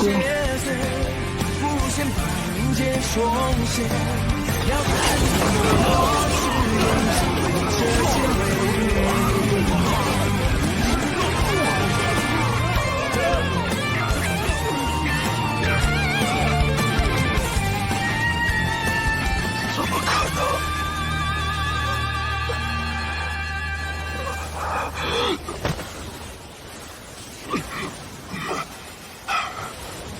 那是因为你们根本就不知道，我为了当一个普通人，究竟付出了什么。你用他的术法，与仙门狼狈为奸，夺取他人灵根，蒙骗教众。小凡，你认错吗？凭什么认错？为什么认错？我错在哪儿了？人生来便有贵贱之分，贫富之别，仙凡之差。有的人高高在上，有的人却危如蝼蚁。我为什么就是匍匐在地上的那一个，我不甘心，我要逆天改命，我要让你们也尝尝一无所有的滋味。你为什么会变成今天这个样子？别说那些恶心的话。物竞天择，适者生存。小路，我劝你清醒一些，在这人吃人的世上，太蠢的人活不了太久。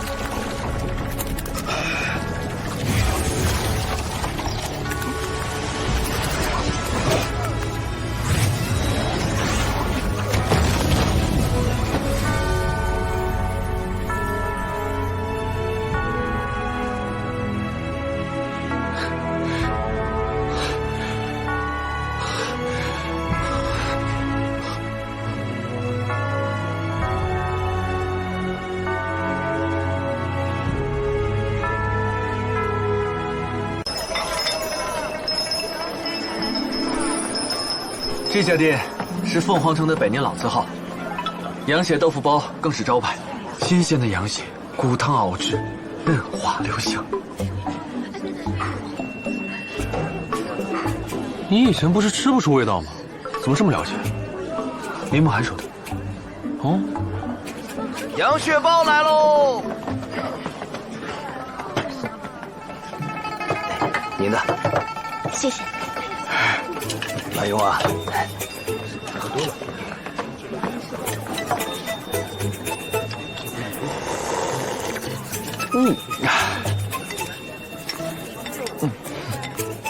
哟，这么讲究了？这显得我很不讲究。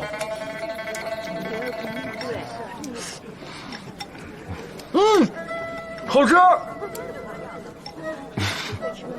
哇！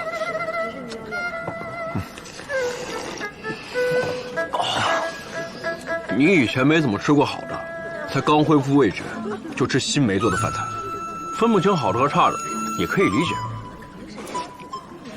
这回吃过好的了，再客观评评新梅那桌白菜聚会。我觉得挺好的。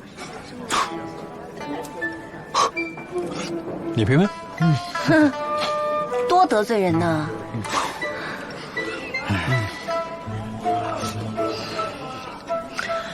不过说实话，真的很不好吃。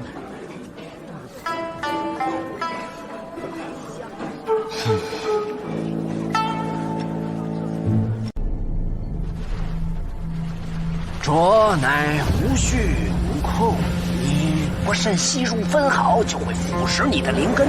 孤阴不生，独阳不炸，万物来源同，天地本来通。纳气清为本，心静无始终。云卷云舒去，风来风止空。固守真元意，修使浊成红。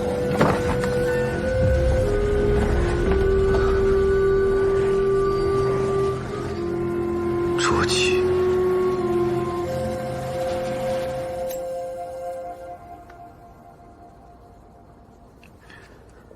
暂时没有答案了，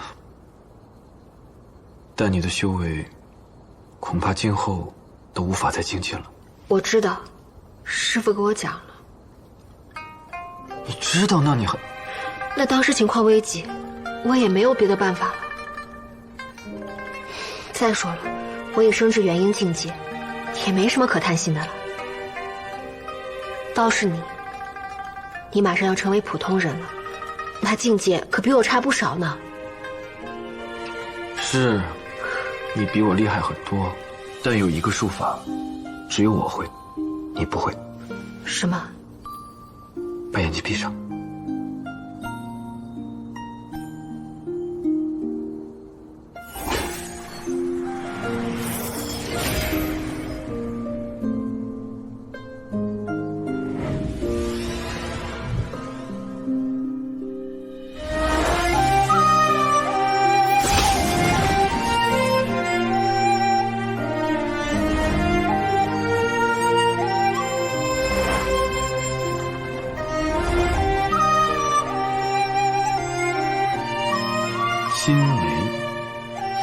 谢谢你，愿意嫁给我。我也谢谢你。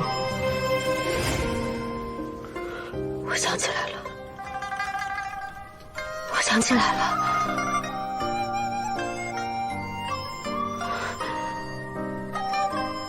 可是，你之前不是还跟我说，只有楚英会这个术法吗？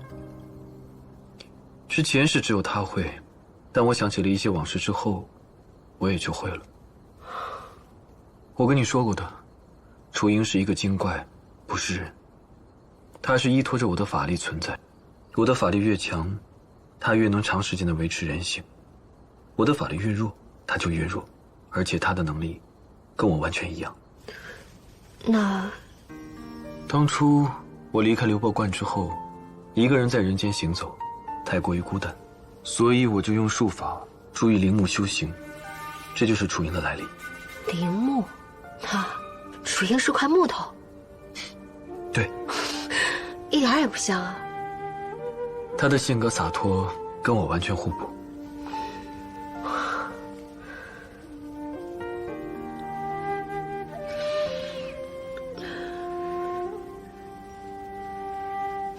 这么晚了，你怎么还不睡？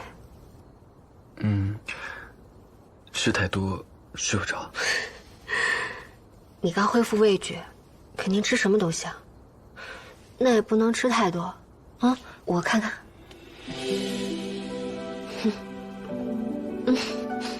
你好像还长了点肉。你一天不能吃太多顿，要不然对身体不好。好，我知道了。这还没到中原呢，中原美食更多，到时候你该眼花缭乱了，更控制不住了。雕板已经做得差不多了，再有半个月，我们就能回中原了。那到时候你有什么打算？把抄录的无双秘录交给无双会，去崇灵谷换心，然后就四处走走。走走，想去哪儿啊？小苏离开之前，留给了我一本杂记，里面记载了各地的美食，我想边走边尝尝。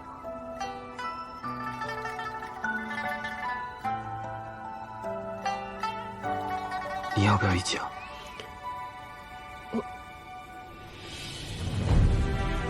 可是，我这次离开师门，的确太久了，我怕我再不回去，师父该不高兴了。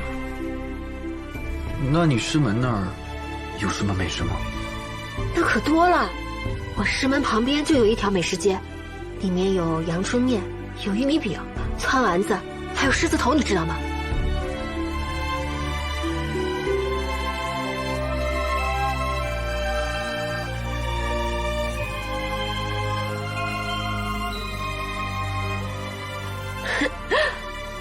还有呢？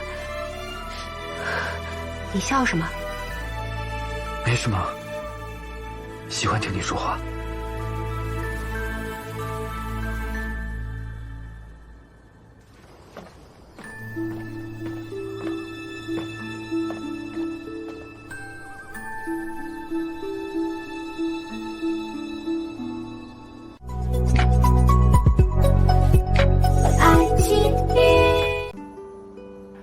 非礼勿视啊！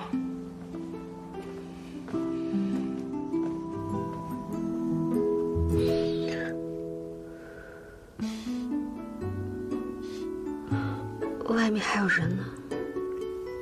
我知道。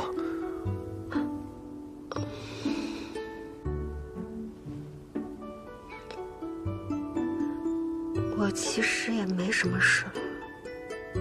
那你早点回去休息吧。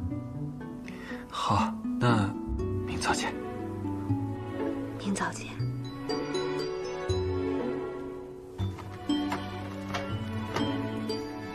明早见。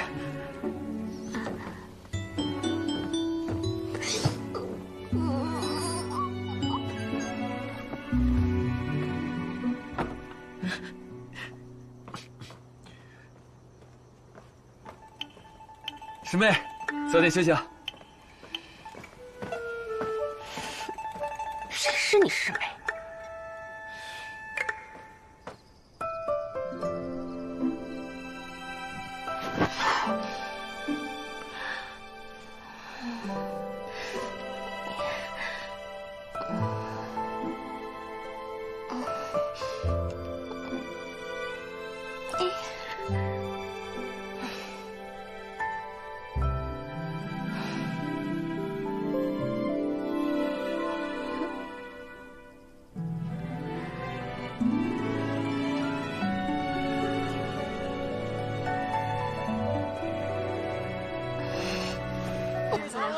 志远，今天为什么要来逛街啊？你想买什么？今天是难得的好日子。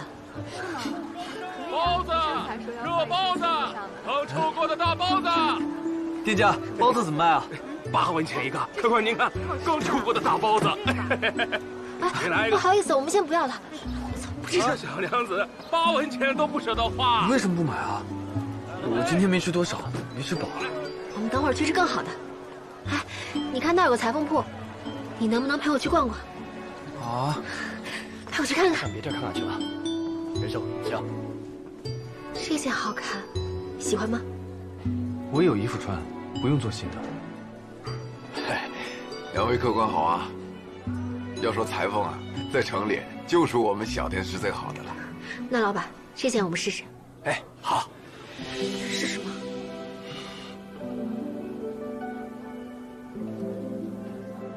好吧。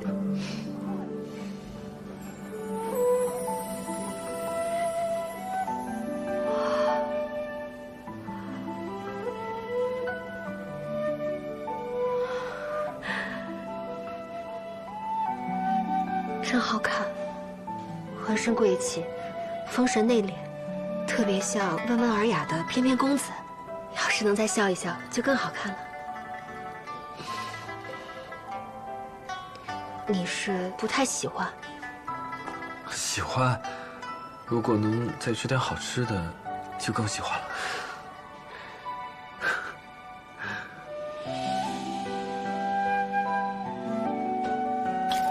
青菜了，好香啊！看啊，谢谢老板。新鲜青菜了，瞧瞧。哎，我们去喝羊汤吧，这里的羊血豆腐包非常的正宗。我们再看看，前面还有一家鞋帽店没看呢，我们再去逛逛，用不了多久的。用不了多久，就一小会儿。走。哎，老板，来碗羊肉汤。好嘞。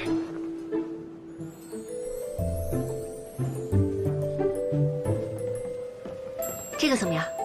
来试试。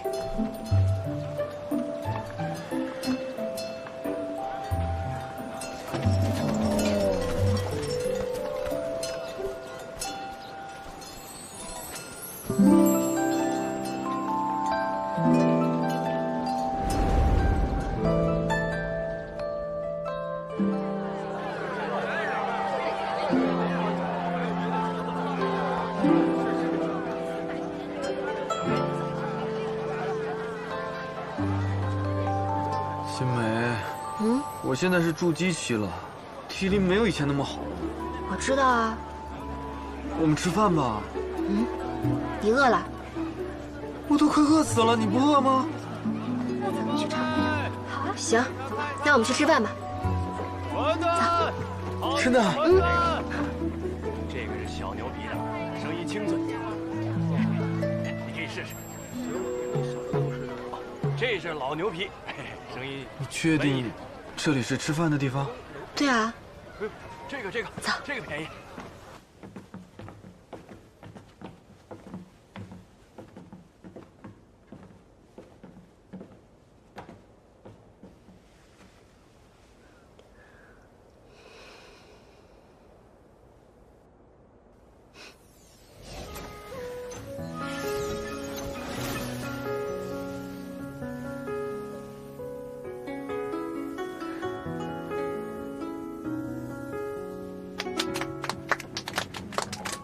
收成极乐，公主客官万事如意，四季平安，福星高照，大富大贵，身健如鸟，万事顺遂。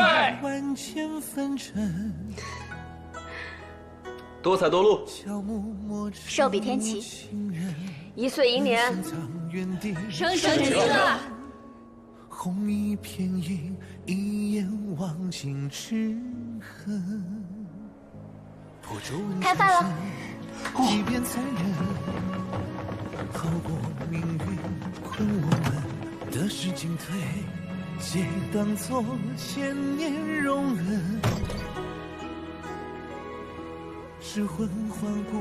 你之前不是说过，在完成5部全的命运之后，能在京城最大的酒楼，喝最美的美酒，吃最美味的美食，虽然现在还没完完全全结束呢，而且这也不是京城，但今天是你的生辰，所以我就自作主张了。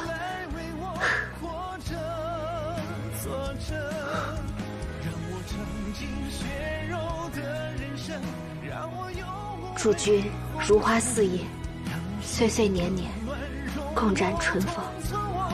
从今把定春风笑，且作人间长寿仙。让我有缤纷灵魂，让金钱道的疼痛来为我活着坐着，让我尝尽血肉的人生，让我有无畏红尘，让世间冷暖容我，痛测我敢风敢梦不败火，畅快一程。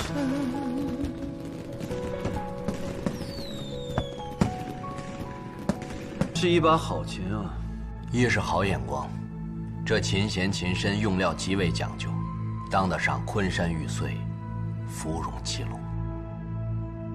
行人怀往路，何以为我愁？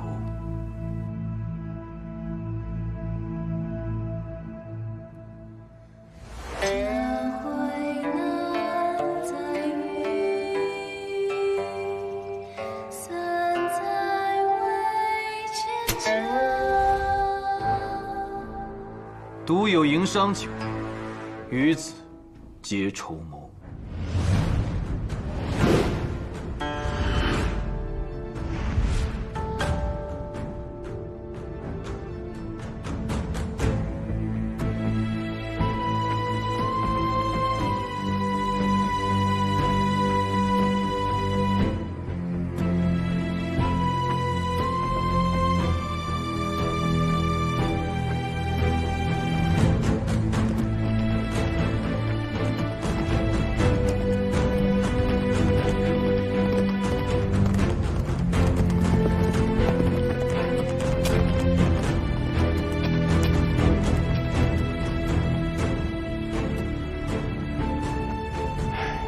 抱歉了，李斯和李元素也是你们无双会的人，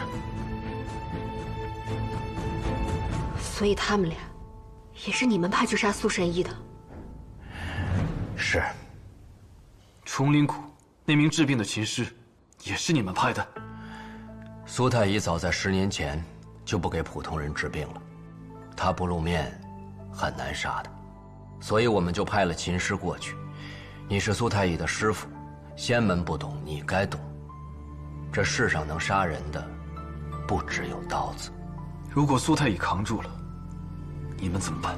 还有我身上藏有雷火弹，开炉那日，即便炸不死那群修仙者，炸不死苏太医，起码也能炸毁那炉不朽弹。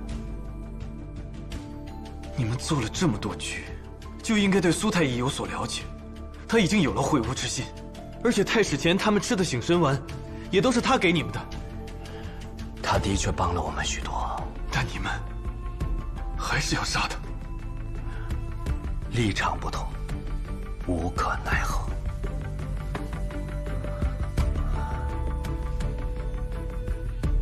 事到如此，只能同你们说声抱歉了。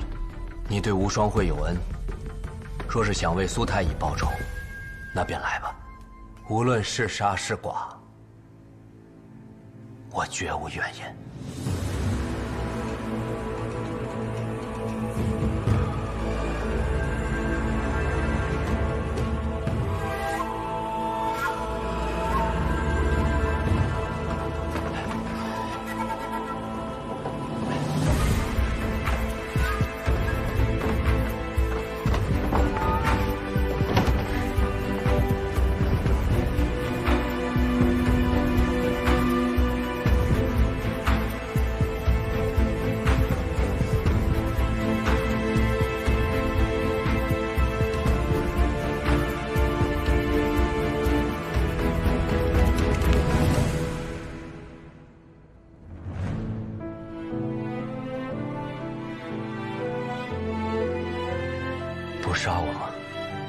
苏太乙那么聪明，秦师在他身边这么多年，他怎么会不知道呢？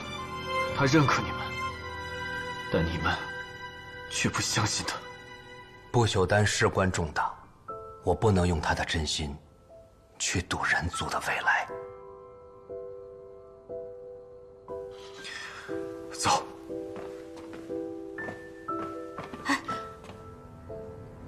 如果你们成功了，你们能保证做得比仙门更好吗？你们的皇帝、你们的百官、你们的思想，都会是公正的吗？你能确定这世间不再会有不朽税这样的东西吗？也许吧，但那是未来的事。我们要先有入局的资格。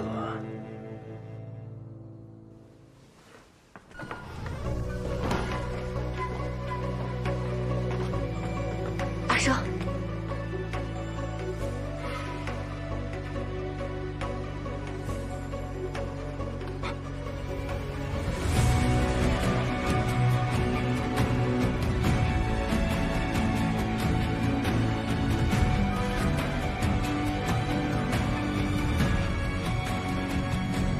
师姐，要杀出去吗？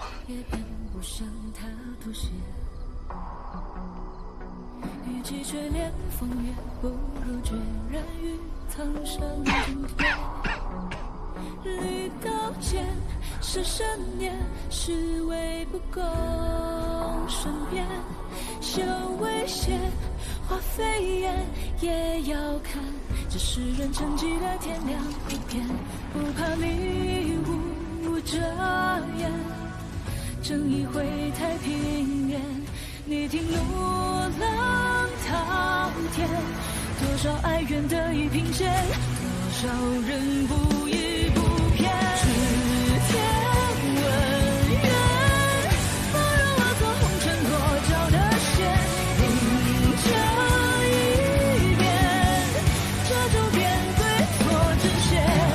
天下为险，再让大侠权贵醉我今天。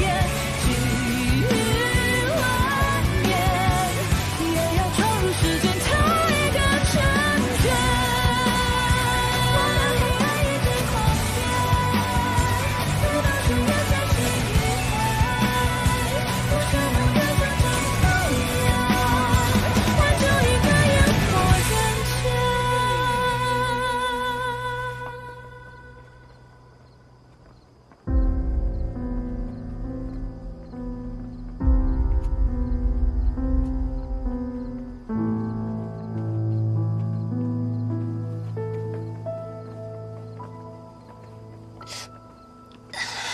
怎么了？你眼睛了？没有，许是赶路累到了，这几日都有些不适。没瞧出什么来。那等回新鞋庄，让师傅好好给你看看。嗯。哎，怎么没见梅山君跟你一块儿回来？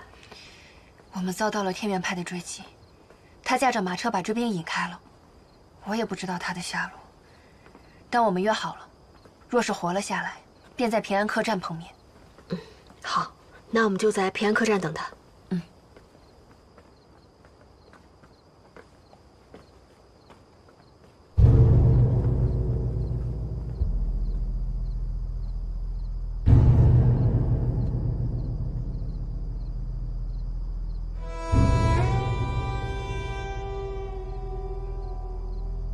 这是什么声音？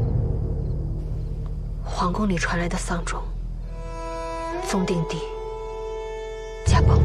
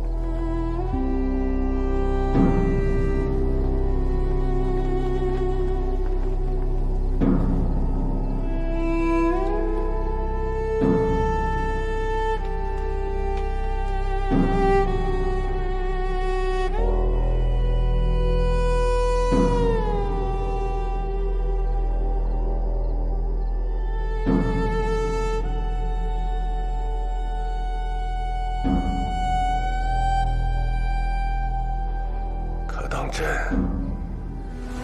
真的做到了这个位置，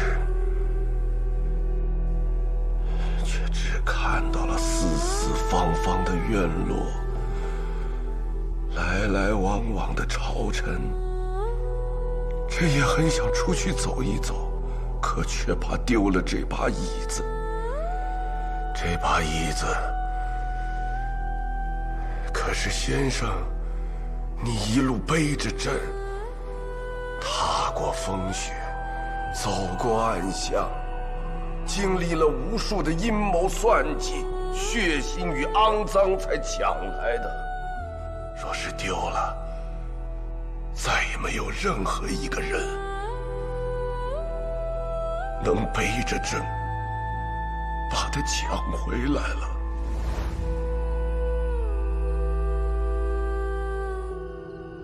走吧。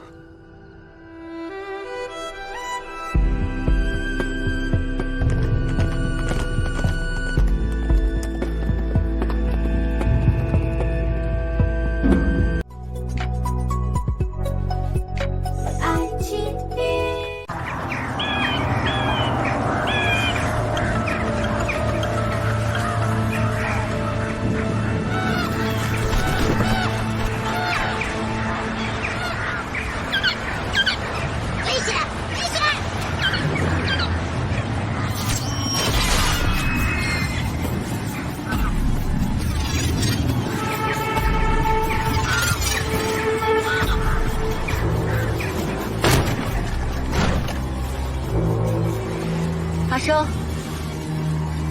阿生，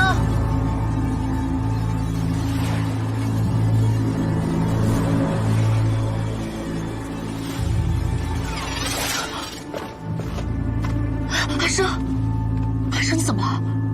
阿生，阿生，你怎么了？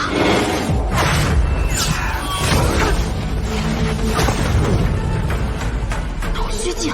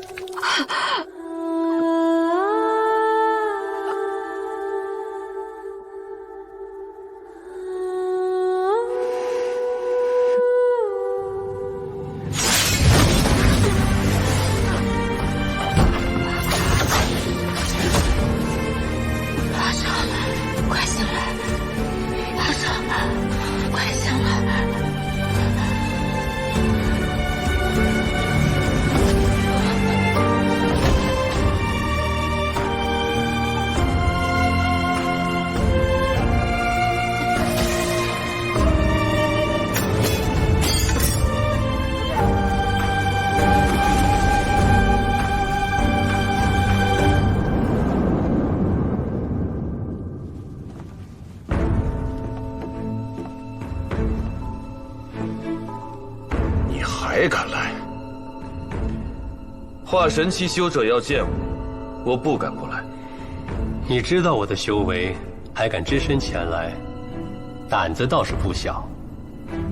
对于你，我躲与不躲，没有任何区别。你倒通透啊！只是有自知之明罢了。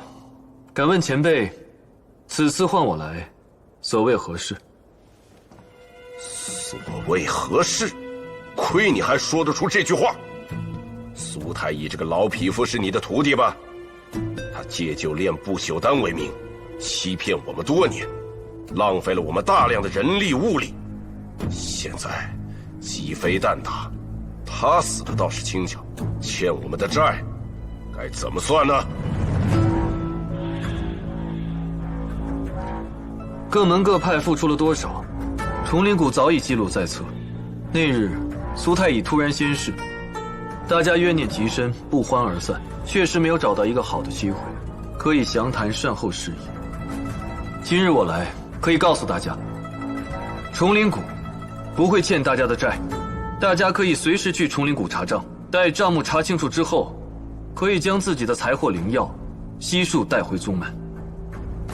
你在北乡和新协庄的2个孽徒，帮着无双会那些魔道妖人，残害我正派弟子，这笔账又要怎么算？在四合出库，我们双方确实发生了一点小冲突，但你们的弟子被青红教所困，也是我搭救的，一恩一怨，足以抵消。白宗英是当事人，他知道整件事情的来龙去脉。如果你们想要问清楚的话，可以换他前来。怎么会这样此事？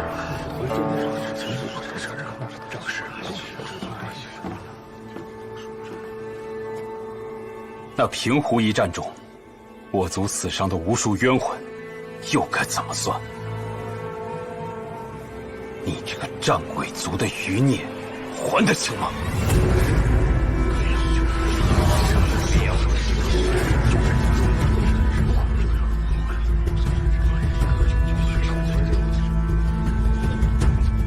你们果然都知道了。战鬼余孽，人人得而诛之。人人得而诛之。可能你们还不知道，我的身体里留有一半人族的血。我的父亲是一位仙门修者，所以我的身体里同时拥有战鬼族和人族的血脉。这些年我一直在人族游走，隐藏着自己的身份，就是担心暴露了自己的身份之后，引来杀身之祸，导致2族交战，仇深似海。我无力改变这个结果。如果大家还是觉得我罪大恶极的话，我也无法辩解。我此次来，只有一个请求。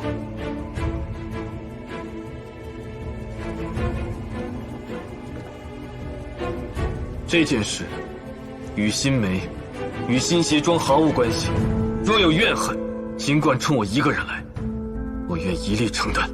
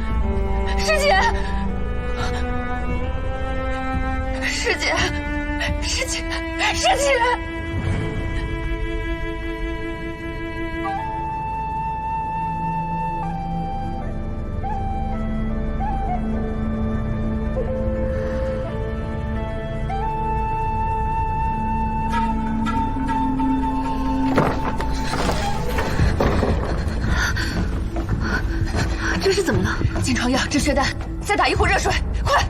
快去，快去！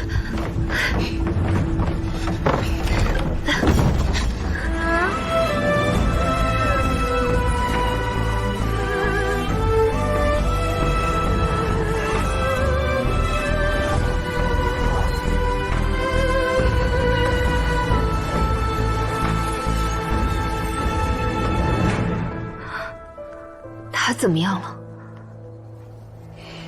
暂时保住了性命，但撑不了多久。那得赶紧去找大夫。陆千桥认识崇灵谷的人，咱们现在就出发去崇灵谷。我费了师姐的气海，刺穿了他的心门，就算能坚持到崇灵谷，也是死路一条。是你伤了他？替我照看好师姐，我去就回。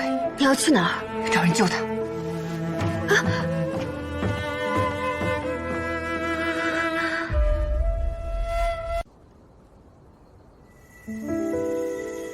你之前的修为停滞不前，所以想和我一起回魏县生活。现在你是元婴期的修者了，想法有改变吗？没有，我还是想跟你回魏县生活，而且我都想好了，你不是医术好吗？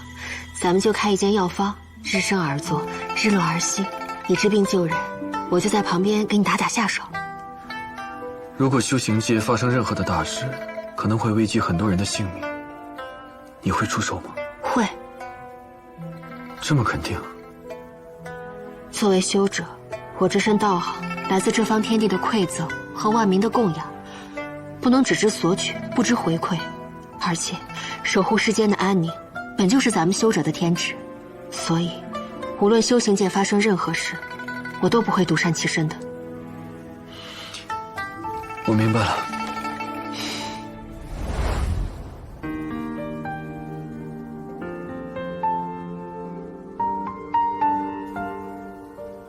你不是要做个普通人吗？要这蔽日幡还有何用？此次会中原，福祸难料，这东西或许能用得上。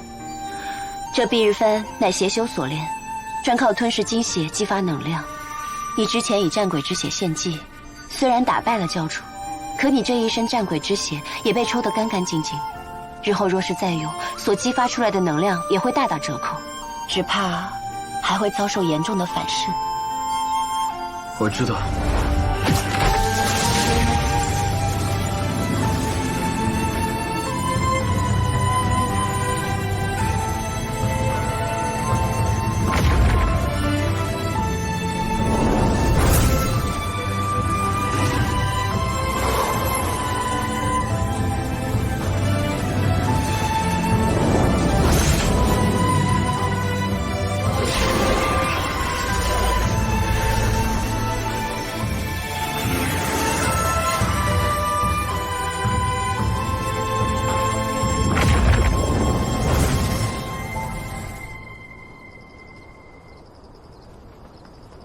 师兄，师兄，今日新学的那式剑法我没太看清楚，你能不能教教我？学的时候不用心，现在知道急了。明日周丹石同水，我去教你。多谢师兄，我明日肯定好好学。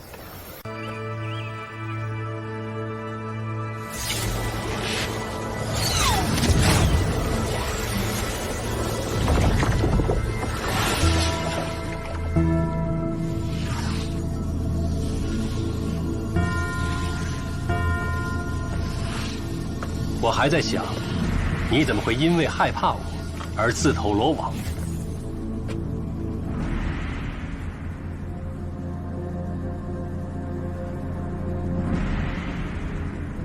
你果然是为他而来。之前在青红教，小凡让我帮他翻译战鬼族的卷轴，现在看来，应该是为你准备的吧？你为什么要暗自培育剑木灵种？你想登天？哼，不只是我想吧。这世上所有的仙门修行者，谁不想呢？难道你不想登天吗？你是战鬼人，谁不想登天，你都该想啊！你怎么就会认为这个世上没有你的同族在苟延残喘，过着和你一样的生活？你就不想登天，让天上的神灵去除你身上的诅咒，然后再问问他们，为什么把你丢在人间，不闻不问，过得如猪狗一般？但我绝不会用别人的性命来铺自己的路。虚伪至极！你明不明白？战鬼人也好，有狐族也好，12仙门也好，凡是以灵气修行的，我们才应该是一路人。一路人？你身上穿的衣衫需要蚕农精心养蚕、抽丝，需要纺织女工耗费几个时辰才得此一件。你们吃的灵米，1亩地才能得1小碗，还有这观雨台，要耗费多少工匠的心血才能完成啊？你说我们是一路人，嘴上说是一路人，但你对他们的依赖、压迫，你就像寄生虫一样，靠着吸食那些你看不起的血肉而活着，找死！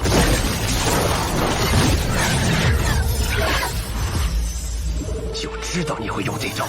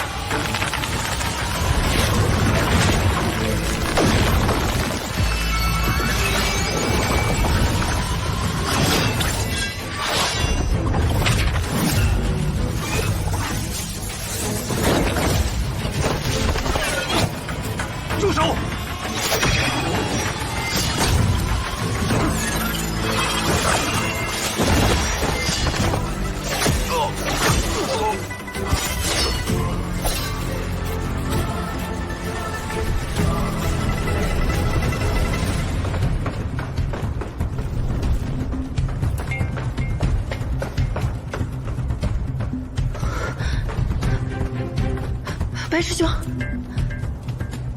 白师兄，我带你离开。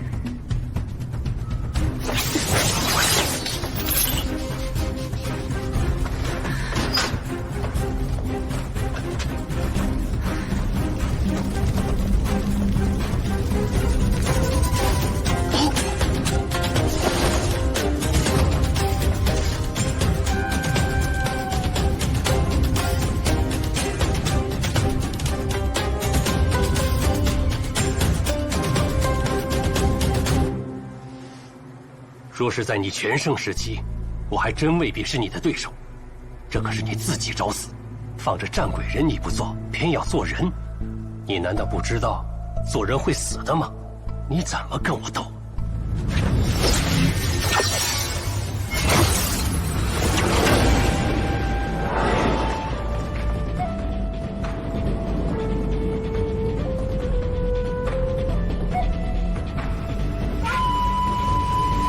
新雄，你答应过我，以后不再踏入天元派。5日前，一封书信送进了新鞋庄的大门。此信乃是我的弟子新梅所写，信中将北乡一事尽数言明。我知晓了青红教的来龙去脉，便对你有了疑心。可我又不死心，我不愿意相信当初那个心怀苍生的李莫夫变成现在的模样。于是，我便连夜赶到了天元山，想要亲自查明事情的真假。我在天元派守了4日，也未曾见到你的错处。我本打算离开，我已经打算离开了，可却偏偏在此时，你露出了马脚。你不该来的。哈！我不该来，难不成我被你蒙骗一辈子吗？当初你不知在何处得到了剑木灵种，种在了关羽台，欲将其催熟长成。我不答应，可你却说绝不以人命为祭，只是让剑木灵种吸取天元山的灵气。好，我也答应了。于是，我搬离了天元派，在山脚建宗立派，为的就是要牢牢地看住你，以免你走上不归之路。可是我盯得不够紧，还是让你犯下了丧尽天良之事。我李莫夫做事，桩桩件件，问心无愧。问心无愧！仙门刀俎在上，这世间为剑木灵种而战死的万千亡魂在上，你敢当着他们的面再说一句问心无愧吗？当初你也参加了平湖之战，在战场上奋勇拼杀，你也见证了如此惨烈的状况，你为何要如此啊？凡世间大事，哪一件没有流血，没有牺牲？师弟，你今日骂我怨我，可待到来日剑木长成时，恩泽惠于天下，你便知道我今日的选择有多正确。师兄，你已走上了歧路，再无回头的可能了。今日我要兑现昔日的诺言，亲手取下你项上的头颅。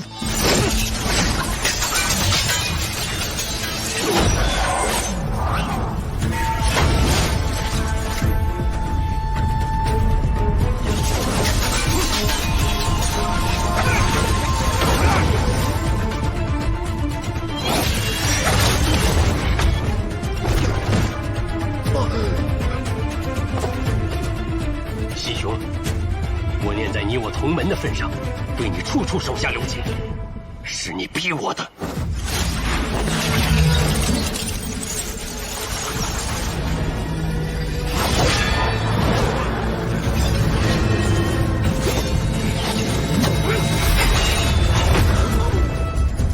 前辈！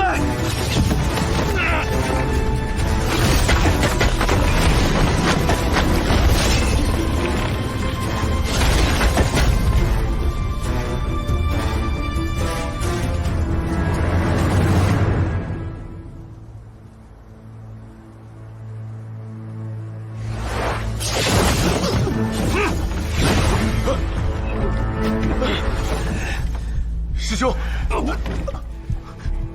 师兄，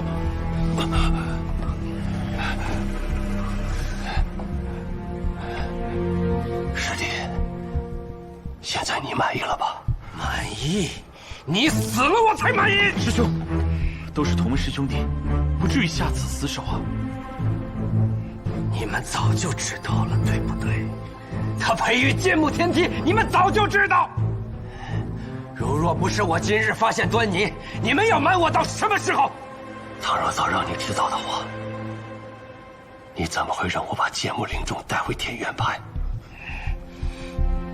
莫夫师兄说的不无道理。剑幕天梯重开，对我们修仙的人来说，那是大有好处的。师兄，不无道理，好一个不无道理！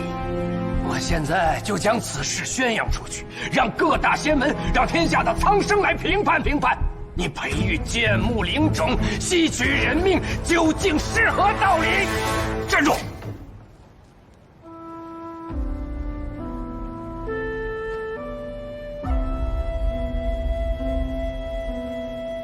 怎么，你要杀我？师弟，此事乃我一人之过。若是因为剑幕灵种引来天下人围攻，导致我天元派覆灭，我李莫夫百死难赎。倘若师弟执意将此事宣扬出去的话，你亲手杀了我吧！都是自家同门师兄弟，有什么事情是说不开的？你我之间非要走到如此地步是吗？剑幕灵种乃是天下修行者的生路，既然它在我手里，我绝不能退。师兄，你放下，莫要伤了自己，有话好好说呀，师兄，师兄。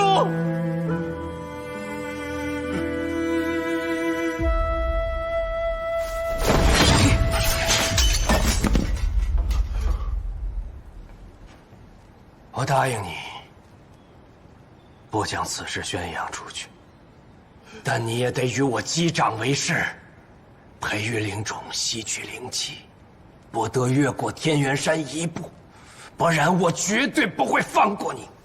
好，我答应你。还有第二件事，我要搬离天元派，新梅也得跟我走，我要自立门户，从此以后，与你，与天元派再无干系。师兄三思啊！好，我也答应你。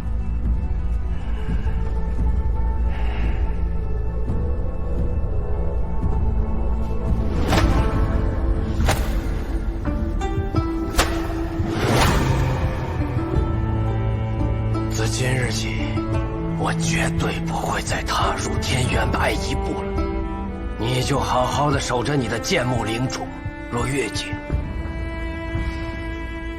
就怪我取你的项上人头。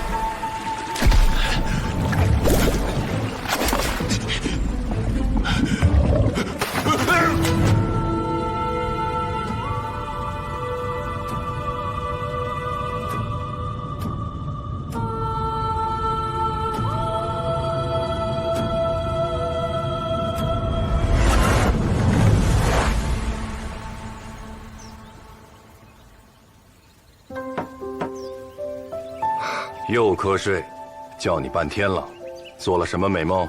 我梦见自己去了一个很玄妙的地方。你去了何处？何处？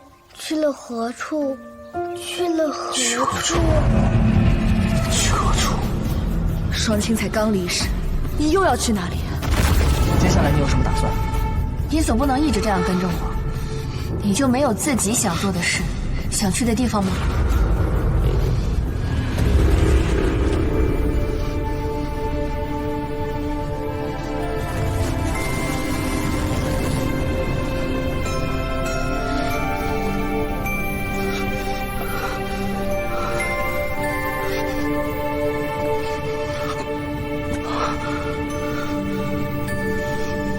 你的归处到底是何处？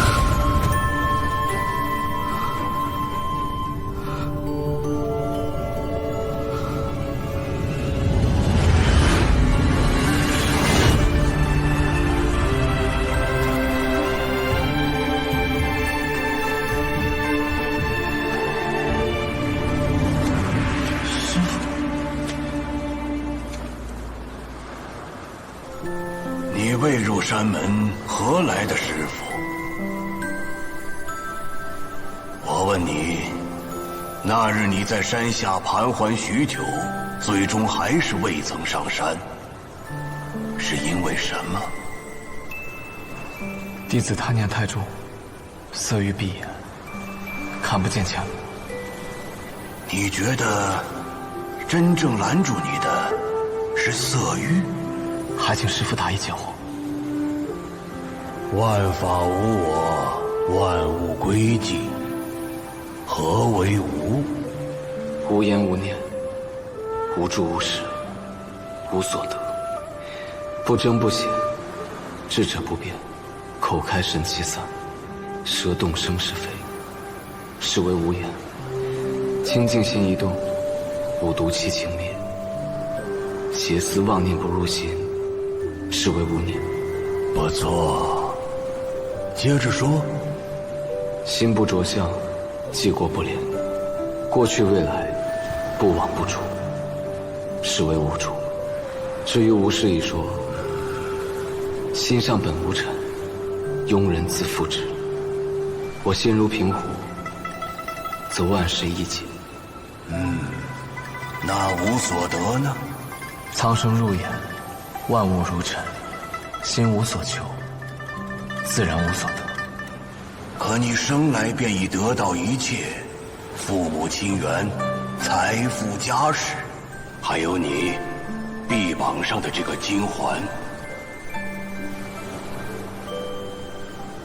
那女子不是你的劫，而是为你劈开迷障的一把利刃。师父，我不明白。人赤条条而来，在这世上走上一遭，最终也要赤条条而去。万物宿命的最终归处，便是一个无字，是不生不死，是跳出时间与空间的无限存在的自由。可你生来眉间便有莲花，身怀重宝，又如何轻巧上路？金鸾，你已深陷泥潭几十年，还想不明白自己的路该怎么走吗？你且仔细想想，自己的归处到底在哪里？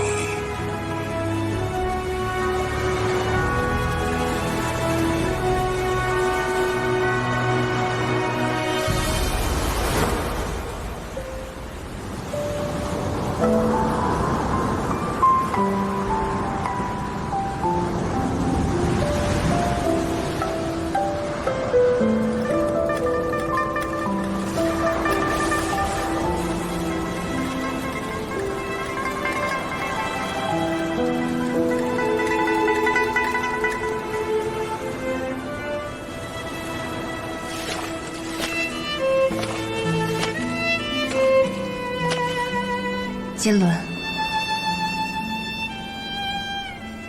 你知道自己要去哪儿了吗？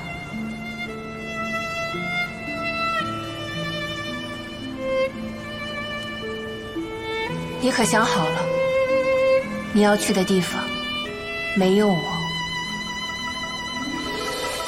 我曾将你当做一道谜题，想去探究。可越是深入，越是难以自控。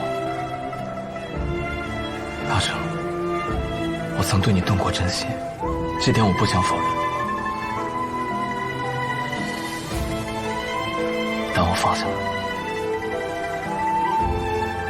无言无念，无助无事，无所得。你不该是我的结，也不该是困住我的桎梏。真正困住我的，只有我自己。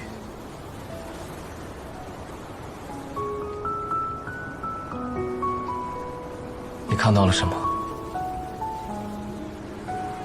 我，一个赤条条、无牵挂的我。那你要前往何处？心无欲念，我即是空。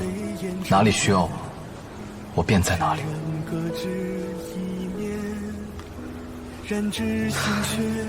我一无所有，亦是拥有一切。从此往后，这世间万千，再也没有什么能阻挡我的脚步了。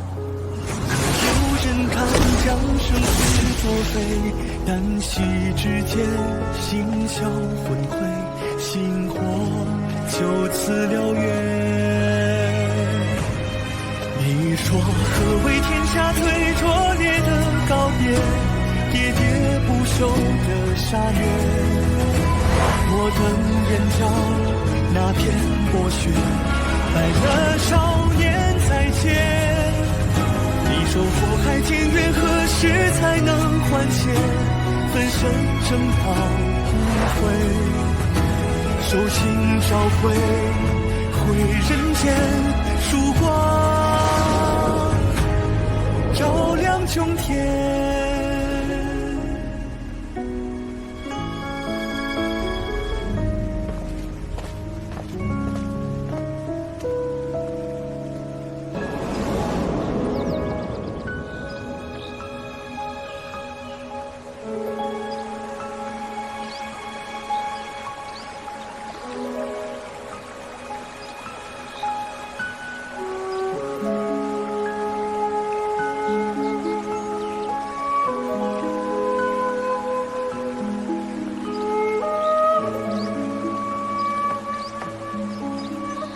你都等了他一整日了，赶紧走吧，他不会来见你的。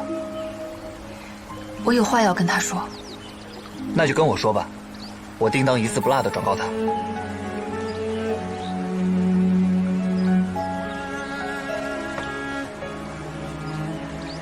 你要带什么话给他？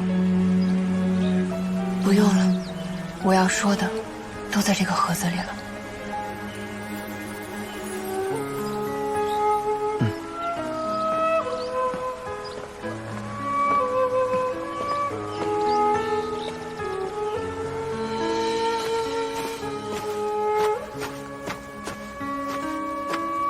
师兄，他还是不肯走吗？他让我把这个交给你。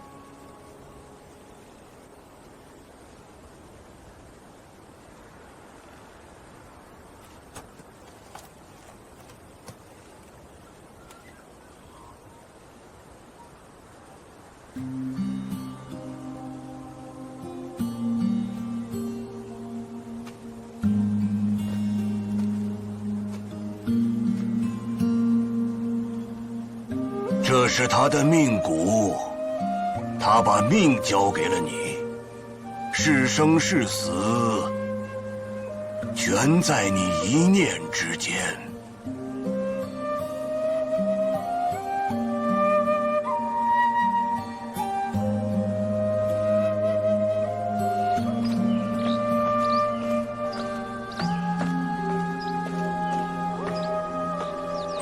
你的东西他收下了。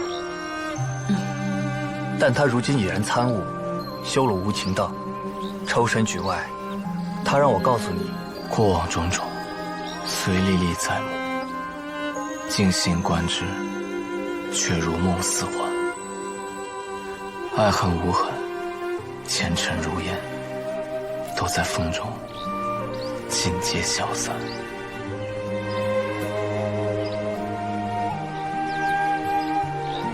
你们缘分已尽，你走吧。哦，对了，他说天象有异，今晚会有一场风雨，让我把这伞送给你。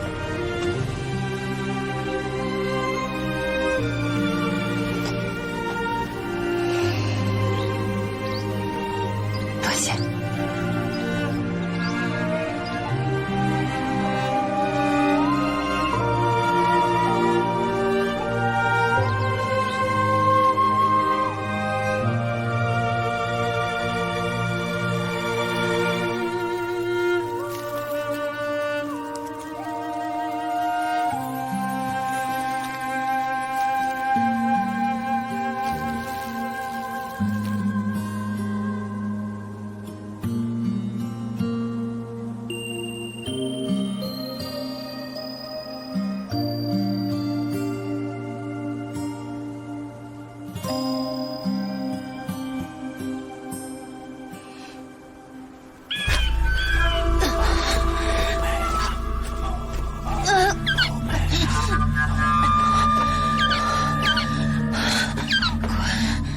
滚！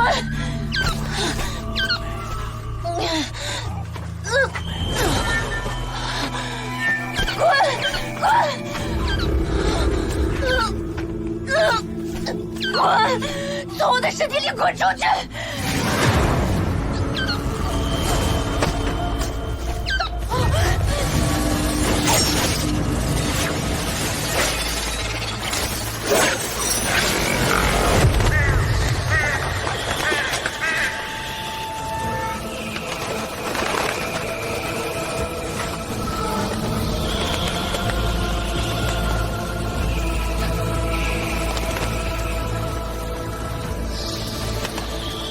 小阿莎，你是抵抗不了我。滚出去！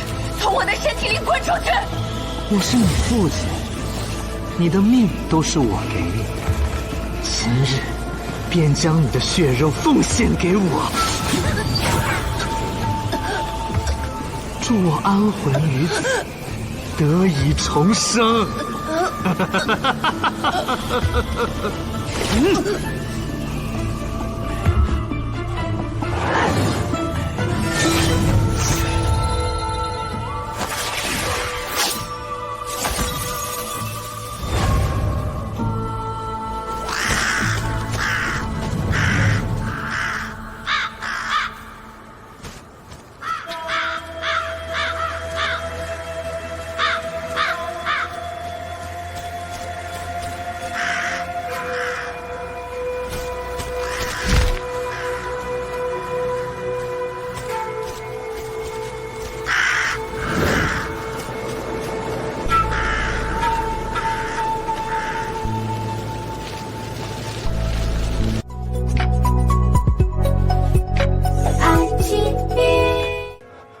哎，老板娘，这都几月了，外面的花怎么突然都开了？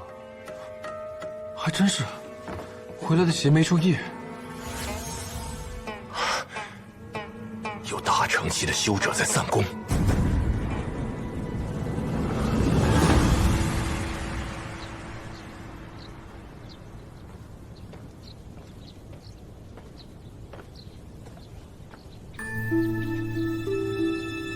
修者修行天地间，吸取日月精华，是与万物争夺灵气。若是有天为师离去，便散了这一身修为，还于天地。师傅这么厉害，才不会死呢。哎，哪有人会长生不老？总归要有一死的。到时候你可不许哭鼻子呀！啊，师傅。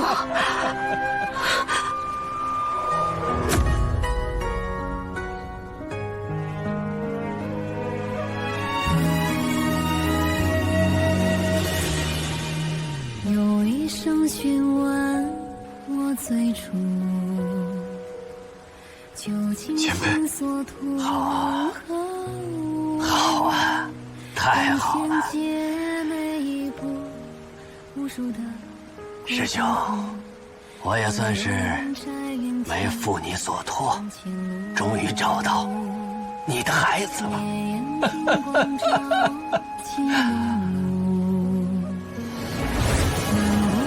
天下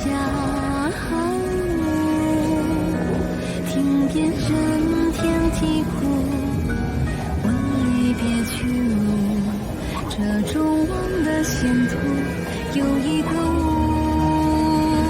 又见人间霜雪，不忘了众生击鼓，菊花烟幕旗还敢在乎。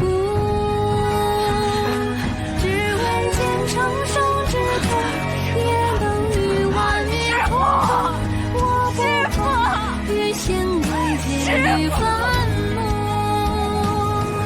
莫使我可笑糊涂，孤身回响这云雾，谈论的前方倒数，可还有一丝迷雾？捂着心不为疾苦，捂着手捂着血雾，捂着命一身心到入骨。几间壮意如土，有几个是他不顾，我便不惧火烛独行一步，未见长生之途，也能与万民同舟渡。我不怕遇千里繁木，醉可终，念可度，心不可不顾。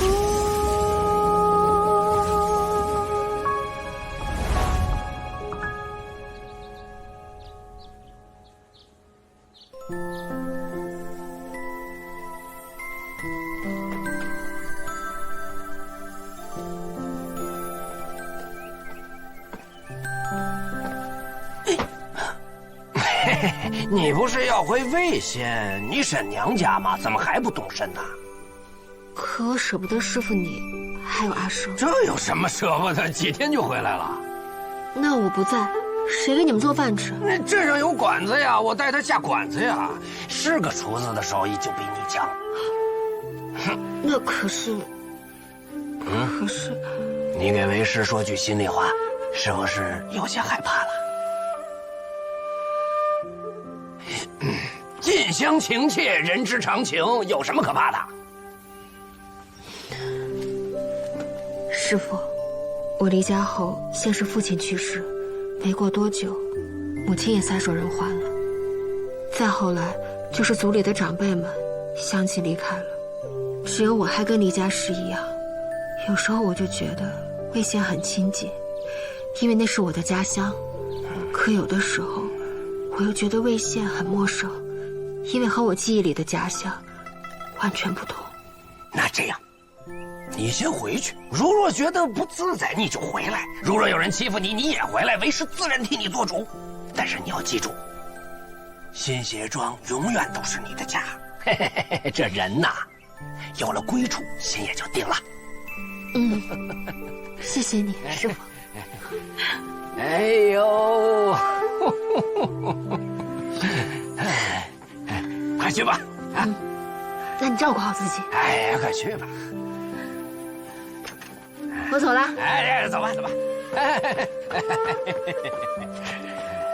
师傅，等我回来，我会给你带你最爱喝的桃花酿。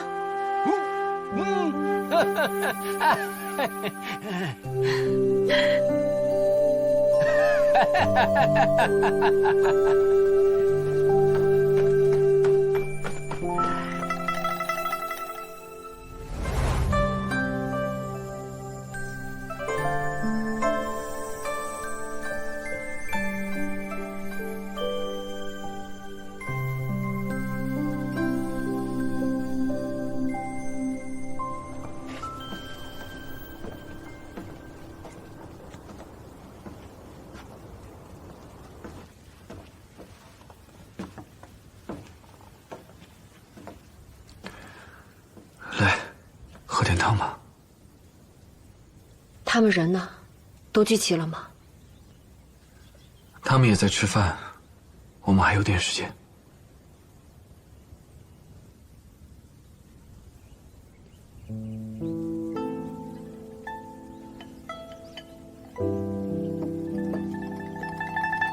其实我早就知道我师父大限将至，这次出来，本来就是想找不朽丹给他续命的。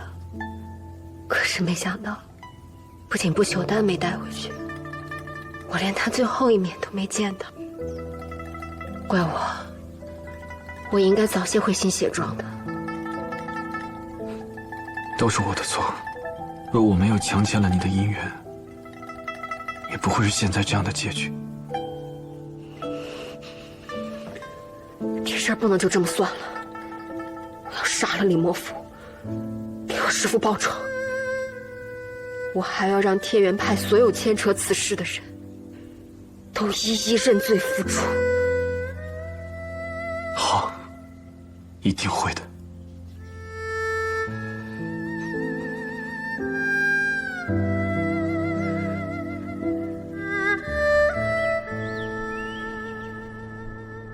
四合书库一战之后，我们落入了青红教的手里。原本他们可以直接将我们拿下，但却一直在费尽心思的骗我，就是为了让我帮他们翻译战鬼文字的顾忌。这书有什么问题吗？你们看，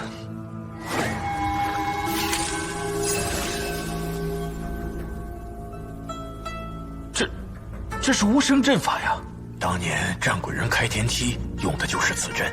不错，无声阵法意为以物有生存在，此阵可以以人的生命力来催生草木。刚刚的一缕头发足以促进它的生长，但像剑木这样巨大的灵芝，还需要献祭更多人的性命才能够催熟。师祖，你当时译的书中也有这个阵法？他当时将阵法中涉及到的内容与文字打散，塞到了书里的其他地方。我也是事后回想起了许多不通顺的地方，才隐约猜到他想要这个阵法。我也一直在想，这青红教的背后究竟是谁？后来推断，我们回来后，第一个出来发难的仙门，应该就是幕后主使。所以你把我迷晕，是为了找出他们背后的人？是天元派。我上山后，发现白宗英被囚禁，通过他，我找到了真相。爱情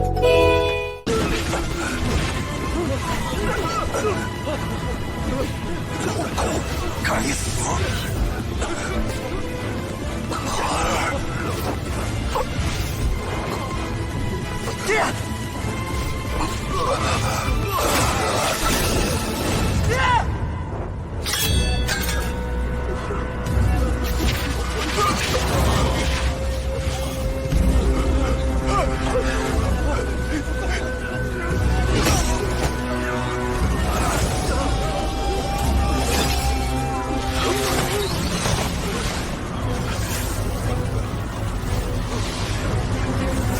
老夫不干！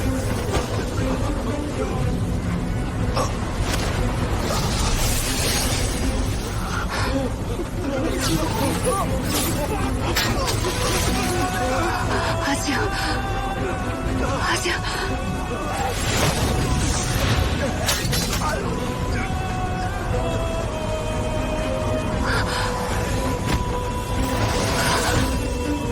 虫子！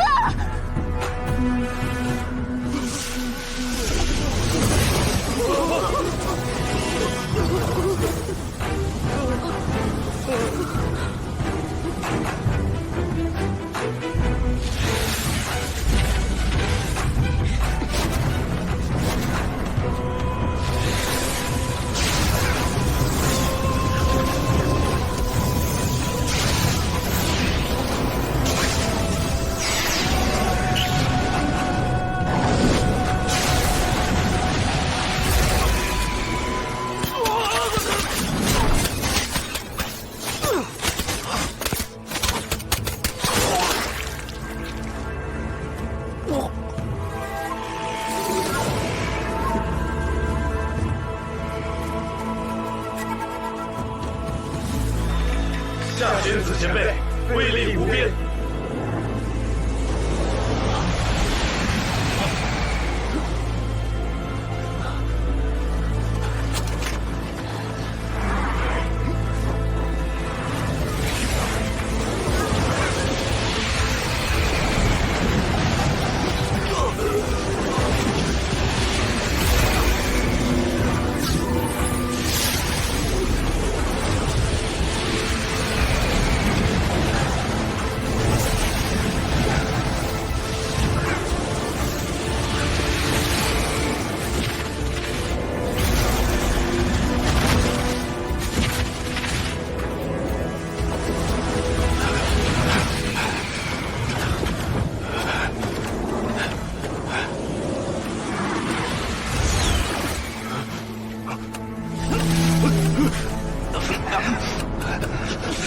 西！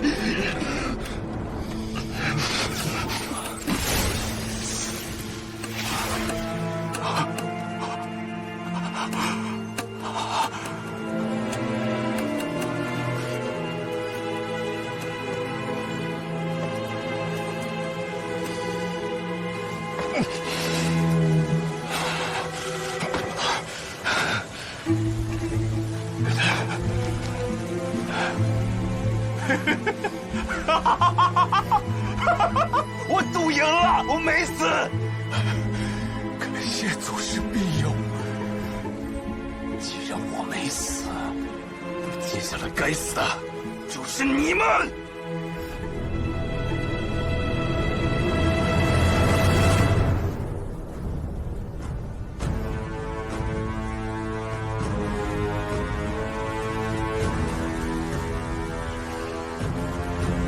这就是命。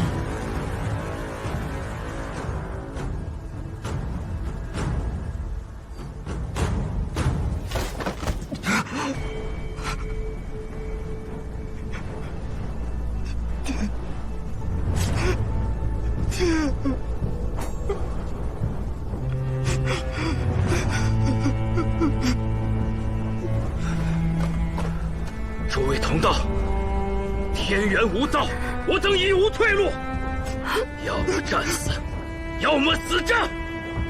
杀！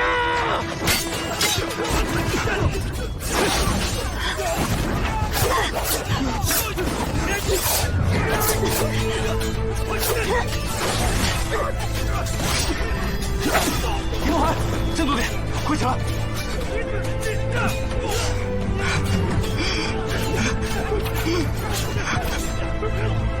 林梦涵，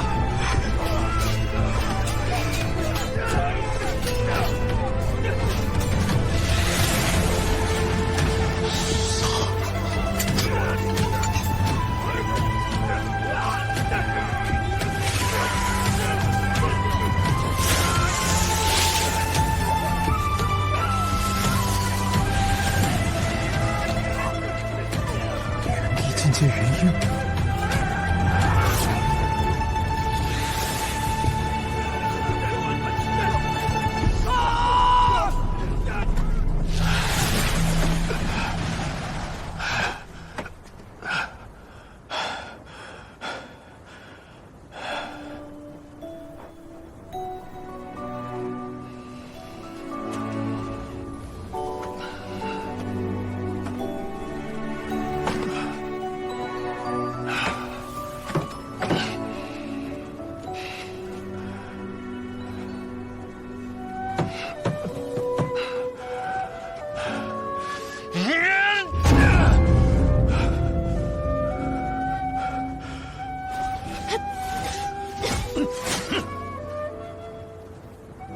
白宗英，你失了灵根，难道连脑子也变傻了吗？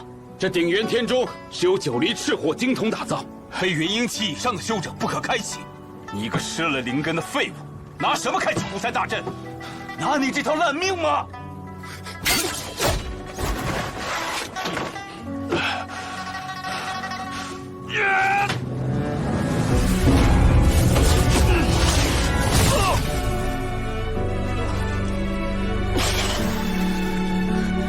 白师兄！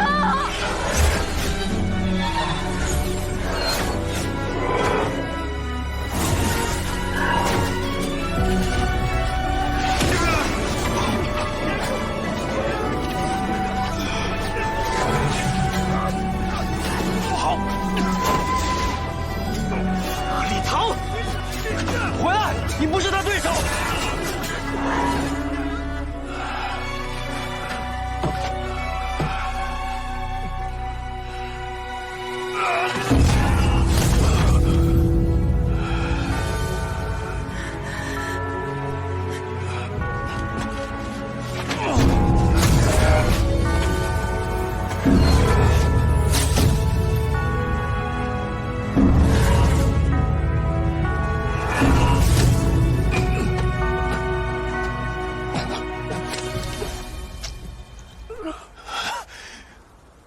白宗英，你疯了！你这是在找死！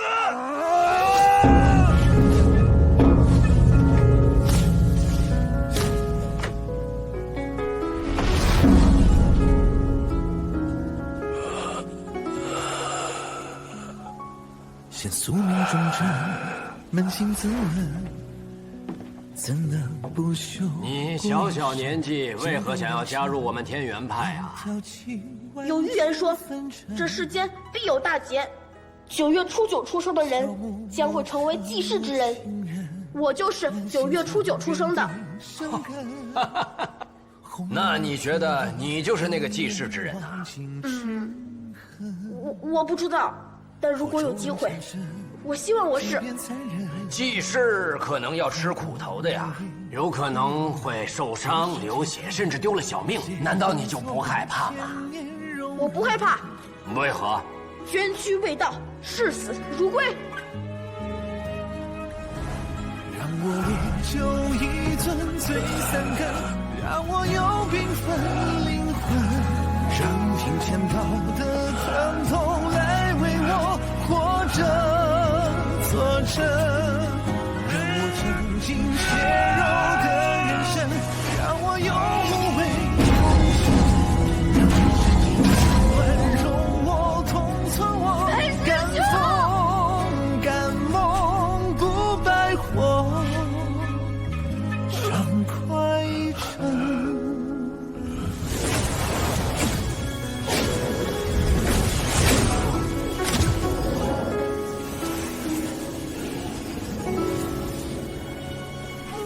现宿命忠贞，扪心自问，怎能不朽过一生？不染尘一条情，看却风尘。是辉煌不我多人，是痛如归你安生。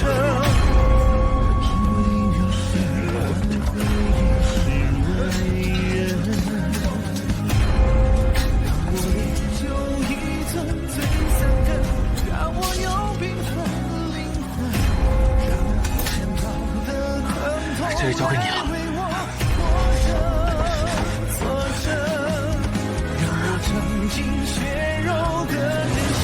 让我有无畏红尘，让世间冷暖容我同存我敢风敢梦，让我烈酒一樽醉3更，让我有缤纷灵魂，让金钱豹的疼痛来为我活着作证，让我尝尽血肉的人生，让我有无畏红尘，让世间冷暖容我同存我敢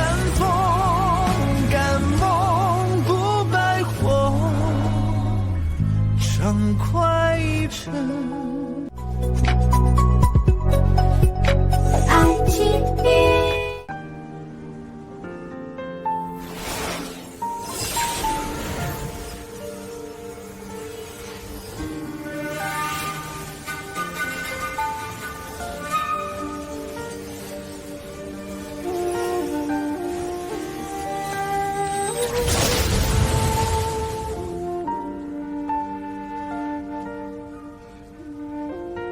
就这么点法力，还把我唤出来，你不好受，我也不好受。做了决定，总要告诉你。真决定好了？决定了。那就去做吧。以后我就不是我了，我也没有记忆了。我这块木头，因为得到你的力量，才在这世上走了一遭，能看见这花花世界，我很知足。谢谢你，不管你有没有记忆，我们一定会再相见的。希望以后还会再见，然后把我忘记的事告诉我。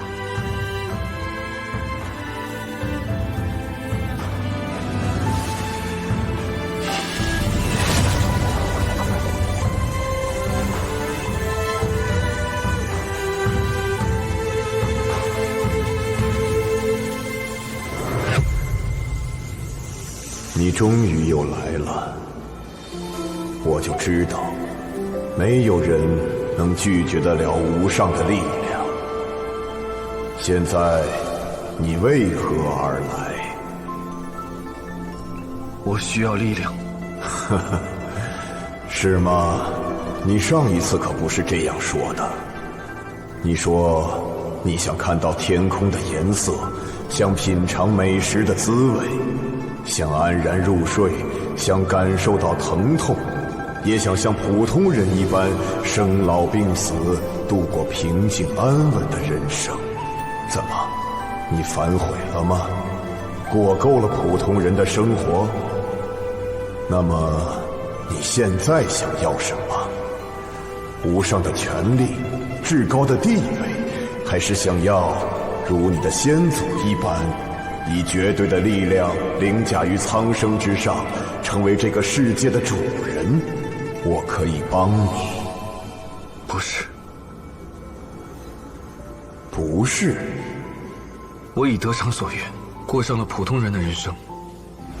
我不仅看到了蓝色的天空，还看到了这世上最美丽的颜色。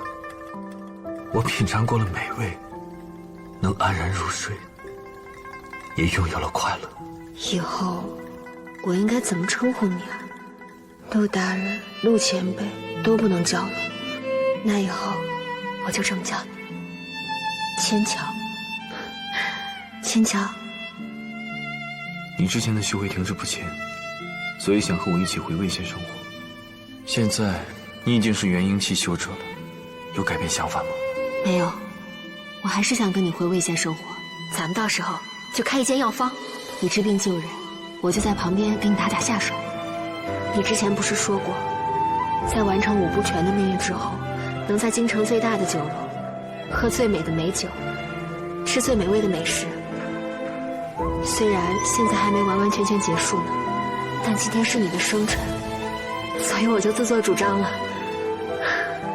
祝君如花似叶，岁岁年年，共展春风。从今把定春风笑，且做人间长寿仙。我还有了爱人、朋友、家人，我几乎过上了普通人的安稳人生。我很满足。现在的我，想要守护这一切。守护？我遇到了麻烦，需要强大的力量才能守护这一切。你要明白，想要成为完美战鬼，就要献祭你的全部记忆，好的、坏的、温情的、痛苦的，你会变成一个全新的人，你不再是你。人是由过往的经历塑造而成的，失去了记忆，原本的你也算是彻底消失了。你不再爱你的爱人，也不再珍护这一切吗？就算记忆不在了，就算我也不在了，但只要这颗心在，一切就在。就像一棵枯死的松树，不管重新长出多少新芽，也无法使它变成杨树。我相信，拥有力量的完美战鬼，就算失去了全部的记忆，也依然会做出正确的事情。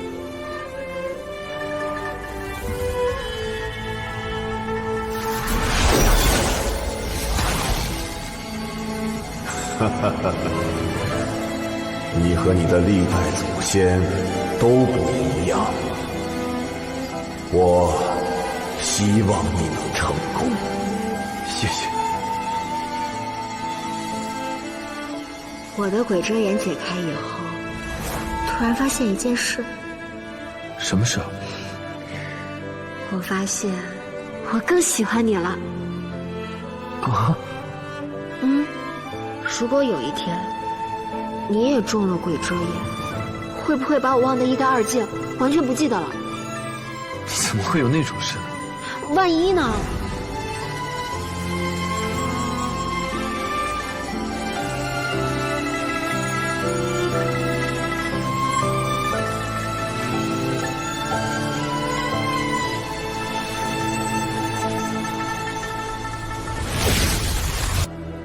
好吧，放着生命你不走，既然你要寻死，我便成全你。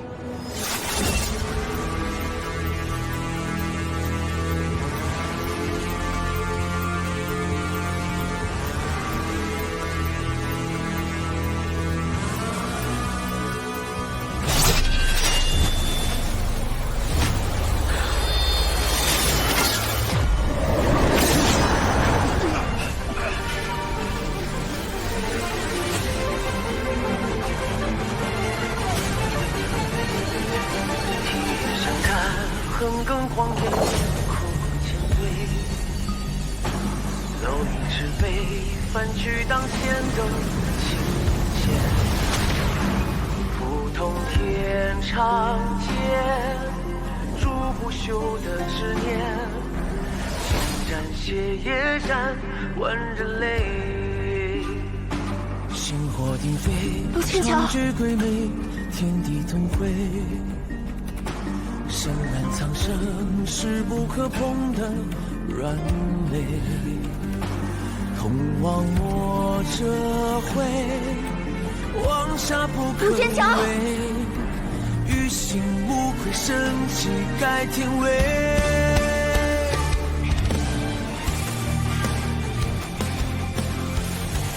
你是神，你已经成为了完美战鬼。你要做什么？我是来杀你的。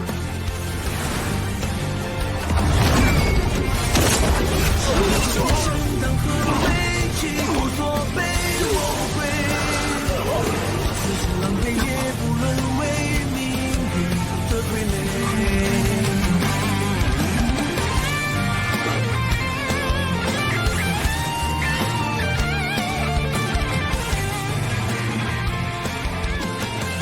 看到了吗？这才是神的力量。你既然已经成就了完美战鬼，就应该跟我重见天梯，重登天门。完美战鬼的执着没有洗刷，完美战鬼的诅咒也没有解开。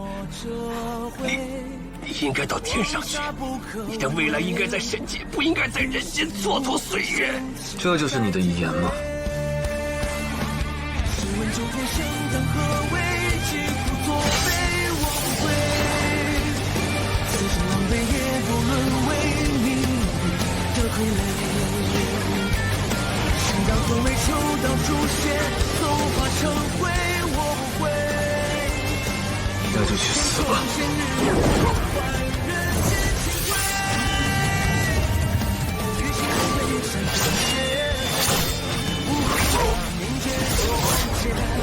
要不是与我是人所为这结尾。试问九天生当何为？岂不作悲？我不悔。此生狼狈也不沦为命运的傀儡。生当何为？秋当初现，纵化成灰。我不悔。于世间重现日月，万人间心灰。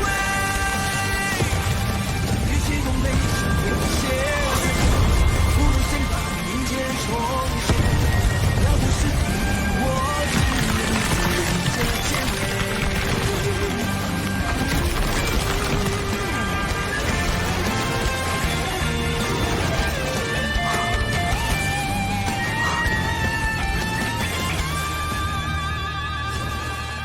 所以，想要成为完美战鬼，就要付出代价。不错，完美战鬼需要献祭全部的记忆，从此之后，过往的种种就如烟云消散，那些所珍重、宝贵的人和事，全部都会被抹去，再也无法想起。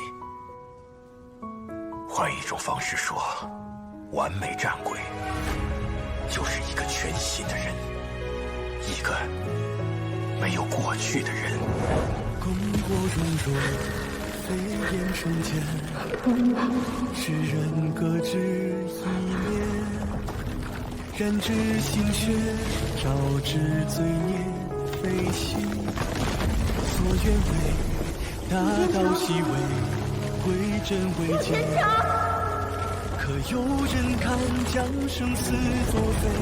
旦夕之间，心消魂飞，心火就此燎原。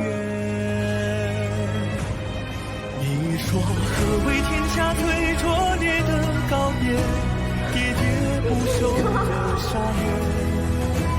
莫等眼角那片薄雪，白了少年才见。一首佛海间，愿何时才能唤醒？粉身正道不悔，手心朝晖，回人间曙光，照亮穹天。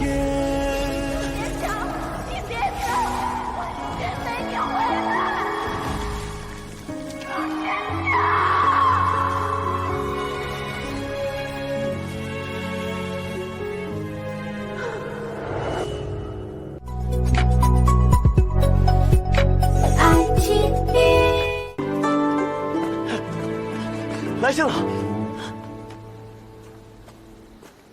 莹莹，你的信。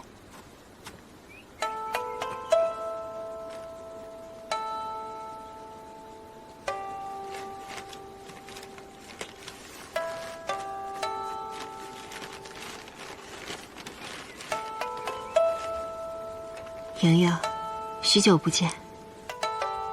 给你写这封信时，我正在平安客栈。刚喝了梅山君珍藏的假酒，我有些目眩，但又格外觉得有许多话想跟你说。平安客栈的生意更好了，林慕寒也接管了灵寂山和天元派剩下的弟子，成了新一任的正道魁首。他成熟了许多，仙门大会都被他主张的井井有条。他说，天梯断了也没关系。他会带着所有的修行者找到新的出路。梅山君就夸张了些，他要成神了，剑道封神，还总觉得自己要遭雷劈。我告诉他，现在天梯还断着呢，他想成神，那是有些难度了。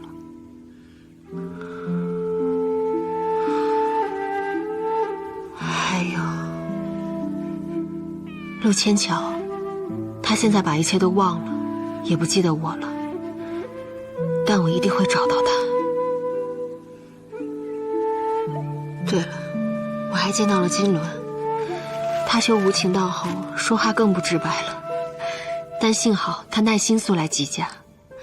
他跟我说，他生已然成神，化作了一种名为场的生命形式，虽然看不见摸不到，却能一直陪在我身边。有时我能感觉到有他的陪伴，我就觉得很好了。我已想明白了，新旧相推，日生不至，干涸的水源总会孕育新的河流，枯死的山里也终有一日会再现生机。一切看起来都是周而复始，循环不休，而我们活在这个世界，就是要为了多看几眼重新升起的太阳。最后，祝你安好，万事顺遂，心梅。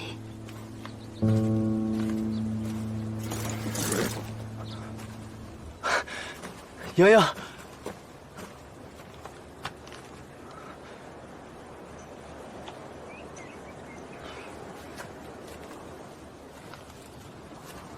不是一直要教我骑马吗？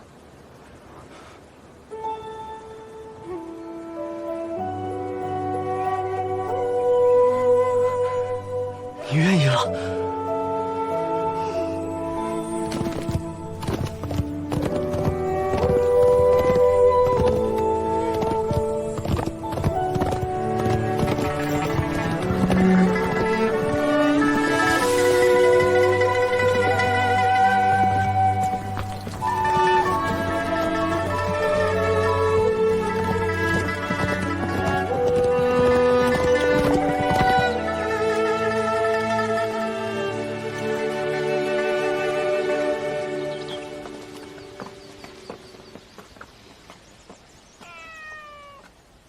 那我走了。走吧。一路顺风。注意安全。嗯。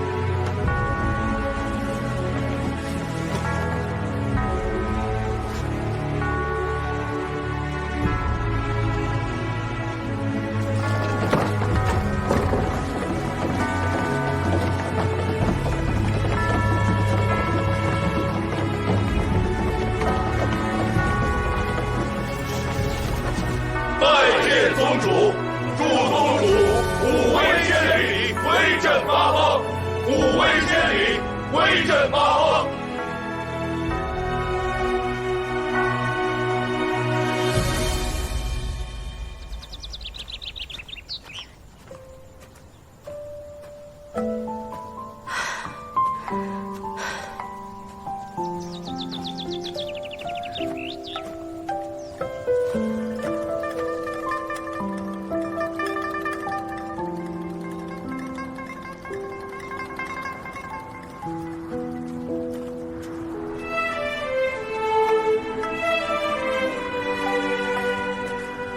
这位，新鞋庄的新梅，新仙子。这位，是陆怀，陆大人。青丝绕一缕，结发共长生。白首之约，良缘永结，匹配同称，佳偶天成。你明知自己不会死，又为何与我成亲呢？让我心有牵念，对你不敢。我真的很想知道，我以微末本事打抱不平，替你报仇，险些送命的时候，你究竟是作何感想？是感激，西姑娘，我很感激你。只是我确实有不能与旁人说的理由，这关乎着我的身家性命。但请你相信我，我绝对没有害你的意思。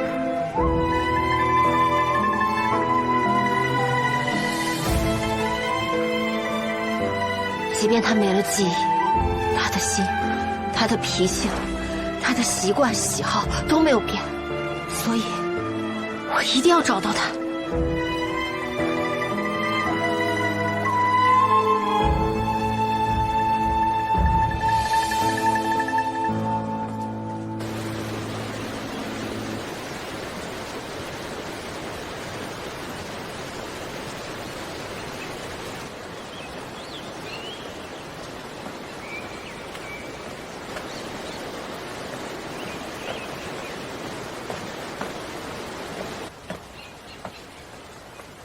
喂，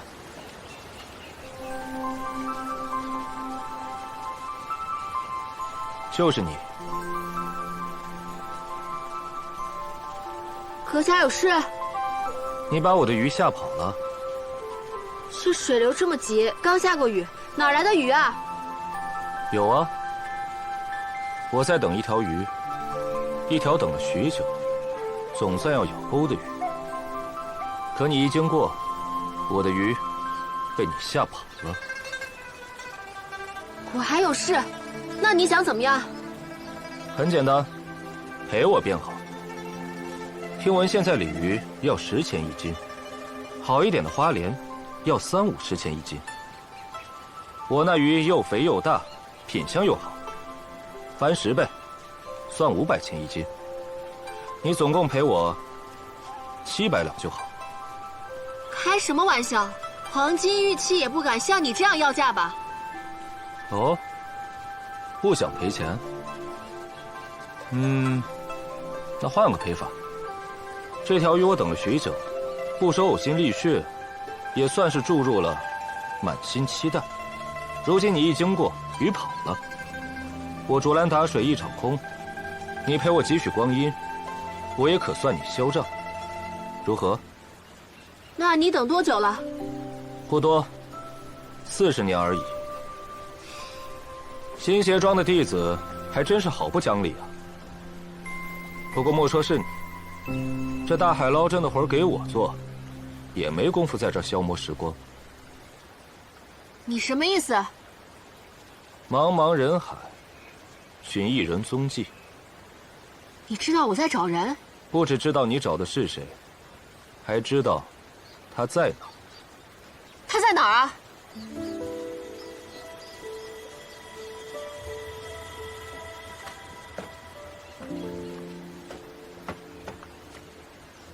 你刚才说那鱼，要多少银子来着？700两，我凑一凑赔给你，你看行吗？那是刚才的价格，现在嘛，不一样了。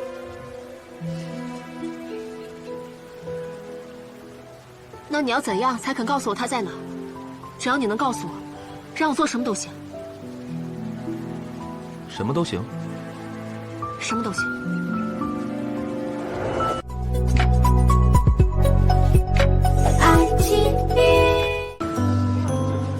客官慢用啊！哎，姑娘，您吃点什么？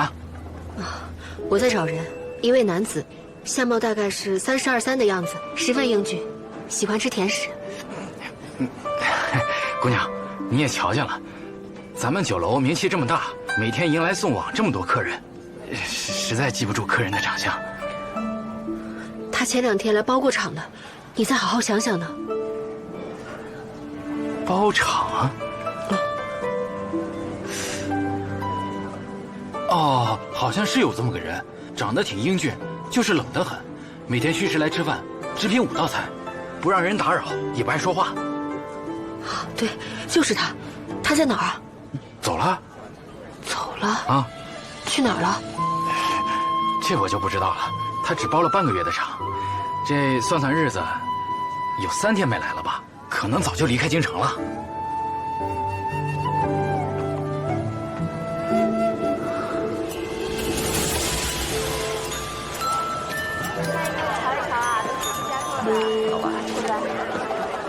挑点啊！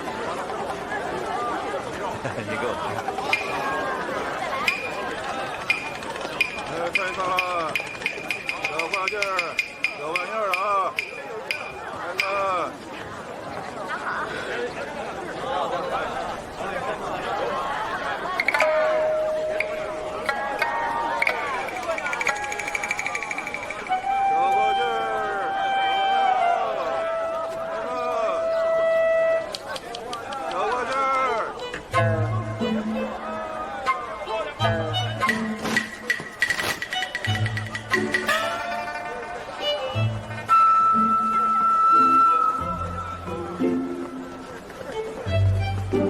你在干什么？画画呀。我允许你画我了吗？你这姑娘还挺好笑的。你怎知我这画中女子是你呢？那你看，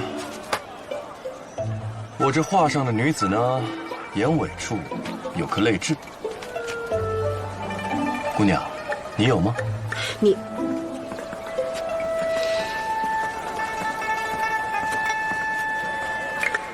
你很会画画呀。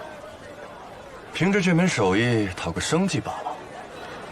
哎，那你能不能帮我画一幅人像？行倒是行，不过我的费用可是很贵的。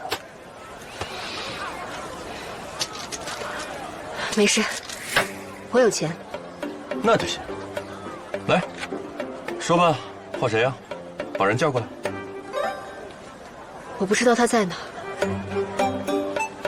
哦，原来是寻不到人呐，所以就把气撒到一个无辜画师身上。哎，没说不画。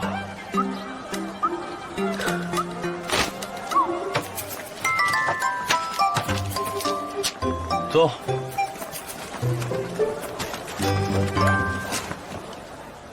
形容一下吧。他很高很瘦，长相嘛，很端正，而且十分英俊。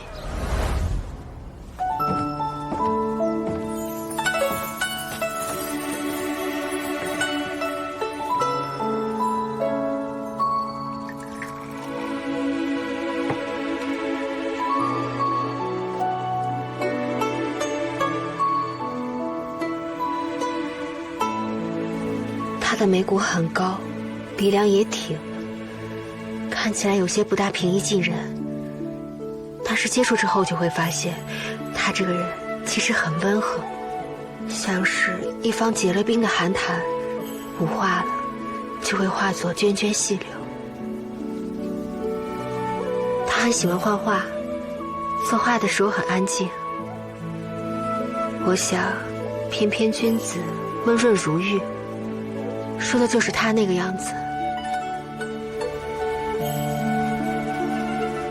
他笑起来的时候很温柔，眼眸深邃，像是无边无际的夜空，却又泛起璀璨星芒，比我见过的任何一颗星星都要明亮。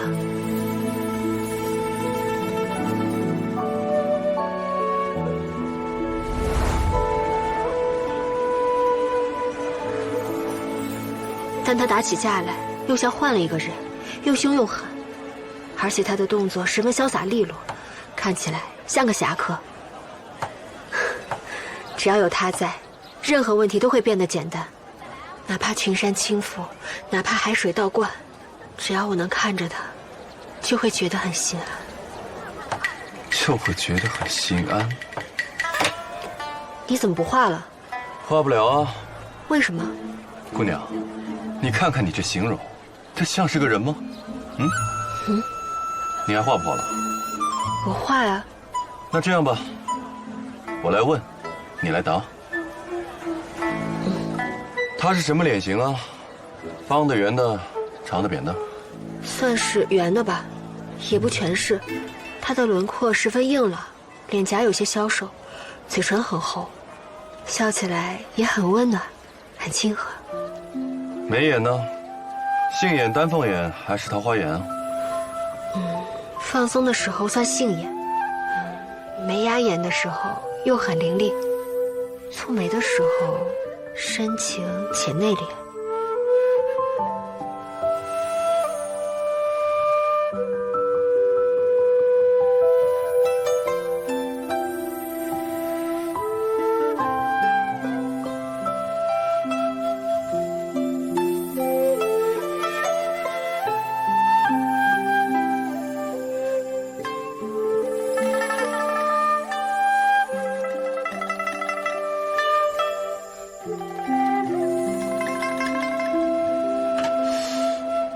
这人我好像见过呀。你见过？在哪儿见的？好像是瞧见过的。哦，就在对面这间酒楼里面，吃过酒的。哎，姑娘，不如我给你个建议，今日你便留在这城中。今晚有一个花灯节，他若在这城中的话，想必定会凑那个热闹的。我一定留下，是有个花灯节。嗯，收下吧。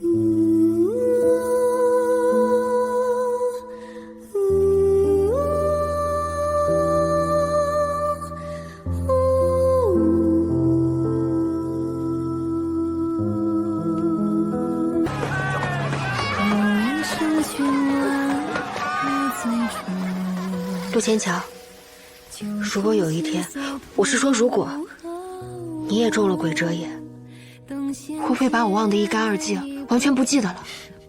怎么会有那种事儿呢？万一呢？万一啊！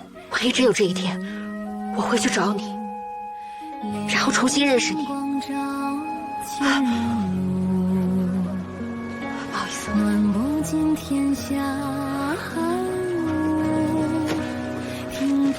青团，这个人你见过吗？没见过。这众望的线图有一个雾，又见人眼霜雪，不忘了终身疾步，菊花烟梦几百感在乎。莫使我可笑糊涂，不生回想这缘故，看懂的线放到手，可还有一丝迷雾。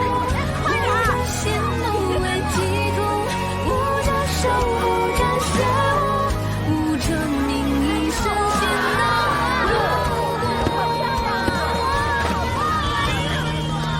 几件创意如图，有几个是他不顾，我便不惧荒途，独行一步，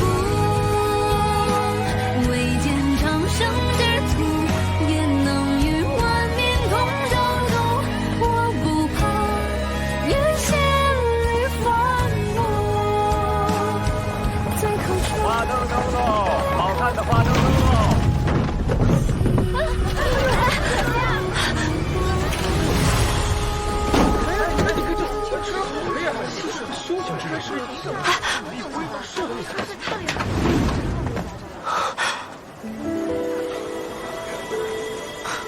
好巧啊，姑娘，又见面了。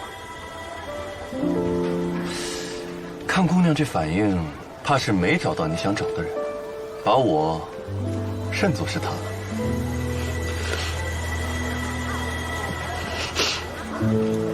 对，你怎么哭了？我就是开句玩笑。哎呀，我这个人最见不得姑娘哭了。嗯，不让你哄我。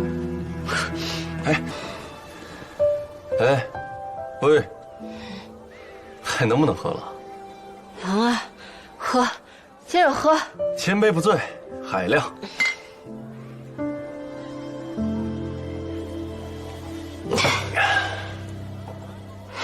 我跟你说，其实我酒量不行。嗯，什么千杯不醉，会喝酒的另有其人。那我猜猜，该不会是你要找的那位吧？嗯，你怎么知道的？不如你和我好好说说，他除了英俊、帅气、潇洒以外，还有什么特点？如果有朝一日我碰到了他，我定帮你把他给留下来。那可太多了。我说，你给我记着。嗯，记着。他呀，爱喝酒，而且很能喝，就所有这些他喝完都不会醉，而且爱吃美食，各种美食，尤其爱吃甜食。他对陌生人有点凶凶的，但是他对朋友很好很好。他还擅长作画，那画的比你好多了。比我还好。还精通医术，反正没有他不会的，他什么都会一点。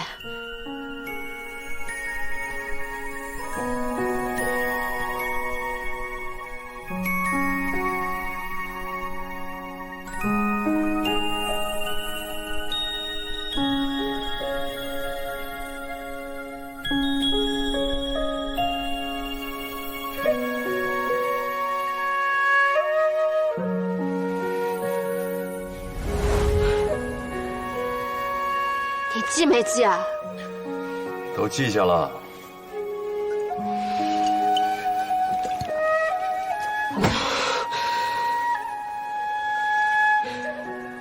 还有，我喜欢他，过去他还喜欢我的。我们一起去过很多地方，从中原到北向，一起吃过很多美食。一起看过很多朝阳，一起做过亡命之徒，一起出生入死。师兄，师兄，请问离营院的杂货房怎么走啊？新鞋庄新梅，不知前辈名号。陆千桥，万千之千，乔木之乔。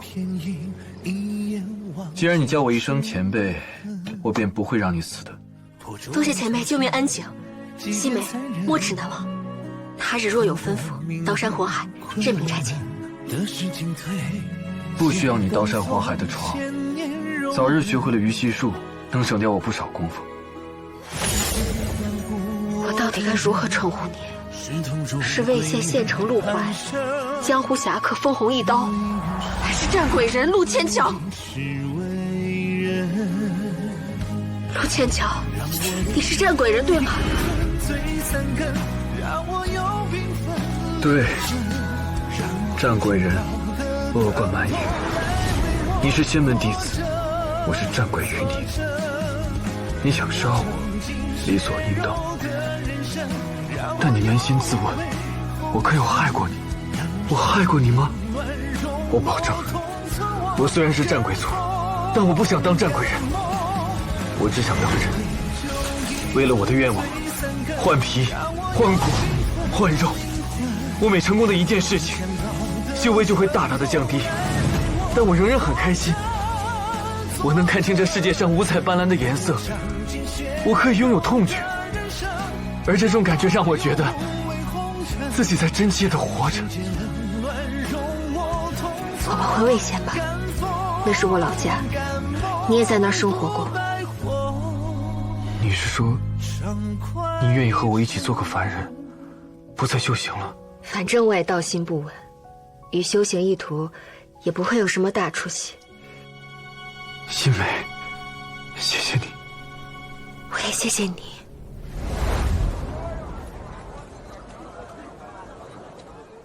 那为何他要把你丢下，一个人走了？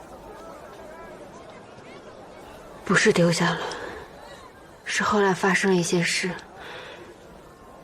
他把我忘了。陆千桥，陆千桥，陆千桥，陆千桥，你别走，我是仙梅，你回来，陆千桥，哇！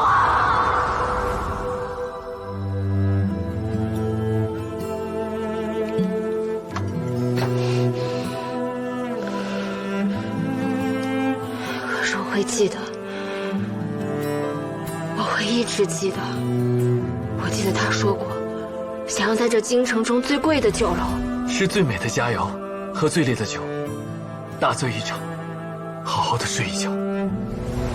我会记得我对他说过的所有的承诺，说过的所有的话，然后我一定会找到他，一定会找到他。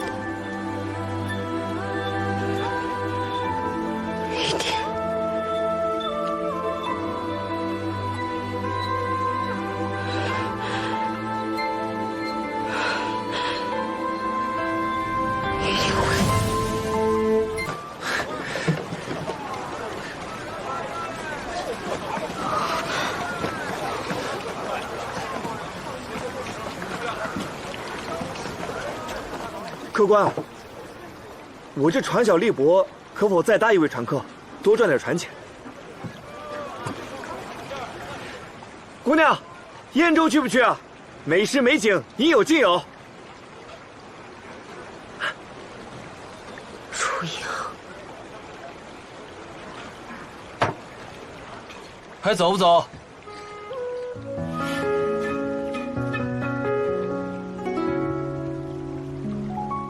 现宿命忠贞，扪心自问，怎能不朽过一生？剑不染尘，一条情万千纷尘。是魂唤故我都认，是痛入归涅槃生。只为余生换回一世为人。让我烈酒一樽醉三更，让我有缤纷灵魂。让金钱道的疼痛来为我活着。姑娘，走不走啊？走。